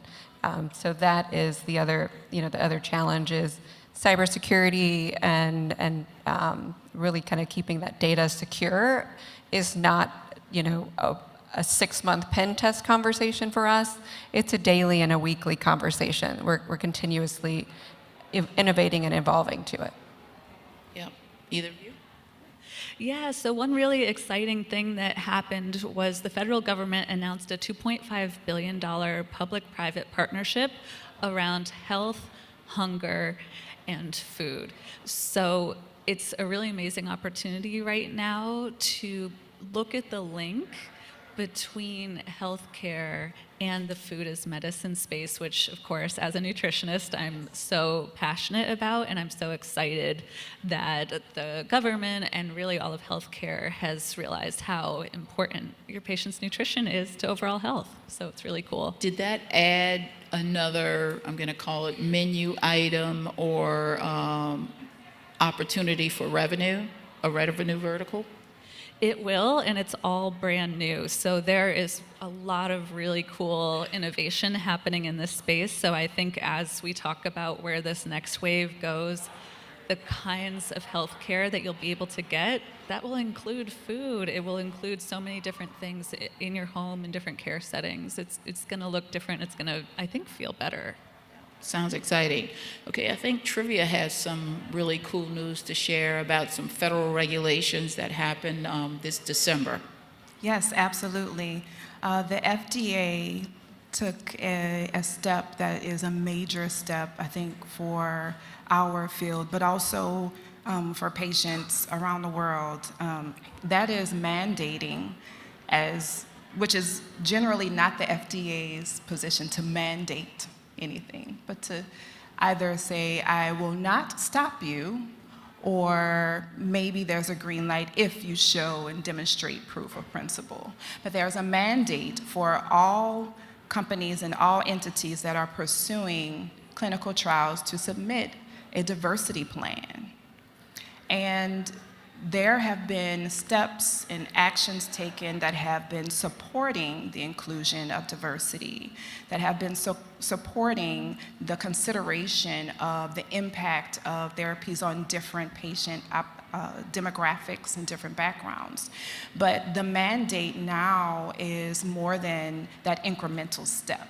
And that creates an opportunity for us and for businesses like ours who are and have always been promoting the inclusion of patients from varying backgrounds when we're creating these very complex studies, these very complex trials that have the potential to impact these populations the most. And so in the area of metabolic diseases, type 2 diabetes, for example, this is huge progress. Okay, so how do you see, your first step in trying to take advantage of that opportunity, and how do you position yourself? Yeah, that's an excellent question because Obatala was founded with the intentionality of including patients from varying backgrounds. So we have a robust biobank that includes stem cells from patients from different ages, genders, essentially the cohorts that a number of the institutions that are doing research would need access to. The data, those endpoints that come out of those studies that we're performing will help to give greater insights into essentially predictable responses from patients. And so that's exactly where we have positioned ourselves from founding, and we are now saying, okay, here we are, and here are the data sets that come from our technology, and here's how we can partner with you to help to package your IND in the strongest manner in which you'll have greater successful outcomes. Great, thank you. So we're at a tech conference. That means we want to know what's happening and what's next. How many people have too many passwords and couldn't remember all of them if I held it to your head? Correct. I hate that. Well, guess what? One thing I see coming next, and that's been moving, is biometrics. Some airports are saying that's going to be the only way to check in. You know, maybe some people do Clear now. Yesterday, I posted something that Panera Bread, with millions of loyalty customers, are introducing a check-in and pre-order by, guess what? Palm ID. All right? So we're seeing biometrics. We're seeing that two-letter word mentioned, that two letters mentioned on the previous panel, which is AI. In other types of moving forward technology, what do you see that could be impactful, or how are you thinking about implementing some of that, what's next, and what you're doing now with your company? So as a nutritionist, but also as an engineer, I just could not be more excited about what's coming and the changes for healthcare, because as it's been mentioned, we're a bit of a laggard. And there's AI, there's wearables and biometrics, there's robotics. We can't even conceive, I think, especially in healthcare, because we're so deeply trained in what is medicine and really focusing on the patients, to step back and just conceive of what is possible with what's coming and what's happening in other industries. It's really going to transform care in so many ways. And I don't know, personally, my interest in robotics, I think, is going to be so cool. That's one of the ones on the top of my list, and that is even in with the surgeons as well. I've seen some things. What about you? So in our safety world, and it's Important. happening in other sectors like cardiology and nephrology, is predictive analytics. So really looking at the data, getting a very large data set, and being able to see what are some of those trending qualifiers, and then predict when an incident might occur and get ahead of it and prevent it. Okay, cool. What about you, Trivia? I see two major areas, one being something that I kind of alluded to earlier, that predictability, taking outputs from something as simple as a small screening tool and saying, now here's a prediction not only based on this particular patient, but other patients that fit this specific demographic profile, this classification of a compound. We can start to reduce and refine the number of compounds that enter the pathway, as well as the number of animals that are being tested on. But I'm also going to see it in a different way, another bio word, and that's biomimetics. I think one of the areas that will be a wave that is the future for our specific industry includes the ability to then take that information from those tools that we're using to collect data, and then say, how can these tools, and how can we combine that with the data to better mimic the human system? And do that in ways that will also help to refine the number of patients that we need to perform clinical trials on, that need to be enrolled in tests. How can we look around the corner and see how to improve the entire process, make it more efficient, more streamlined? That has been challenged in COVID, and I think that will continue to be challenged when we see other health crises that are arising, in a way that we can use not only the tools, but the data that come out of the tools in a way to mimic the human system. Okay, great, yes, and also that drug discovery utilizing AI in conjunction with maybe some of your toolkits. Okay, so women founders, that's what we're here to talk about. Share with maybe some other founders in the audience who are thinking about taking the leap, or just existing founders and thinking about what can I offer as an insight, and also what would I like to see in the ecosystem that would be more supportive of my growth and opportunities for me to scale and be successful? All right, so this is some insights that I've learned over the past 6 months about what it takes to be a female founder and what it takes to get that access to capital that you're talking about. So citing that we're at 1.9% last year of venture capital going to women, I saw a fabulous article in Harvard Business Review that cited that female founders get more preventative questions than promotional questions. So when people are asking you about your business, they're not assuming that you're the go-getter that's going to change the world. They're saying, what do they not know? There's some pushback there, and it comes from both male and female investors. And what they found was the people that got asked more promotional questions, so what are you going to go after? How do you hit those marks? They got 7 times more funding than the cohorts that were being asked the preventative questions, which was mainly female founders. So taking the opportunity, if someone asks you a question, how do I frame this back as growth, as opportunity, as painting the big picture for them, knowing that there are some of those unconscious biases underneath. Great advice. Yes, I had a great phone call with a national ranking agency. So there's a company called Class Research, and they evaluate all the healthcare softwares in the market. And our company recently got the best in class in our classification. And so the president of this national company says, I want to have a call with you. And I got on the phone with them, and he said, I've seen this with female founders, that female founders really want to build and validate their solutions and prove that they are quality before they come in the room and say, I am the best. And there are only about 10 female founders in these thousands of healthcare companies.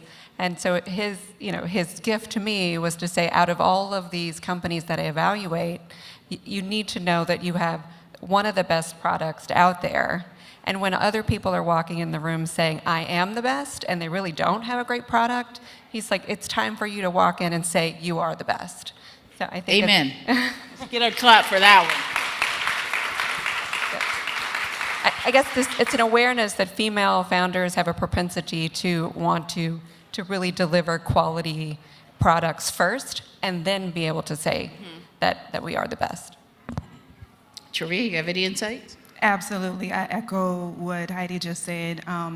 That question is also a bit layered for me as well, because that 1.9% is larger than the percentage of female founders that are within STEM, which is even less than half of that number, unfortunately. Those of us that have received funding. And looking at some of the points that were raised, I think what has continued to resonate, and you'll see it in some of the data analyses that are looking at women with income, their income versus men, and being at equal or equivalent backgrounds in terms of their academic training, professional training, and that resonates all the way to the highest level. And so, what has come out of those surveys is women tend to ask for less or don't make the ask. So my advice is make the ask. Enter the room, and that's tangential, right? Enter the room, and I think you don't have to have the biggest head in the room, but understand that you do bring value, and you have given this a lot of thought, and make the ask. Great, thanks. So before we close, a couple things. One, I want to shout out to Trivia, because this FDA opportunity is huge, and wishing her success, and anybody you hear about that can be recommended to her or vice versa, we'd like to share that. Shared Voices.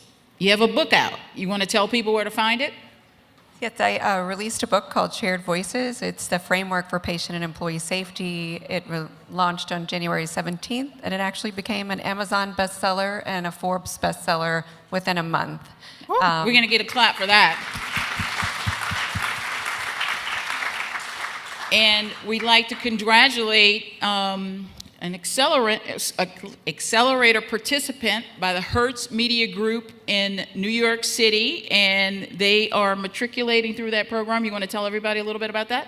Sure. So we are a part of Hearst Lab, which is an investment fund focused on women founders in particular, based out of New York City.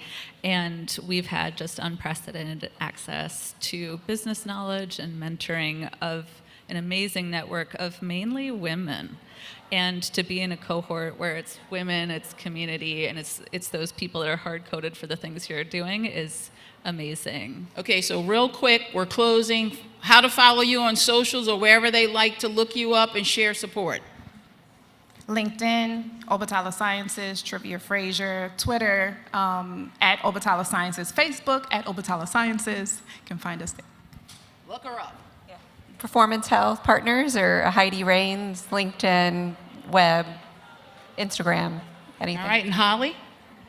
Just come talk to me after this in person. Love that. Or all of the good online places as well. And they all say, write them a check if you're interested. All right, thank you so much for having us today. To this panel, I mean, just thank you guys so much. What an incredible end, an incredible finish to an awesome day. So just another round of applause for this amazing women team. Thank you. How do we follow you? How do we follow you, Tara? Oh, follow me on LinkedIn, Tara Hernandez. Sit up here for a second. So, guys, just thank you guys so much for coming out today. You know, I think the lesson of the day is healthcare is important. There's never been a better time to get into it. And the fact of the matter is we're doing it right here, right now, and proof is on the stage. At Ochsner, we're so proud to be able to work with these founders and so many others who are doing amazing work and will be able to serve our community better. So thanks to everybody who participated today. Thanks to Corwin and Keith, Sarah, this whole stage. And then to my team back at Ochsner Ventures, Charlotte, Alex, and Nastasia, you rocked it. Have a great day. Enjoy the rest of NOE. Talk to y'all soon. Bye-bye.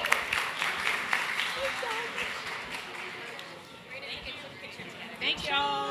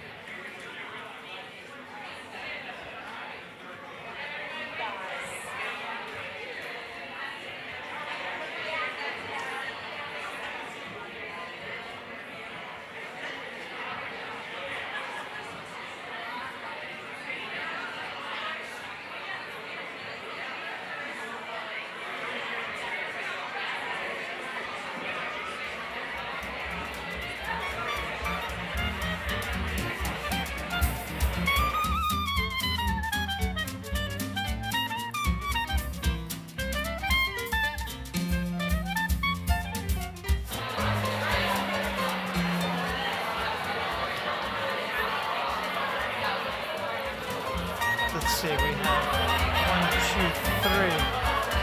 We're going to need a fourth.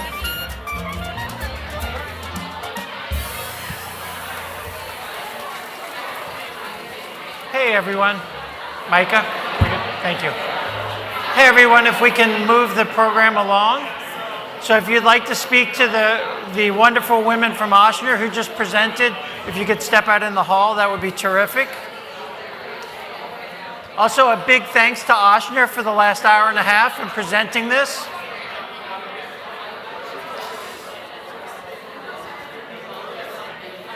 All right, we are going to move along with the program, so if you can find your seats, that'd be great.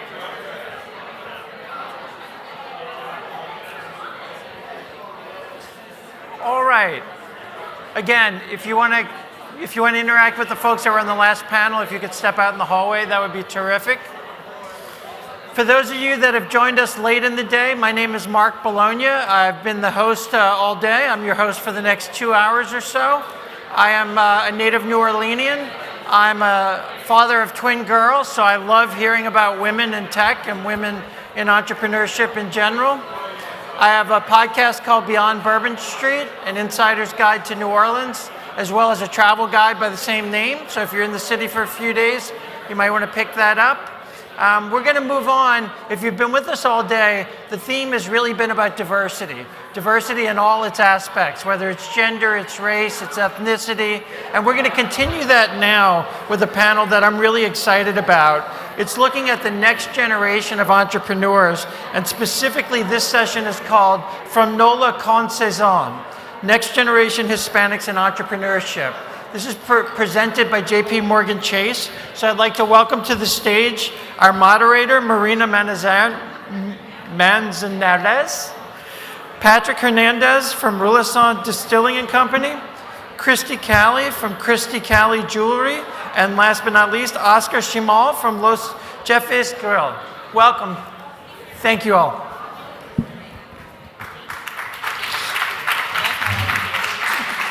Oh.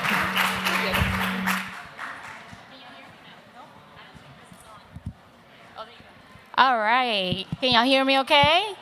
Oh, great, great. Well, thank you all so much. Thank you so much, Noe, for having us here today. My name is Marina Manzanares, and I am a senior business consultant with JP Morgan Chase. And y'all, like seriously, in my 20 years of banking, this is a very proud moment for me. And it's really a moment that it's really what I'm doing, what I love to do, and that is supporting small business owners, especially Hispanic business owners. So thank y'all so much for being here and hearing a little bit of what we're bringing and sharing with you today. I am honored to be sharing the stage with this incredible panel of successful Hispanic entrepreneurs that are paving the way for the next generation of Hispanics here in New Orleans and adding a bit of sazon, which is seasoning, to their legacy. So I just want to share just 3 stats that I pulled up when I was preparing for this panel that really caught my attention.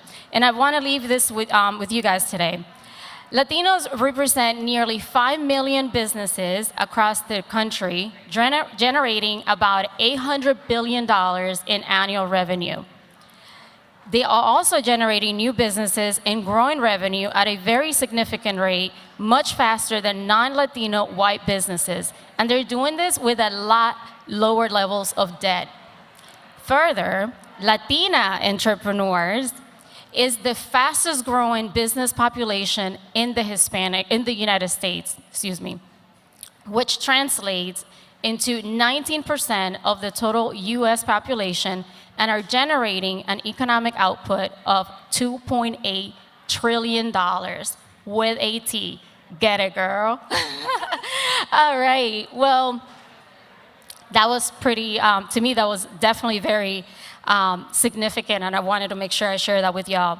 But without further ado, I'd love to introduce our panel today.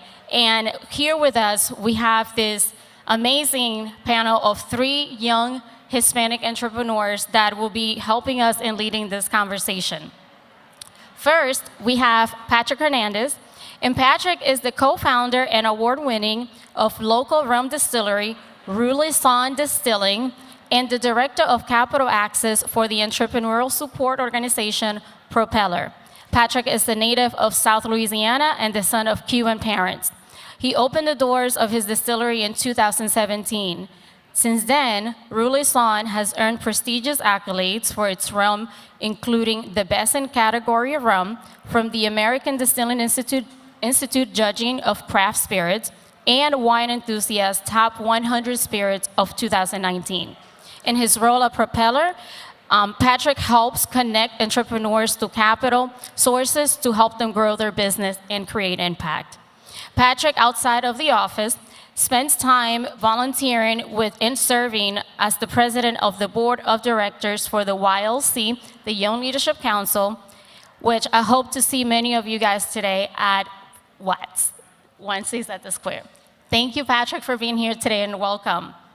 Next, we have Christy Cali. Guatemalan-born, New Orleans-raised jewelry designer, entrepreneur, and creative coach. Christy founded her jewelry brand in 2012, and she works with talented artisans to cast her precious metal jewelry and imports quality gems from all over the globe. She graced the cover of New Orleans Magazine, Viva Nola Magazine, and has had her jewelry featured in InStyle, Inked, and several other national publications. Callie has been honored with the New Orleans Magazine's Top People to Watch Award and the Hispanic Chamber of Commerce of Louisiana's Young Professional Award. When Christy isn't designing and launching a new collection, she serves as a coach to help creative entrepreneurs learn how to build a unique e-commerce brand in today's high-paced market. Welcome, Christy. And last but certainly not least, we have Oscar Chimal. Mexican native, he has been in the service industry for 16 years and opened his first restaurant, Los Jefes Grill, in 2016, where he's offering an authentic Mexican restaurant inspired by his mother's recipes. Los Jefes is highly known for its famous Taco Tuesday. And Oscar has curated his first festival, Cinco de Mayo, in 2016, and has been able to grow it from 500 attendees to over 5,000 in 2022. Oscar is a partner of You Right Events, which is an event-producing company dedicated to raising funds for organizations such as the Please Foundation, LSPCA, and ECCL. Oscar is passionate about his community and works to support the underserved Hispanic youth in the Fat City area. Help me to welcome this amazing panel here with us today. Thank you. All right, let's get to the fun stuff, right? So we're just gonna go and ask a couple of questions, and we'll just kind of make it conversational, and if we have some time at the end of the, because this is such good stuff that I have no doubt that we're going to be sharing with you guys today. But if we have some time at the end, we'll pass the mic for some question for the audience. So my first question is to Patrick. Hispanic entrepreneurs face a unique set of obstacles, including raising capital, acquiring business support resources, finding the right networking opportunities, etc. What are some of the best practices you've implemented to overcome these challenges, and what resources have you been able to access to expand your business? Thanks. Well, I would say that whenever we first started Rulizon, I went into it with the wrong mindset. I was thinking, okay, I have a business background, I went to business school, we should be able to do this. But as you launch a business, you quickly learn that learning things in school or from a textbook or online don't tell you what it's really going to be like. And I would just like to say to any aspiring entrepreneurs, there are so many resources in New Orleans and around the state that are ready to help you, to seek those out. They don't require you knowing them before. You can come to places like Propeller. I will answer every call, help any entrepreneur in their capital journey. You can go to, once you're a little bit more established, you can talk to Chase. They have some mentoring services as well. And so really, it's just about asking for help. If I can leave anyone with that, it would be to ask for help. Awesome. Any of you want to jump in and add anything to that? Yeah, I think like Patrick said, a lot of that comes from willpower and information. Like you got to be willing to actually put in the work to, first of all, be in the works of doing that. And with that comes the information. You have to want to get in touch with the right resources. And like for me, I can only speak from my experience, is when I opened the restaurant, I wasn't really lendable at first. The restaurant put a real strain. First of all, from opening the restaurant, it just kind of really put me in a bad position financially. And then eventually, as I needed to grow, I couldn't. So I needed capital in order to keep operating and keep growing. and to lower some of my expenses. So for me, it was I had to tap into real estate. And it only made sense for me to tap into real estate to purchase the real estate which I operated out of.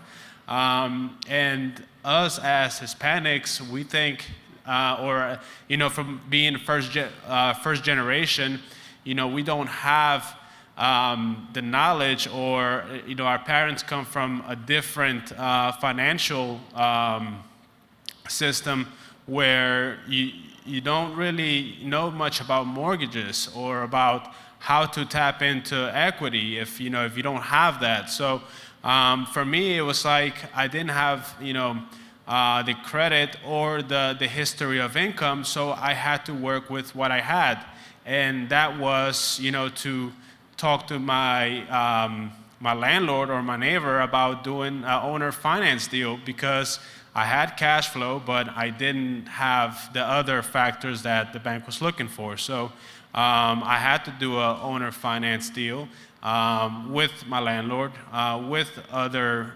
properties within my footprint. And I had to pay, the price for that. And that was pretty high at first, but, once I did that for like 2 years, then I was able to go to the bank and be able to purchase, property with no money down, because I had more history of income and I had equity. And that alone opened up the door for other things, for me to be able to get bigger loans, because once you're in business, it's all about debt. You got to be able to get into debt. And from our generation, that people think, it's like, man, you don't want to get into debt. You want to get out of debt. But when you're in business, this debt is what it's all about. It is good debt, not like go buy a car or go buy an expensive house. And by the way, I never did any of that before, I passed up on buying like a decent car or buying a house. Like I passed up on all of that because I knew the first thing I had to land was my restaurant deal. And then once I did that, then, everything else kind of started falling in place. So. Awesome. I mean, yeah, definitely. It's using debt is an instrument, right? So it's using it the right way, using it as a tool. So definitely congratulations on being able to not only build yourself up to that, right? But also be patient, right? Because it's a journey. It's not like you're just not going to get there. So you definitely put the things into place to get there. Now, according to the J.P. Morgan Chase Institute, Black and Latina women were particularly vulnerable to the financial effects of the pandemic and saw differential impacts. So this question is for you, Christy, specifically. Can you share how this affected your business? Definitely. So thankfully, I had been online and I had built a very strong e-commerce brand for 8 years before the pandemic hit. And I had wonderful timing when I decided to open a brick and mortar shop 5 months before COVID. So what ended up happening was I saw what was happening with, all the shutdowns, and it's crazy because I wanted the brick and mortar to expand on the e-commerce and to give my clients an opportunity to experience the brand for themselves, to walk into a place, to smell, to see, to feel the ambience of the brand. And when I couldn't do that, we talked about this before. I'm sure a lot of you have seen that Bruce Lee interview where he says, be shapeless, be formless, be like water, become the teapot, become the bottle. And I'm like, yeah, I need to do that. So I just refocused my attention back onto e-commerce, and that's where everything was happening. Zoom took off, and I started a membership program, and I started this online community where I could try to pivot from and transform the experience back online and do what I was doing in person to online. And that's how it happened. And that really just speaks to that word that we all learned and heard, that we heard so much during the pandemic, pivot, right? everything was pivoting. But being able to do that, it's definitely what has kept, or it's been the difference, right, between those businesses that are here still today, and some are thriving even more than what they were prior to the pandemic, because they were And able not to mention, identify that. e-commerce and technology makes it so much more efficient, and you don't have the overhead as well. So it worked out. And I think that kind of goes hand in hand with what, as Hispanics, we do, right? Like, we come to this country and we have to pivot the way that we live life, right? We have to learn a new way of living and adapt to new cultures, new systems, and things like that.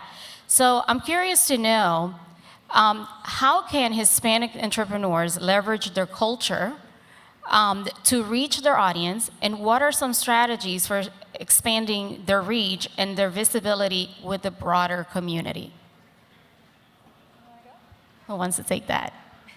I think, I think there's a gap, and anytime there's a gap, there's definitely a need for, innovation.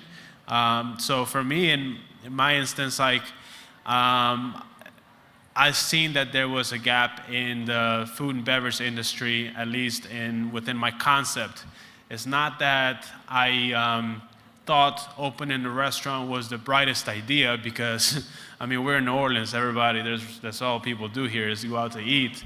But I've seen that within my concept that there was a gap, and there's not a lot of young Hispanic entrepreneurs taking the risk that I took. And I think that we need to change the narrative a little bit, because we think that there's not a lot of support for us out there, but there is more support for us than I feel like in other ethnicities or other backgrounds, because the market just kind of opens up for you.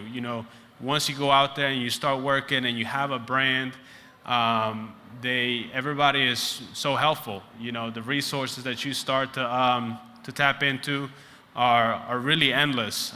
So I think that's where I see we can leverage our background. Anyone? Yeah, I was just going to say that language, right? I mean, we have an entire language and culture that we can lean into. We have incredible resources like Viva NOLA magazine and the Hispanic Chamber of Commerce that we can reach out to for support. And they're there for that reason. They're there for the news coverage. They're there for the intimate, personal, and professional relationships that we can create. And so I think it's just leaning into nuestra gente.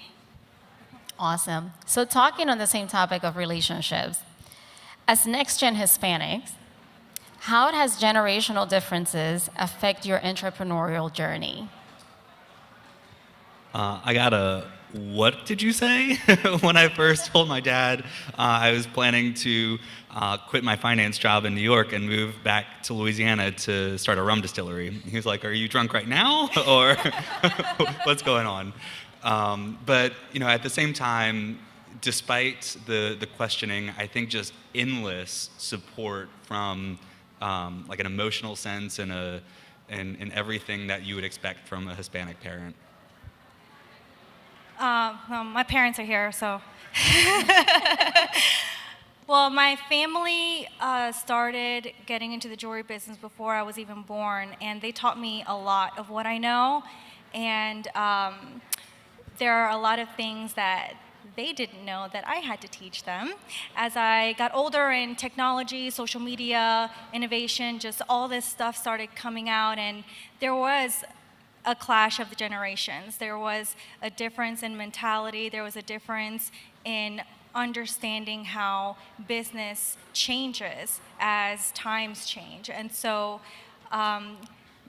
their support has been endless, and there was a little bit of resistance sometimes, but at the end of the day, we came together under this understanding that we know what we know, and we can learn from each other, and we can work together and fill in those gaps when we have good communication, we have good understanding, and at the end of the day, we just want what's best for each other.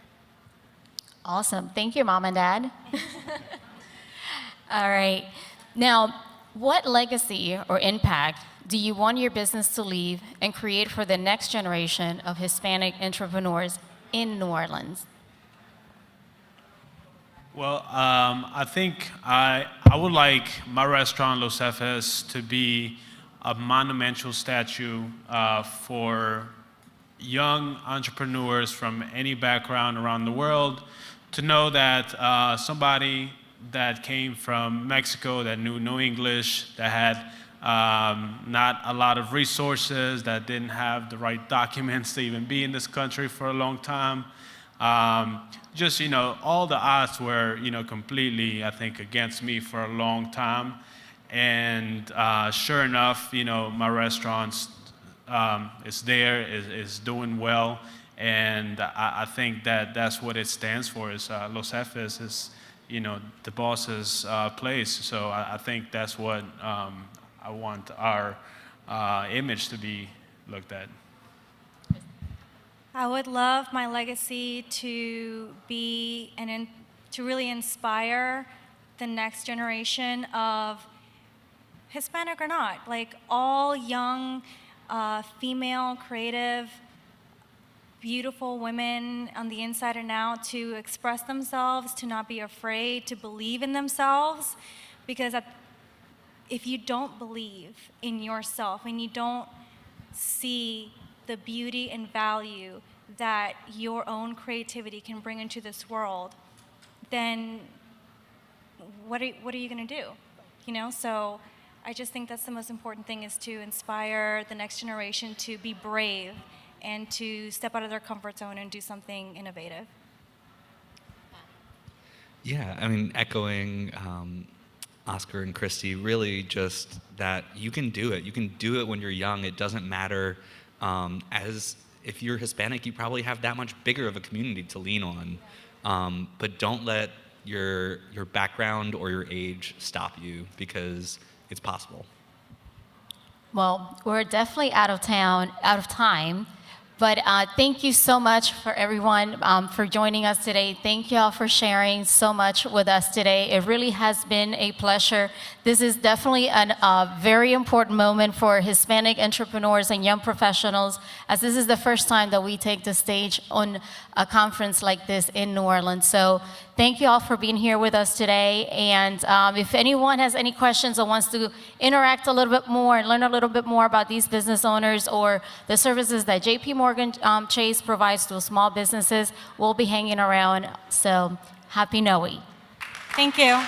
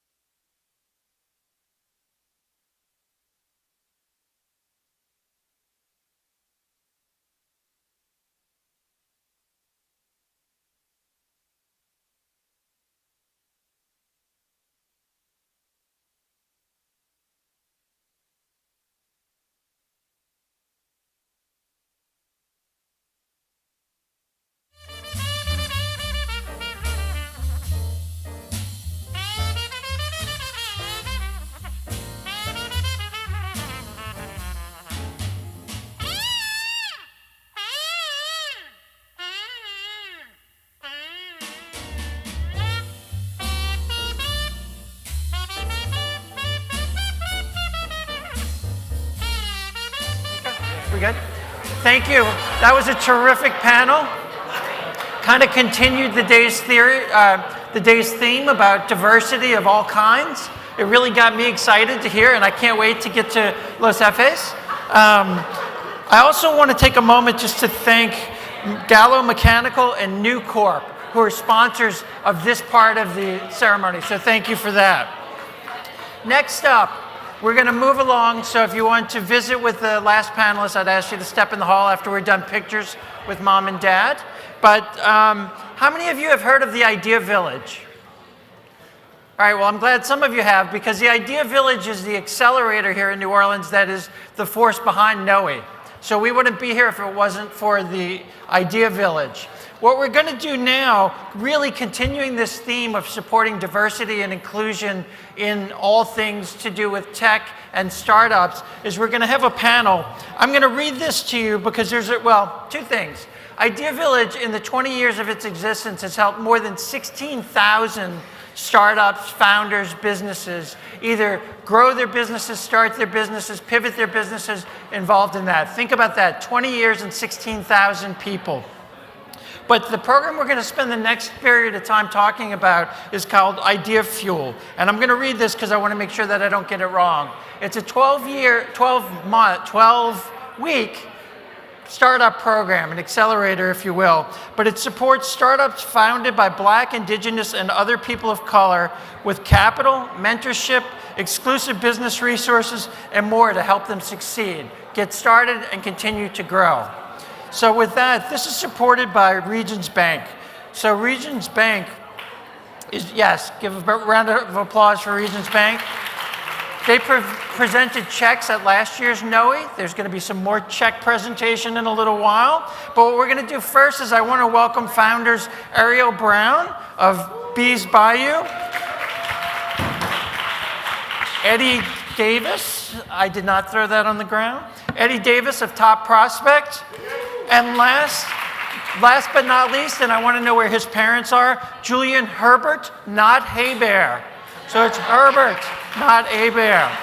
So Julian is with Entrepreneurship in Residence at the Idea Village. Again, this is this year's class, so they have gone through. They're going to talk about their experiences, and then after they're done, we're going to bring on another group of this coming year's experience, or to-be experience, and join your alumni association. So with that, ladies and gentlemen, I'm going to get out of the way. Take over. Hi, everyone. As you mentioned, my name is Julian Herbert, and I am joined with two great founders here. And so I'm just going to ask a couple of questions just so you all can understand more about their business and their experience in Idea Fuel. So let's start with the easy one. Can you introduce yourselves and tell us a bit about your business and just kind of what's going on? Sure. Hi, everyone. My name is Ariel Brown. I'm the founder of Bees Bayou Skincare. It's BEA''S, named after my grandmother. We do eczema-focused probiotic cosmetics. Right now, we're focused on scalp care and hair care and some skin care. And the goal over the next few years is to expand that line. I'm originally from Lafayette, Louisiana. I'm a New Orleans resident now as of the last 13 or so years. I got my master's in social work at SUNO and did that for 7 years. I loved it, but entrepreneurship was calling. So I'm excited to be here, and it's been a fun journey, so I'm excited to share a little bit about it. Nice. Hey, how everybody doing? My name is Eddie Davis. I'm born and raised here in New Orleans, Louisiana. Went to McDonough 35 High School, proud of that. Went on to play baseball. I'm a former professional player at Long Beach State in California. Played in the 1993 College World Series and then with the Dodgers from 93 to 98 in a year in Quebec in 99. My tech experience kind of started from there. Went on to work with Cisco Systems. Was an entrepreneur back in the late 90s. I had an app way back then called GreedyGreedy.com, which was gonna ship famous New Orleans chefs all over the country, and you can get famous food whenever you want it. Way back before the Food Network. The bubble burst, for those that remember, 99, 2000, and I had a Cisco regional manager said, hey, if it doesn't work out, call me, I'd love to have you on my team. So that's how I got on with Cisco Systems, and left and started a tech company with an engineer in the early 2000s, grew it too fast, made that mistake at a young age, but it did give me the confidence that I knew I could do it. And from that, obviously, I came back on, currently work for Major League Baseball and looking for solutions in the sports and entertainment. And that led me to be the founder of Hot Seats. Hot Seats is a real-time reservation trading platform We all been in line, had to wait 30, 40 minutes to eat or for whoever for the reservation. So it allows anyone to buy that highly sought after time slot. So Hot Seats, you'll be able to use that app to make an offer for someone and want their slot. Pay for it. Cool. Well, thank you both. I had the great opportunity to be the entrepreneur in residence for this program last year and work with both of these founders. As Eddie mentioned, he has a new company. He had a lot of pivots as well, and so, which is normal. And so I wanted to kind of talk a little bit about, if you can share kind of where you were before Idea Fuel, what you were thinking, and then what you got out of the program and kind of where you are now. Yeah, for me, Top Prospects, obviously sports focus. We started going down the road doing Web3 NFTs for the top athletes, right up my alley, which we currently still doing. We wanted to curate the top 10, 20% from the 13 to 25 demo. Athletes loved it, doing well with our community app, currently over 1,000 people, but it was a learning curve. I felt we were too early for what we wanted to do. Idea Fuel provided me, along with Julian, with the mentorship, allowed me to use those funds to really A/B test, detail my potential customers, and I really listened to them and did the pivot. Everyone wanted to use the athletes NFT for utility, and I say, hey, if they want to use athletes NFTs for utility, we may as well be the utility. And that's the pivot that we made, and I couldn't thank Idea Fuel enough for giving me that opportunity. I would say for me, it's been twofold, both personally and professionally. So professionally, I would say when it relates to Bees Bayou, I really was in the place of just growing really, really fast and build as you grow, fly the plane as you go, and really kind of more in the moment. Whereas through the program, I really learned to focus not just for the year, but like 3 years, 6 years. Where do you see yourself in 10 years? And kind of looking backwards and planning for what you really want your outcome to be. I would say personally, and Julian can attest to this, I had to really get over several mental blocks. Number one was asking for help and actually receiving it, and not finding an excuse not to receive it. So he had to really help me get over those mental blocks of getting in my own way. And just knowing that you belong in the room. You belong there. If you have the idea, it's because something put something in you to implement it and bring it to life and get out of your own way. So I would say the program for me, thank you. I know I've told him this, but thank you for that, because that is something that you take with you for the rest of your life in business and not. So it's been a great time just leveling up, getting clear on my vision, and meeting other individuals throughout the network and throughout my mentor and other mentors' introductions. So it's been amazing. Well, if my last name was Abe, I would probably cry, but it's Herbert, so I appreciate it. I think, even for EIRs, it's a big journey, right? You really want to meet founders where they are and really just kind of understand that life happens. A lot of people are doing this on the side. And as much as I want to push as hard as I can, I got to kind of slow down as well. And so I guess one question I have for both of you is, we have the new class coming up here pretty soon. What's your biggest advice just in general? What are the things that you think, hey, if I knew this a year ago or 2 years ago, I would make different choices? So putting you on the spot with it. That was not on the question. Oh, that's okay. I think about this almost every day. So what was really great too with the timing of Idea Fuel is that I had received a grant, a $100,000 grant from Aveeno and Essence. Thank you. Appreciate that. And at the time, I really needed inventory, and I have, several SKUs in our collection, so I needed a lot of inventory. And I thought, great, I have funds now, go get some inventory. She already shaking her head. Tania knows.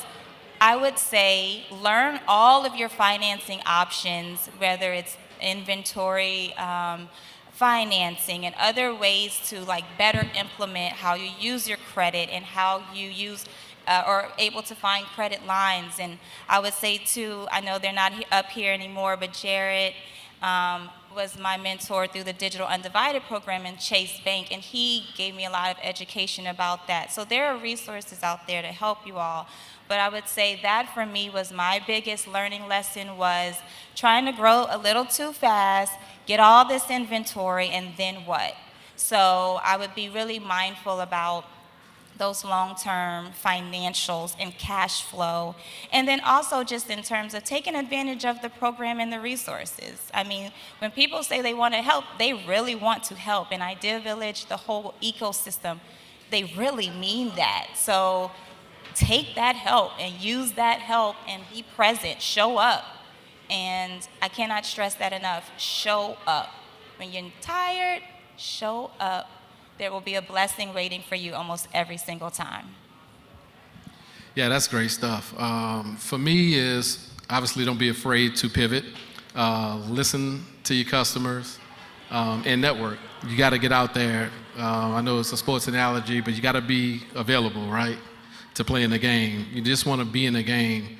You mentioned growing too fast. That was a mistake that I made with my first startup. I believe I was maybe 26, 27 years old. And I had started a nonprofit while I was playing ball at 23. So that, and that went well.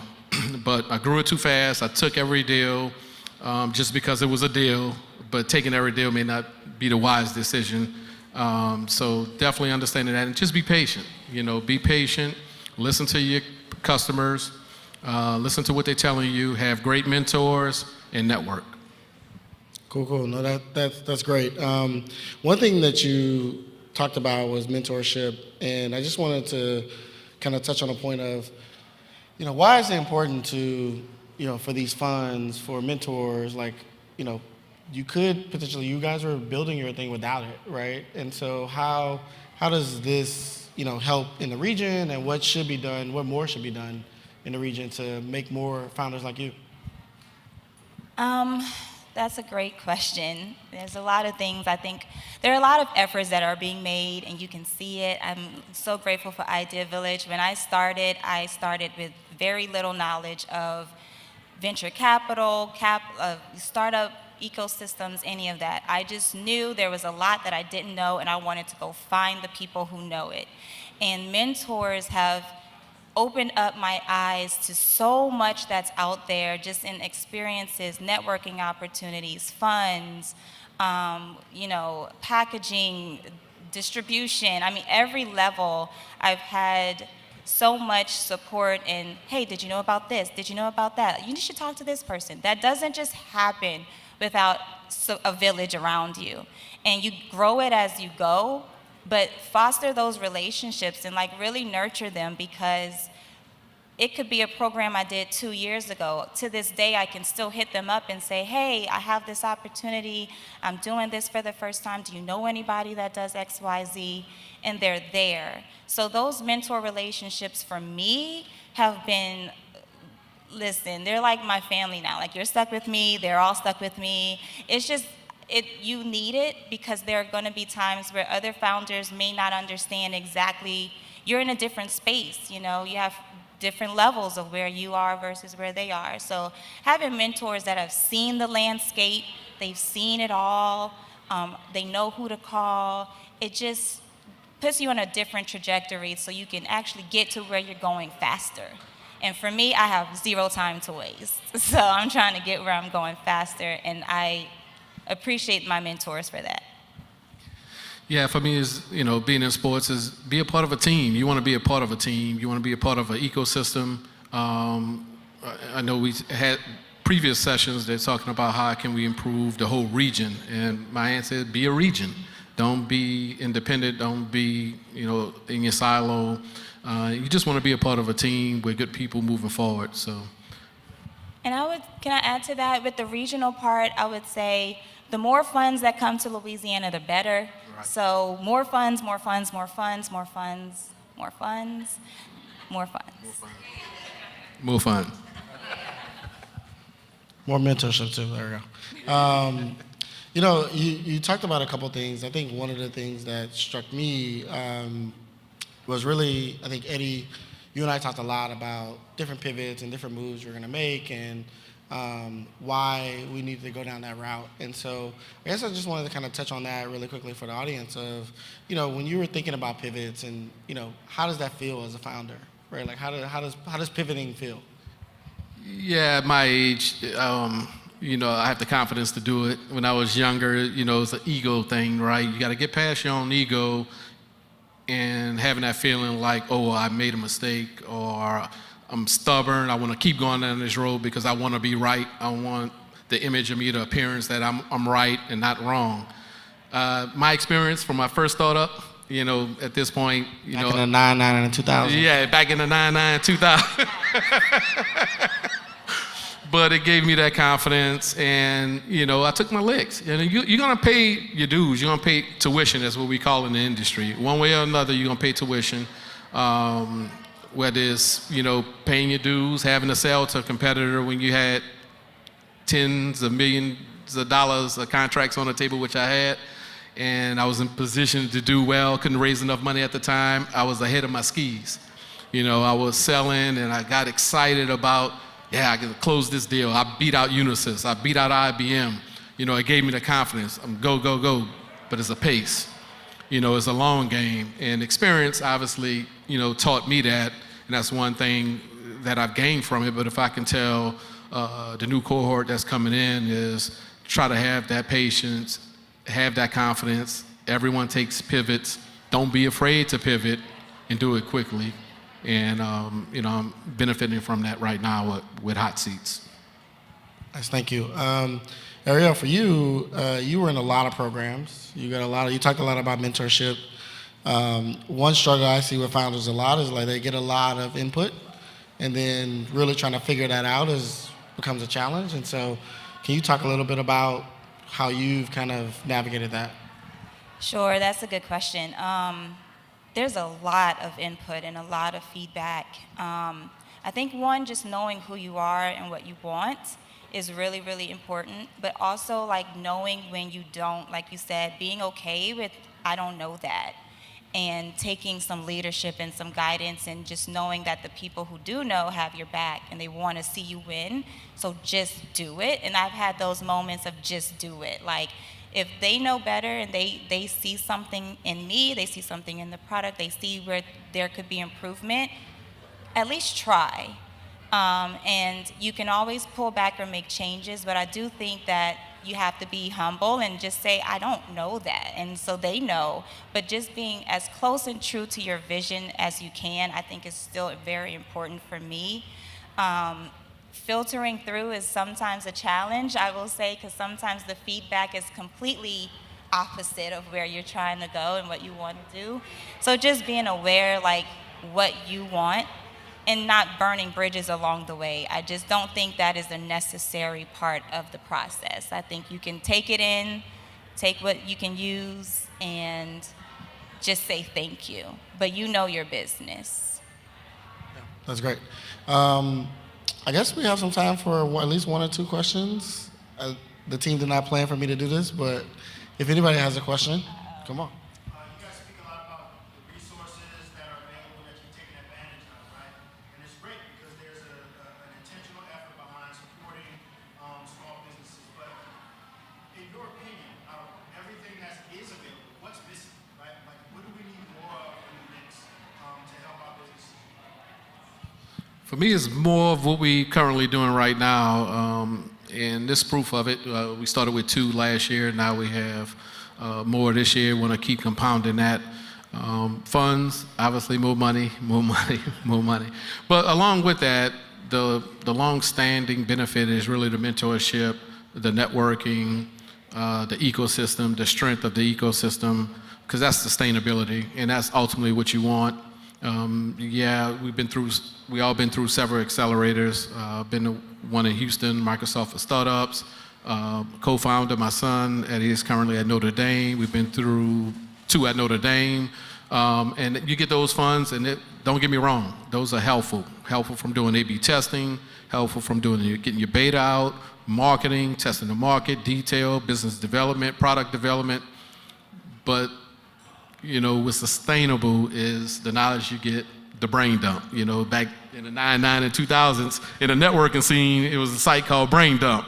That's where all networkers used to go, and they pick knowledge from other engineers, right? Well, I've done this. I programmed this wireless network. I did this wireless network. It was a brain dump. Everyone went to the Brain Dump website. That's where you learn, and that's where I see that we can do a great job moving forward in creating that brain dump. And this is a part of the brain dump from Idea Fuel, and just kind of compound that through different programs across the region. I would say a few things that I would love to see. One, I saw New York did a matching program with, I guess, small businesses. If you raised a certain amount of money, the state would match. I thought that was really interesting. I don't know how they pulled it off, but I thought that was really interesting.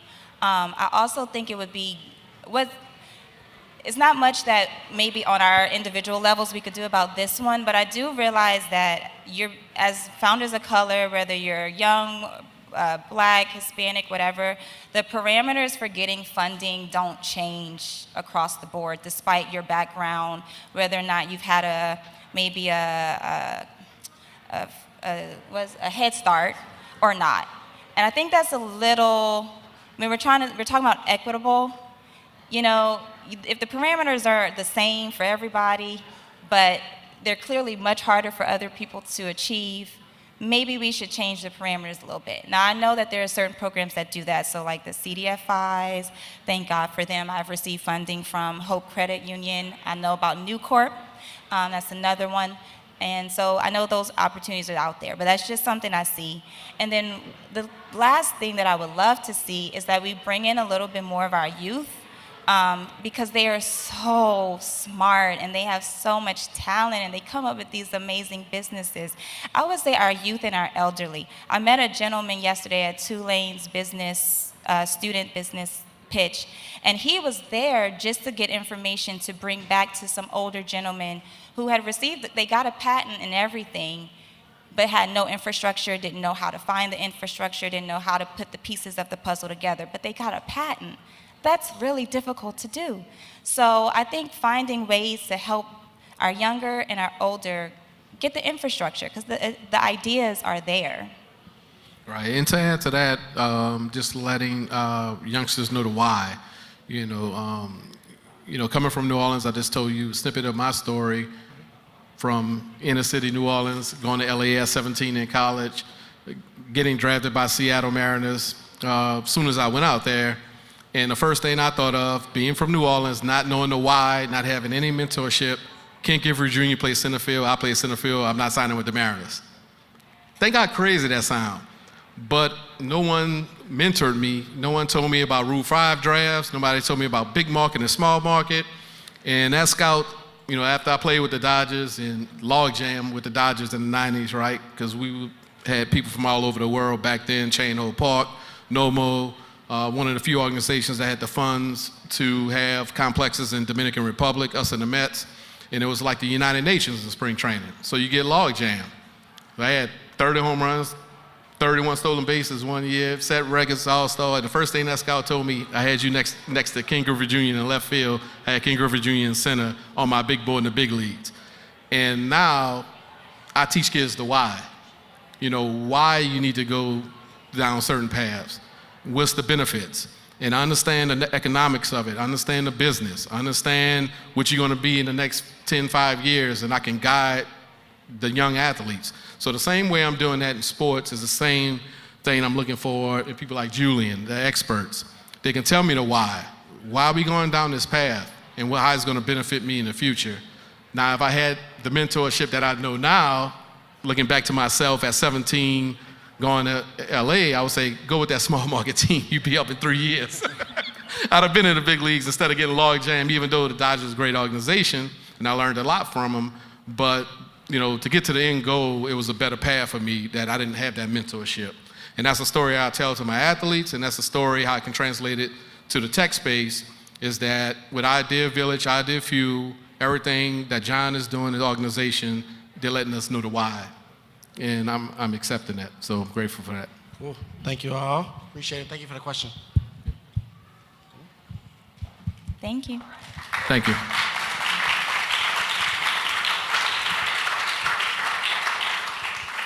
All right. Hello, everybody. My name is Renita Braid, and I have the luxury and honor of running the Idea Fuel program this year. And so I want to say thank you again to Julian, Ariel, and Eddie for sharing just how important a program like Idea Fuel is, and even giving some insights and tidbits to the upcoming class. And so I'm also very excited to say that we've doubled the impact this year. So we went from supporting 2 founders to 4, and I'm very excited to introduce them to you all today. And so the first company that will be the member of this year's cohort is Kwame Terra of Bear Health Systems.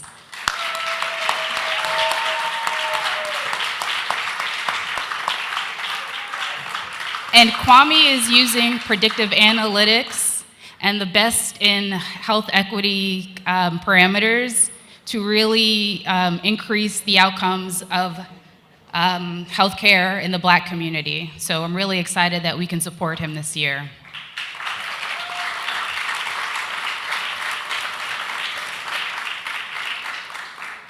All right. And up next is Kaylin Bass of KM Boobies.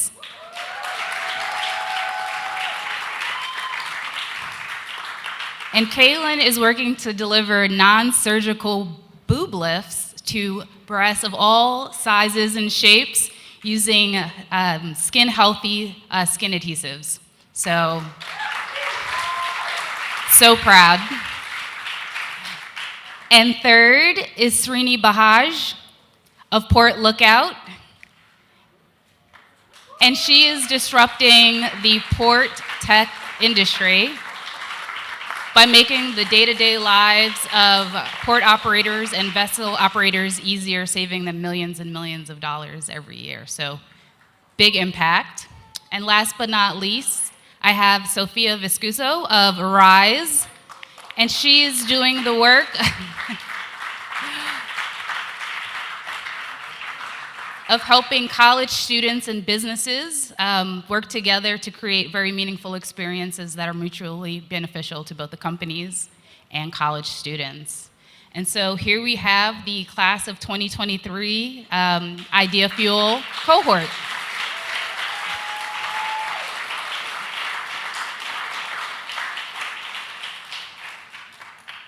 All right. Thank you. Let me see if I can grab.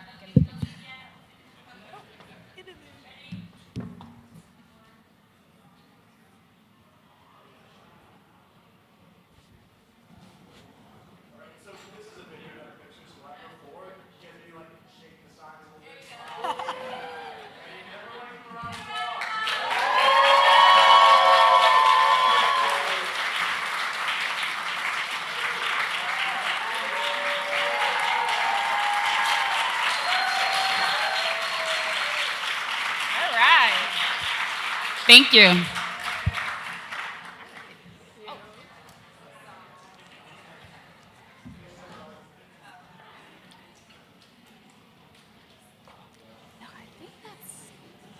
We're going to just do another picture.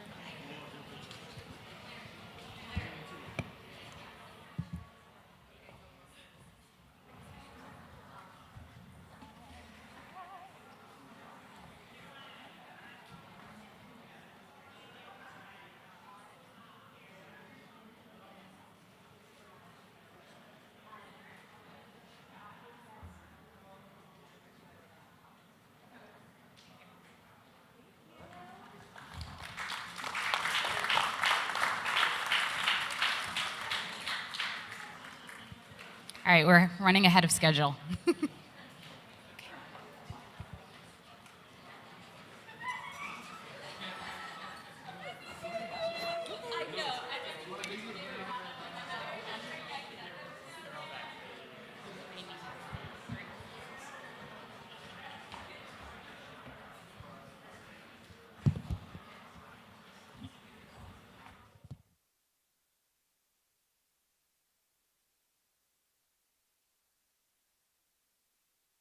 All right, we're in the home stretch now. You might hear the band warming up across the street.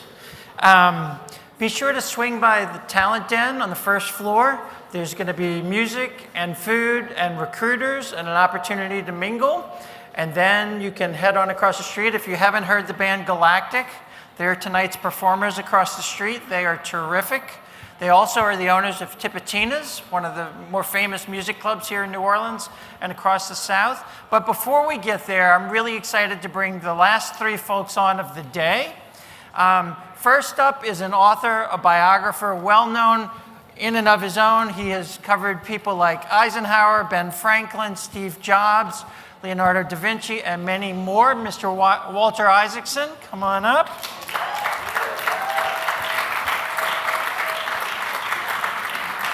While Walter is usually the interviewee, today you get to be the interviewer, and I have heard you do this many times. You are terrific at getting the most out of it, and I'm really excited that Ryan Williams of Cadre is here with us, as well as, come on up, Ryan, come on up. New York-based technology entrepreneur.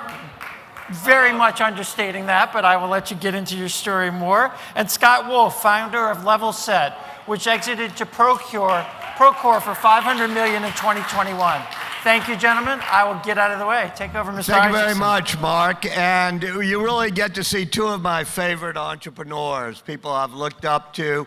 And we got big news tomorrow, which is that a big private equity firm has taken a 49% stake in Cadre, which means that Ryan, who is from Baton Rouge, is going to upgrade to New Orleans, as well as living in New York Just City. don't tell the folks in Baton Rouge that. So.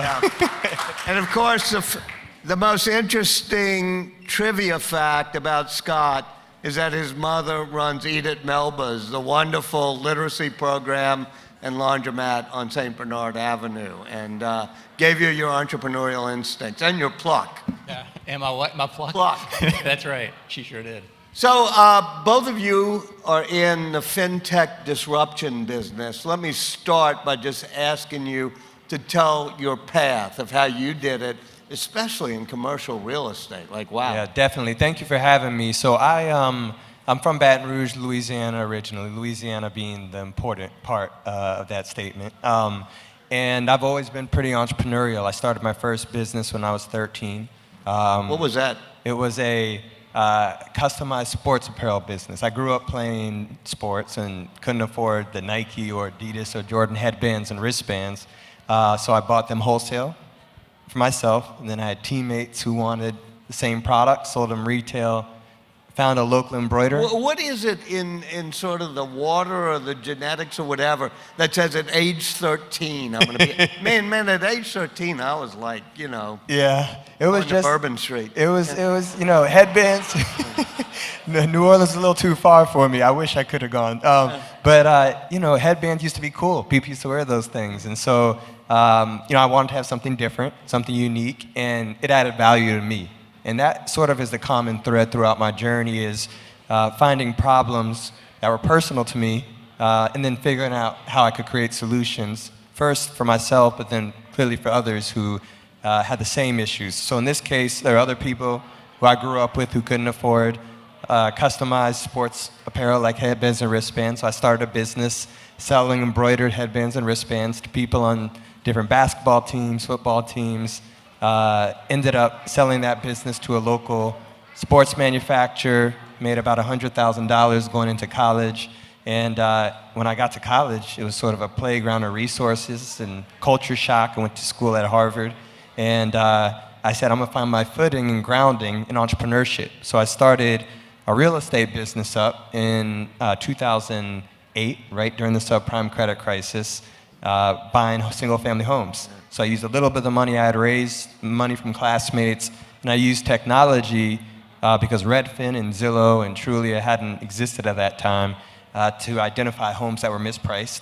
Ended up buying some homes, did well, and then eventually, you know, that catapulted me forward to saying, I wonder if I could take the same approach using tech to invest and own single-family real estate to commercial real estate. And so what that's that does got is started. it allows small investors to come in with you. That's right. Ultimately, we're building a digital stock market for commercial real estate. The long-term vision is alternative assets. Anything that's been a liquid or opaque, We want to democratize access so you could own a fractional stake in this building, hypothetically speaking, and trade it as well through a secondary market because real estate historically has been illiquid. It's also the most important asset class to own to build multi-generational wealth. So I like to think that we're democratizing multi-generational wealth. And so That's a great phrase. That's what we're looking to do. Democratizing So that's really what we're looking to do at the end of the day. And alternative investments, that means things outside of stocks and bonds, have long been held in the hands of too few. We want to open up access to this marketplace. And real quick, before I get to Scott, this is a panel on FinTech.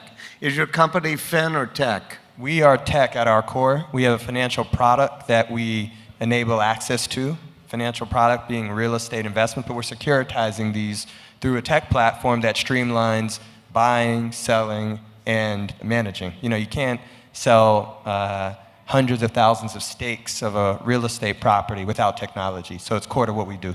Scott?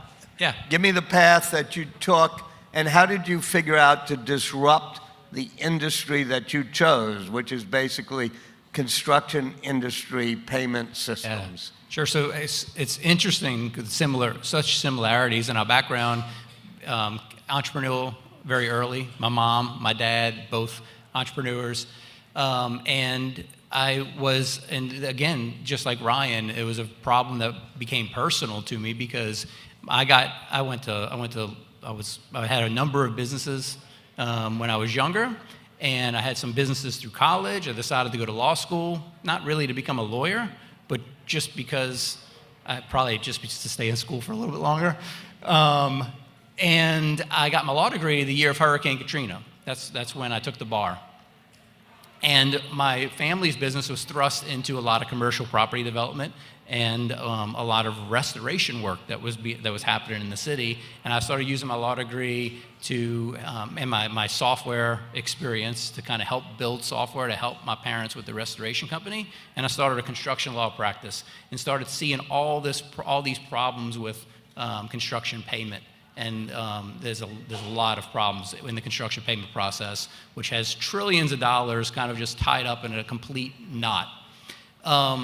So at that time, TurboTax was getting popular, LegalZoom was getting popular. I was entrepreneurial and I had a little software bent to me, so I started building sort of like the TurboTax for construction payment processes and construction payment paperwork, and that started to really take off. And then that happened. And that's so how technology, the theme here is technology disrupting very established industries. I don't think most of us would have thought, okay, construction payments industry, why was that ripe for disruption? So you had a number of things that were happening with respect to the construction process. So construction in general was becoming very digital, right? You were getting a lot of construction. Ultimately, the company that acquired us is a construction management and project management software. So you see a lot of that happening. And then at the same time around construction payment this is a process that is very littered with a bunch of like nuanced paperwork. And so you were seeing that happening as well with things like a LegalZoom or a TurboTax and even more business-oriented platforms helping to untie some of those complexities. And so it's a broad digitization across this industry at a introductory level. So it's interesting about construction industry and about commercial real estate and where our businesses play and a lot of businesses play is even though on a consumer side, you've watched a remarkable amount of innovation pull a lot of the things that y'all do and we do into a digital transaction. On the business side, we were talking about very elementary type of digitization that they're still in. And so things like payment and construction, what is still, even today, even though we've had the success we've had, it's still extremely manual and paper-based. And so this is an old industry. It just has so much, runway to start making those types of innovations. What made it the commercial real estate investment industry ripe for disruption, and what were the obstacles? Yeah, commercial real estate, I got exposed to the space through working at one of the large incumbents, Blackstone. I worked there for a few years, and I was shocked at, one, how much wealth was being created, two, how inaccessible that wealth was for the average individual, and then three, the relatively straightforward pathway to opening up that access for individuals, which I thought was technology. So this was 2014.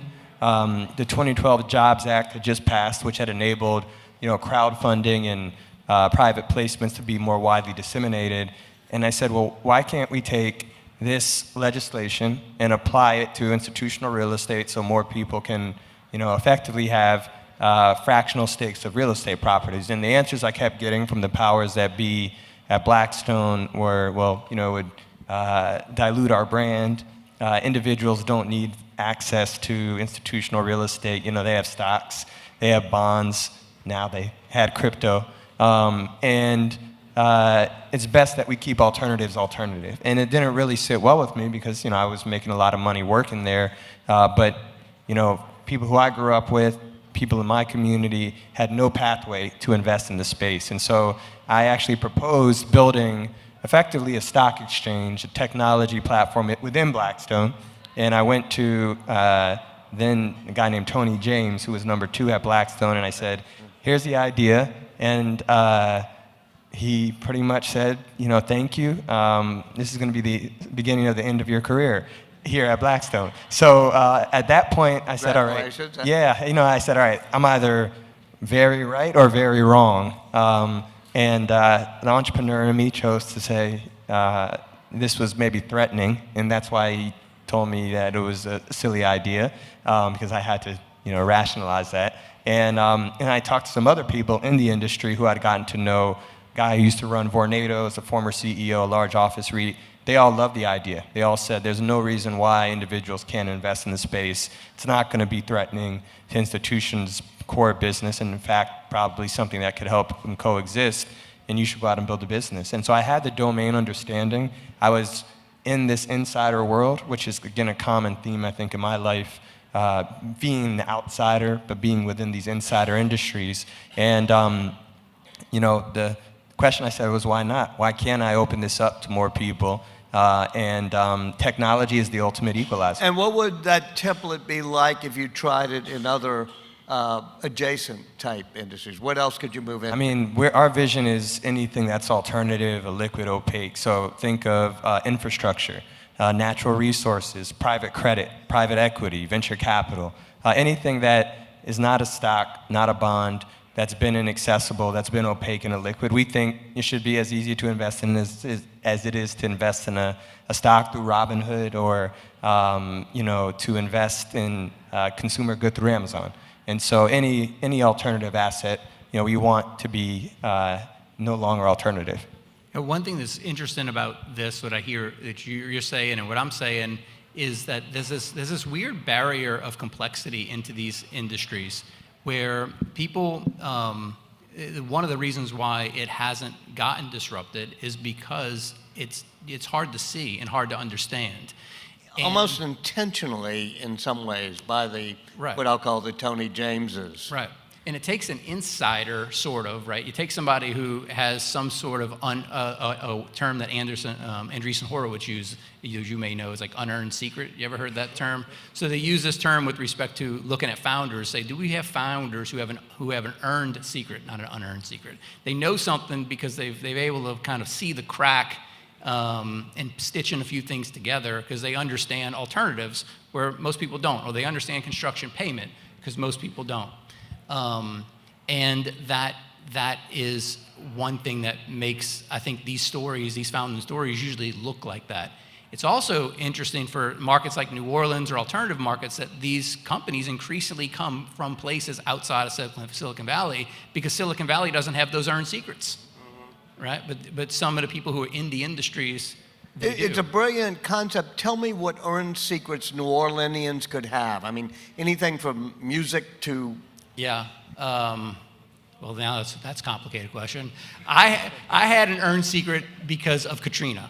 Yeah, and construction Right. and It payment. threw me into like a high velocity construction with a lot of insurance too. So a company that I work with in New Orleans right now called Borelli is looking at the property insurance claims process, right? Right. And that's an earned It's secret an earned in this secret, industry. and that seems like an industry ripe for disruption, which Exactly. is insurance. Exactly. And Louisiana knows a lot No, about knows a lot insurance. about that, has that problem. So that's a place. Music Jam Around is an example of a local company here who, where New Orleans has an earned secret. Some people here. Climate, Entertainment. tech, I think is also Climate huge. tech, Just given the geography of where we are and, what we live with every day as well. Maybe health, where some of the investments One we of the have themes here Yep. this week. The common thread in many ways is that you all were disrupting something in the financial services industry through technology. Do you think, but I've always been surprised at how little the financial services industry has been disrupted. You think, the cab industry, so many things have been disrupted. They have lots of moats around them that protect them, and they have a Tony James club that keeps them protected. But I always thought that Bitcoin or the blockchain or some new technology would disrupt the stranglehold that old financial services companies have. Why hasn't that happened, and what's ripe now for disruption? Well, ripe is a funny term of like how ripe. So I think that a lot of the financial services are ripening for disruption. It's been sitting there for 20, 30 years without being penetrated in a real material way. And you probably have this experience where when I was raising my first round of funding, I'm talking about fintech, and then my fourth or fifth round of funding, I'm talking about fintech, and I barely was getting into fintech. Like there was so much groundwork to actually be able to start getting into the transaction that we spent 10 years working to get to the transaction. And so that's another, you can't just show up in fintech, whether it's crypto and blockchain or something simple as like process of payments, and be like, well, we're here to be insurance now. Well, you can't just be insurance. You got, there's reinsurance, there's regulations, there's all. So it takes a long time before you even have the right to play in these spaces. And I think you're seeing the seeds of that really start to show their face, and the financial services are probably getting increasingly nervous as some of these systems look more exponential and look like it has more adoption. And I was talking earlier about an article in the Wall Street Journal about just Apple Pay. And what surprised me is I looked at this article, Apple Pay came out in 2014. Yeah, it's right? old. It's like 8, 9 years old. And it's just starting to and that's Apple that was working on it, right? And it's in everybody's pocket, and it's just starting to penetrate. So it's this is a complex game with a lot of complexity barriers, but the AI, the crypto, the wallet in your pocket, these enterprise business-to-business companies that are just like stuffed with data and workflows that are going through these technologies, they're all very, very, very poised to have a 10 or 15-year run. And when that run really starts in earnest, I don't quite know, but it's going to be an interesting battle.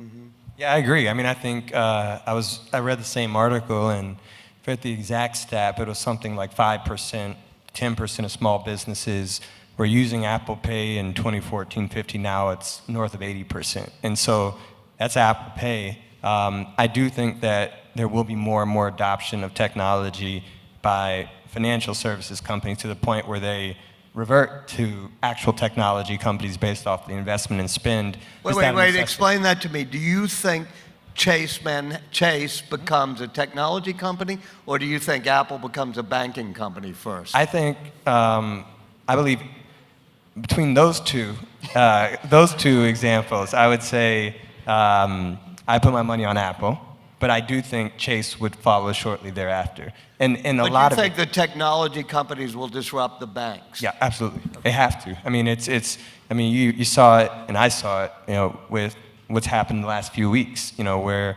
there's now this huge void in the tech industry because Silicon Valley Bank was put under receivership. And I speak to entrepreneurs every day about the worry and concern that the legacy banks can't move quickly enough, can't offer the same customer service, can't offer the same efficiency or velocity. And when you're building something, every second, every minute, every day matters. And so I do think there will be a number of banks that fill that void and gap out of necessity, and tech's going to be the accelerator.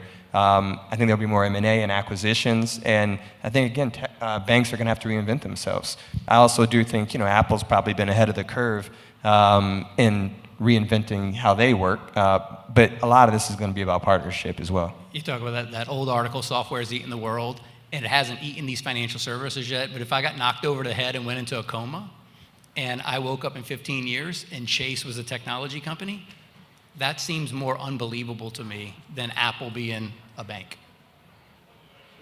I'm going to talk about Elon Musk for a second because I'm working on that book, but he started X.com as really one of his first companies. It evolved a bit into PayPal, but he wanted it to be an everything bank, which would even be a social network in which people could transfer money, but they could get loans, they could crowdsource loans, maybe even invent your industry, which is crowdsource investment in real estate, whatever it might be. He gets ousted by Peter Thiel, but he's always had this stuck in his craw. And now he thinks that Twitter, as well as others, Facebook, he believes, even he thinks Substack, these will be financial services companies where people will make transactions, and he thinks his competitive advantage is he's got data. He knows every day there are 1 billion tweets of people saying things. You have this chat GPT thing that everybody's so fascinated with right now, right? About what data can do, because it's been put in people's hands in a way that they can understand. And they're like, wow, look, this can write an essay for me. And it's amazing. Well, data can do the same thing like with a ton of financial services. How credit's extended, how fraud's detected. Like, it's just so, and banks don't have the data, really. And they certainly don't know how to use the data, not the way that the companies, that these other companies interesting, can. because Well, it's not structured. I mean, I think a lot of it's just unstructured as well, and in disparate pockets across banks. I mean, I've always said we want to do, to the point about what Elon is discussing with X, we want to build a recommendation engine for people's financial futures.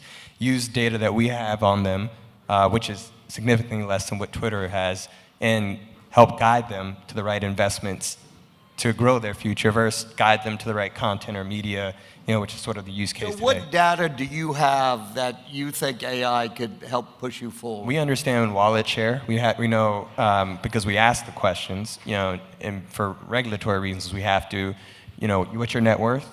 Are you an accredited investor?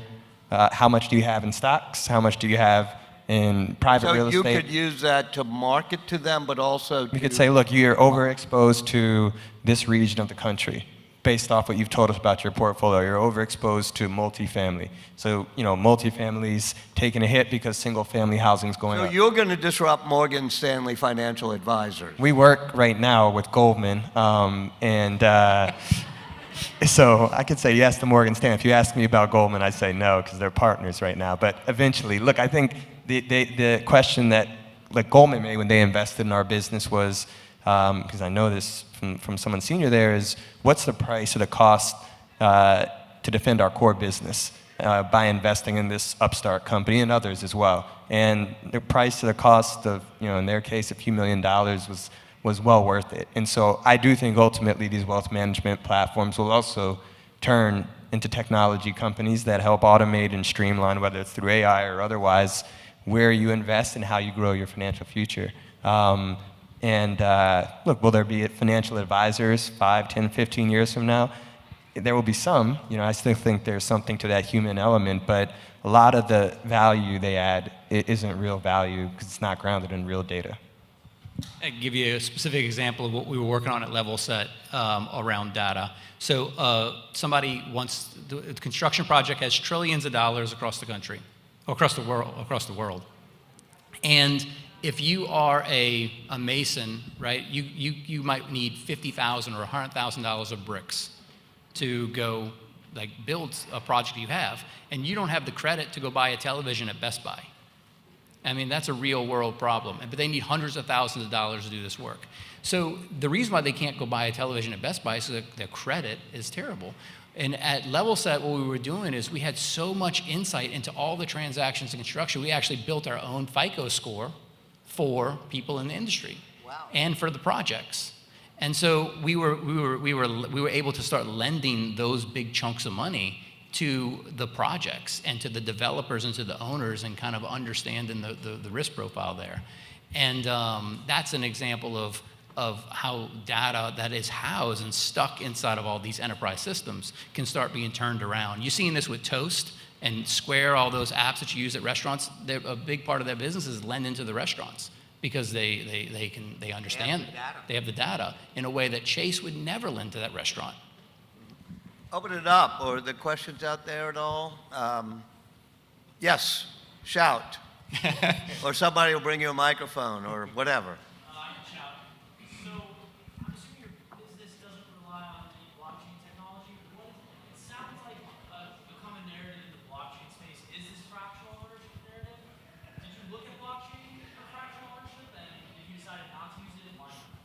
Great question. The question was... A student of mine, by the way. So yeah, it's like we were actually literally just talking about that before. Question was, have we looked at blockchain to help accelerate the fractionalization of real estate? And the short answer, and if we did, why didn't we move forward with it? The short answer, we did look at it about 4 years ago. And we came to the conclusion that the utility of implementing or migrating to blockchain was not worth the cost that would require, because we were still operating, we still are operating on a scale of hundreds of thousands of transactions per year, right? So we're enabling right now more than 50,000 individuals to invest across $6 billion plus worth of real estate inventory on our marketplace. And when they're trading bi-monthly, you still only get to hundreds of thousands. Now when we get to millions, hopefully hundreds of millions of people using our platform, then I think there's actually real utility, because our internal ledger that we built, our engineering team built, will break at some point, because there will be so many different use cases: U.S. versus non-U.S., accredited versus non-accredited investors, trust versus non-trust. And so I think at that scale, blockchain actually becomes really interesting, but I still think we're a ways off. And I think there are a lot of people who are jumping the concept of blockchain and crypto as a currency, form of currency, without actually recognizing the underlying utility wasn't quite, or use case wasn't quite there, wasn't quite valuable enough to sort of surmount the cost of it. But at some point, I'd bet 10 years from now, a platform like ours would be using blockchain. And I think it should, frankly. Max, right? You're still trying to develop a blockchain base? Yeah.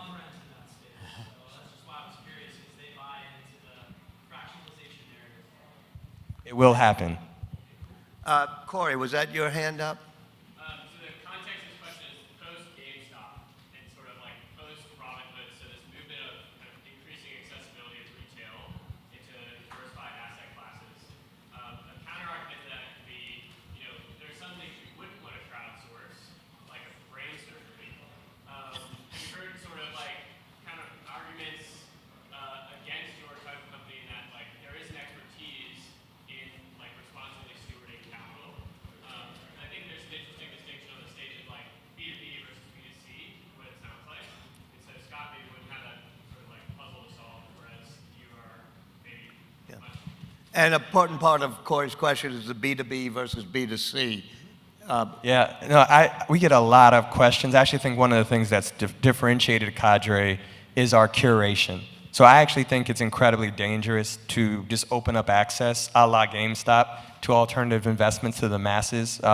It's why like our starter investment products, a diversified portfolio. So I don't think people should actually be picking and choosing stocks unless you have some unique insight, or you're a day trader that actually understands certain nuances with certain sectors. And so there have been a lot of crowdfunding websites that have died and will die over the next 3, 6, 9, 12 months because of adverse selection and because of the product that they've offered people isn't high quality. We only approve 2% of what we offer. We collect data on everything. But what we differentiate ourselves on is leveraging data science to augment the selection process, delivering 29% net annualized return to the people that have invested, returning $500 million of capital.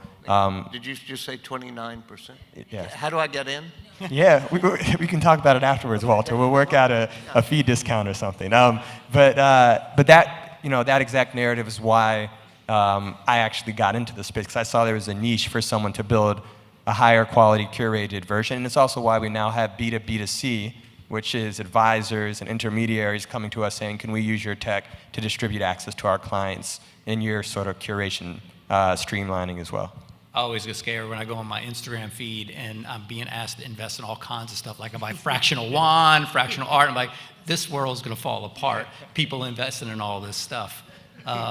Business to business is much less complicated with respect to that. But it is, it's much more, like, it's interesting that it's easier to go in for consumers to like connect to businesses that are doing all this stuff. And it's like the regulators haven't figured out how to make that right. And then in the business to business world, where you would think that you could streamline so much, they're like way behind in using these types of tools. So I don't quite understand why businesses aren't like much more fluid with these technologies. Last question right here. Oh, sorry. Yeah, there and there. Both of you get the question. Oh, I got 28 seconds. So shout out your question, shout out your question, shout out, and they get to pick one.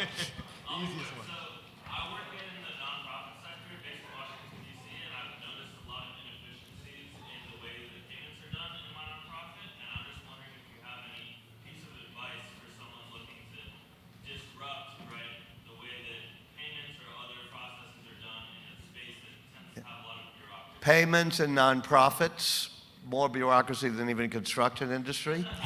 Go for it. This is for you. I was wondering what your thoughts were on Elon Musk signing a letter in support of pausing all development of large language models and AI, citing the risks to the economy and society.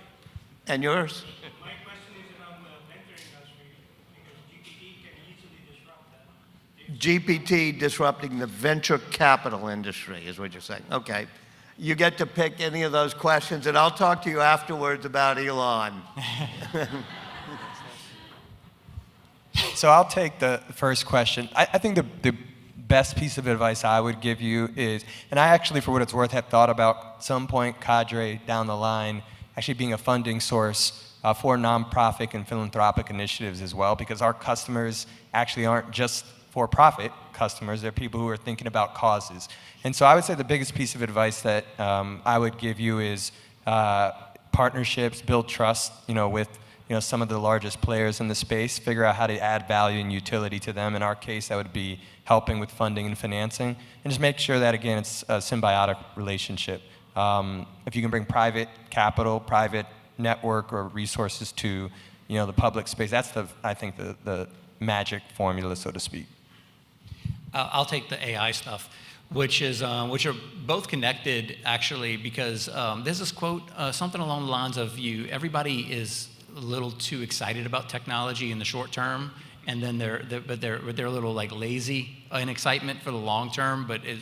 So there's a lot of excitement with AI right now. I'm so sick of hearing about ChatGPT and all the things it can do, and so I think in the short term, it's not really going to. I think it's gonna be short term, kind of poor on what it actually is going to change in the world. But AI, in the long term, for venture funds, and then things that every time I spend time thinking about it, I can see all these other use cases and iterations and things, and I don't quite know where it's going to go with respect to how people invest, or how venture firms invest, or how anything is done. Because all my software company did is move paperwork around and do things that people shouldn't be doing anyway. So there's a lot of change that could come, but I'm certainly not qualified to figure Ryan, it out. the two heroes of New Orleans, thank you all so much. Thank you all. I'll talk about, afterwards we can talk about AI. Mark, back to you. Sorry?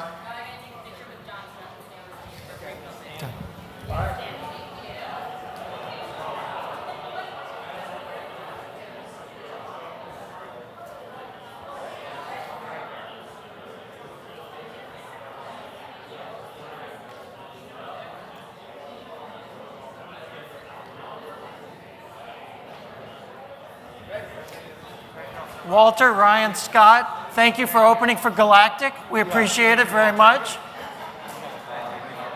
So you guys add to your Wikipedia page that you opened for Galactic? Yes, you're mic'd up, don't forget. I am mic'd up, that's intentional. So be sure to join us across the street. Your badge will get you into the Noe tent where there's drinks. The music is terrific. I also think it's interesting that they were talking about disrupting the financial markets on a day in New Orleans where Jazz Fest announced that they're going cashless. So that's really interesting. Tomorrow kicks off our 3-day music festival, which is a first for Noe. You have 15 cultural entrepreneurs and upcoming artists at Generations Hall. We'll be back here tomorrow morning at 9:30 to kick off energy transitions and alternative energy. So until then, thank you and have a great evening.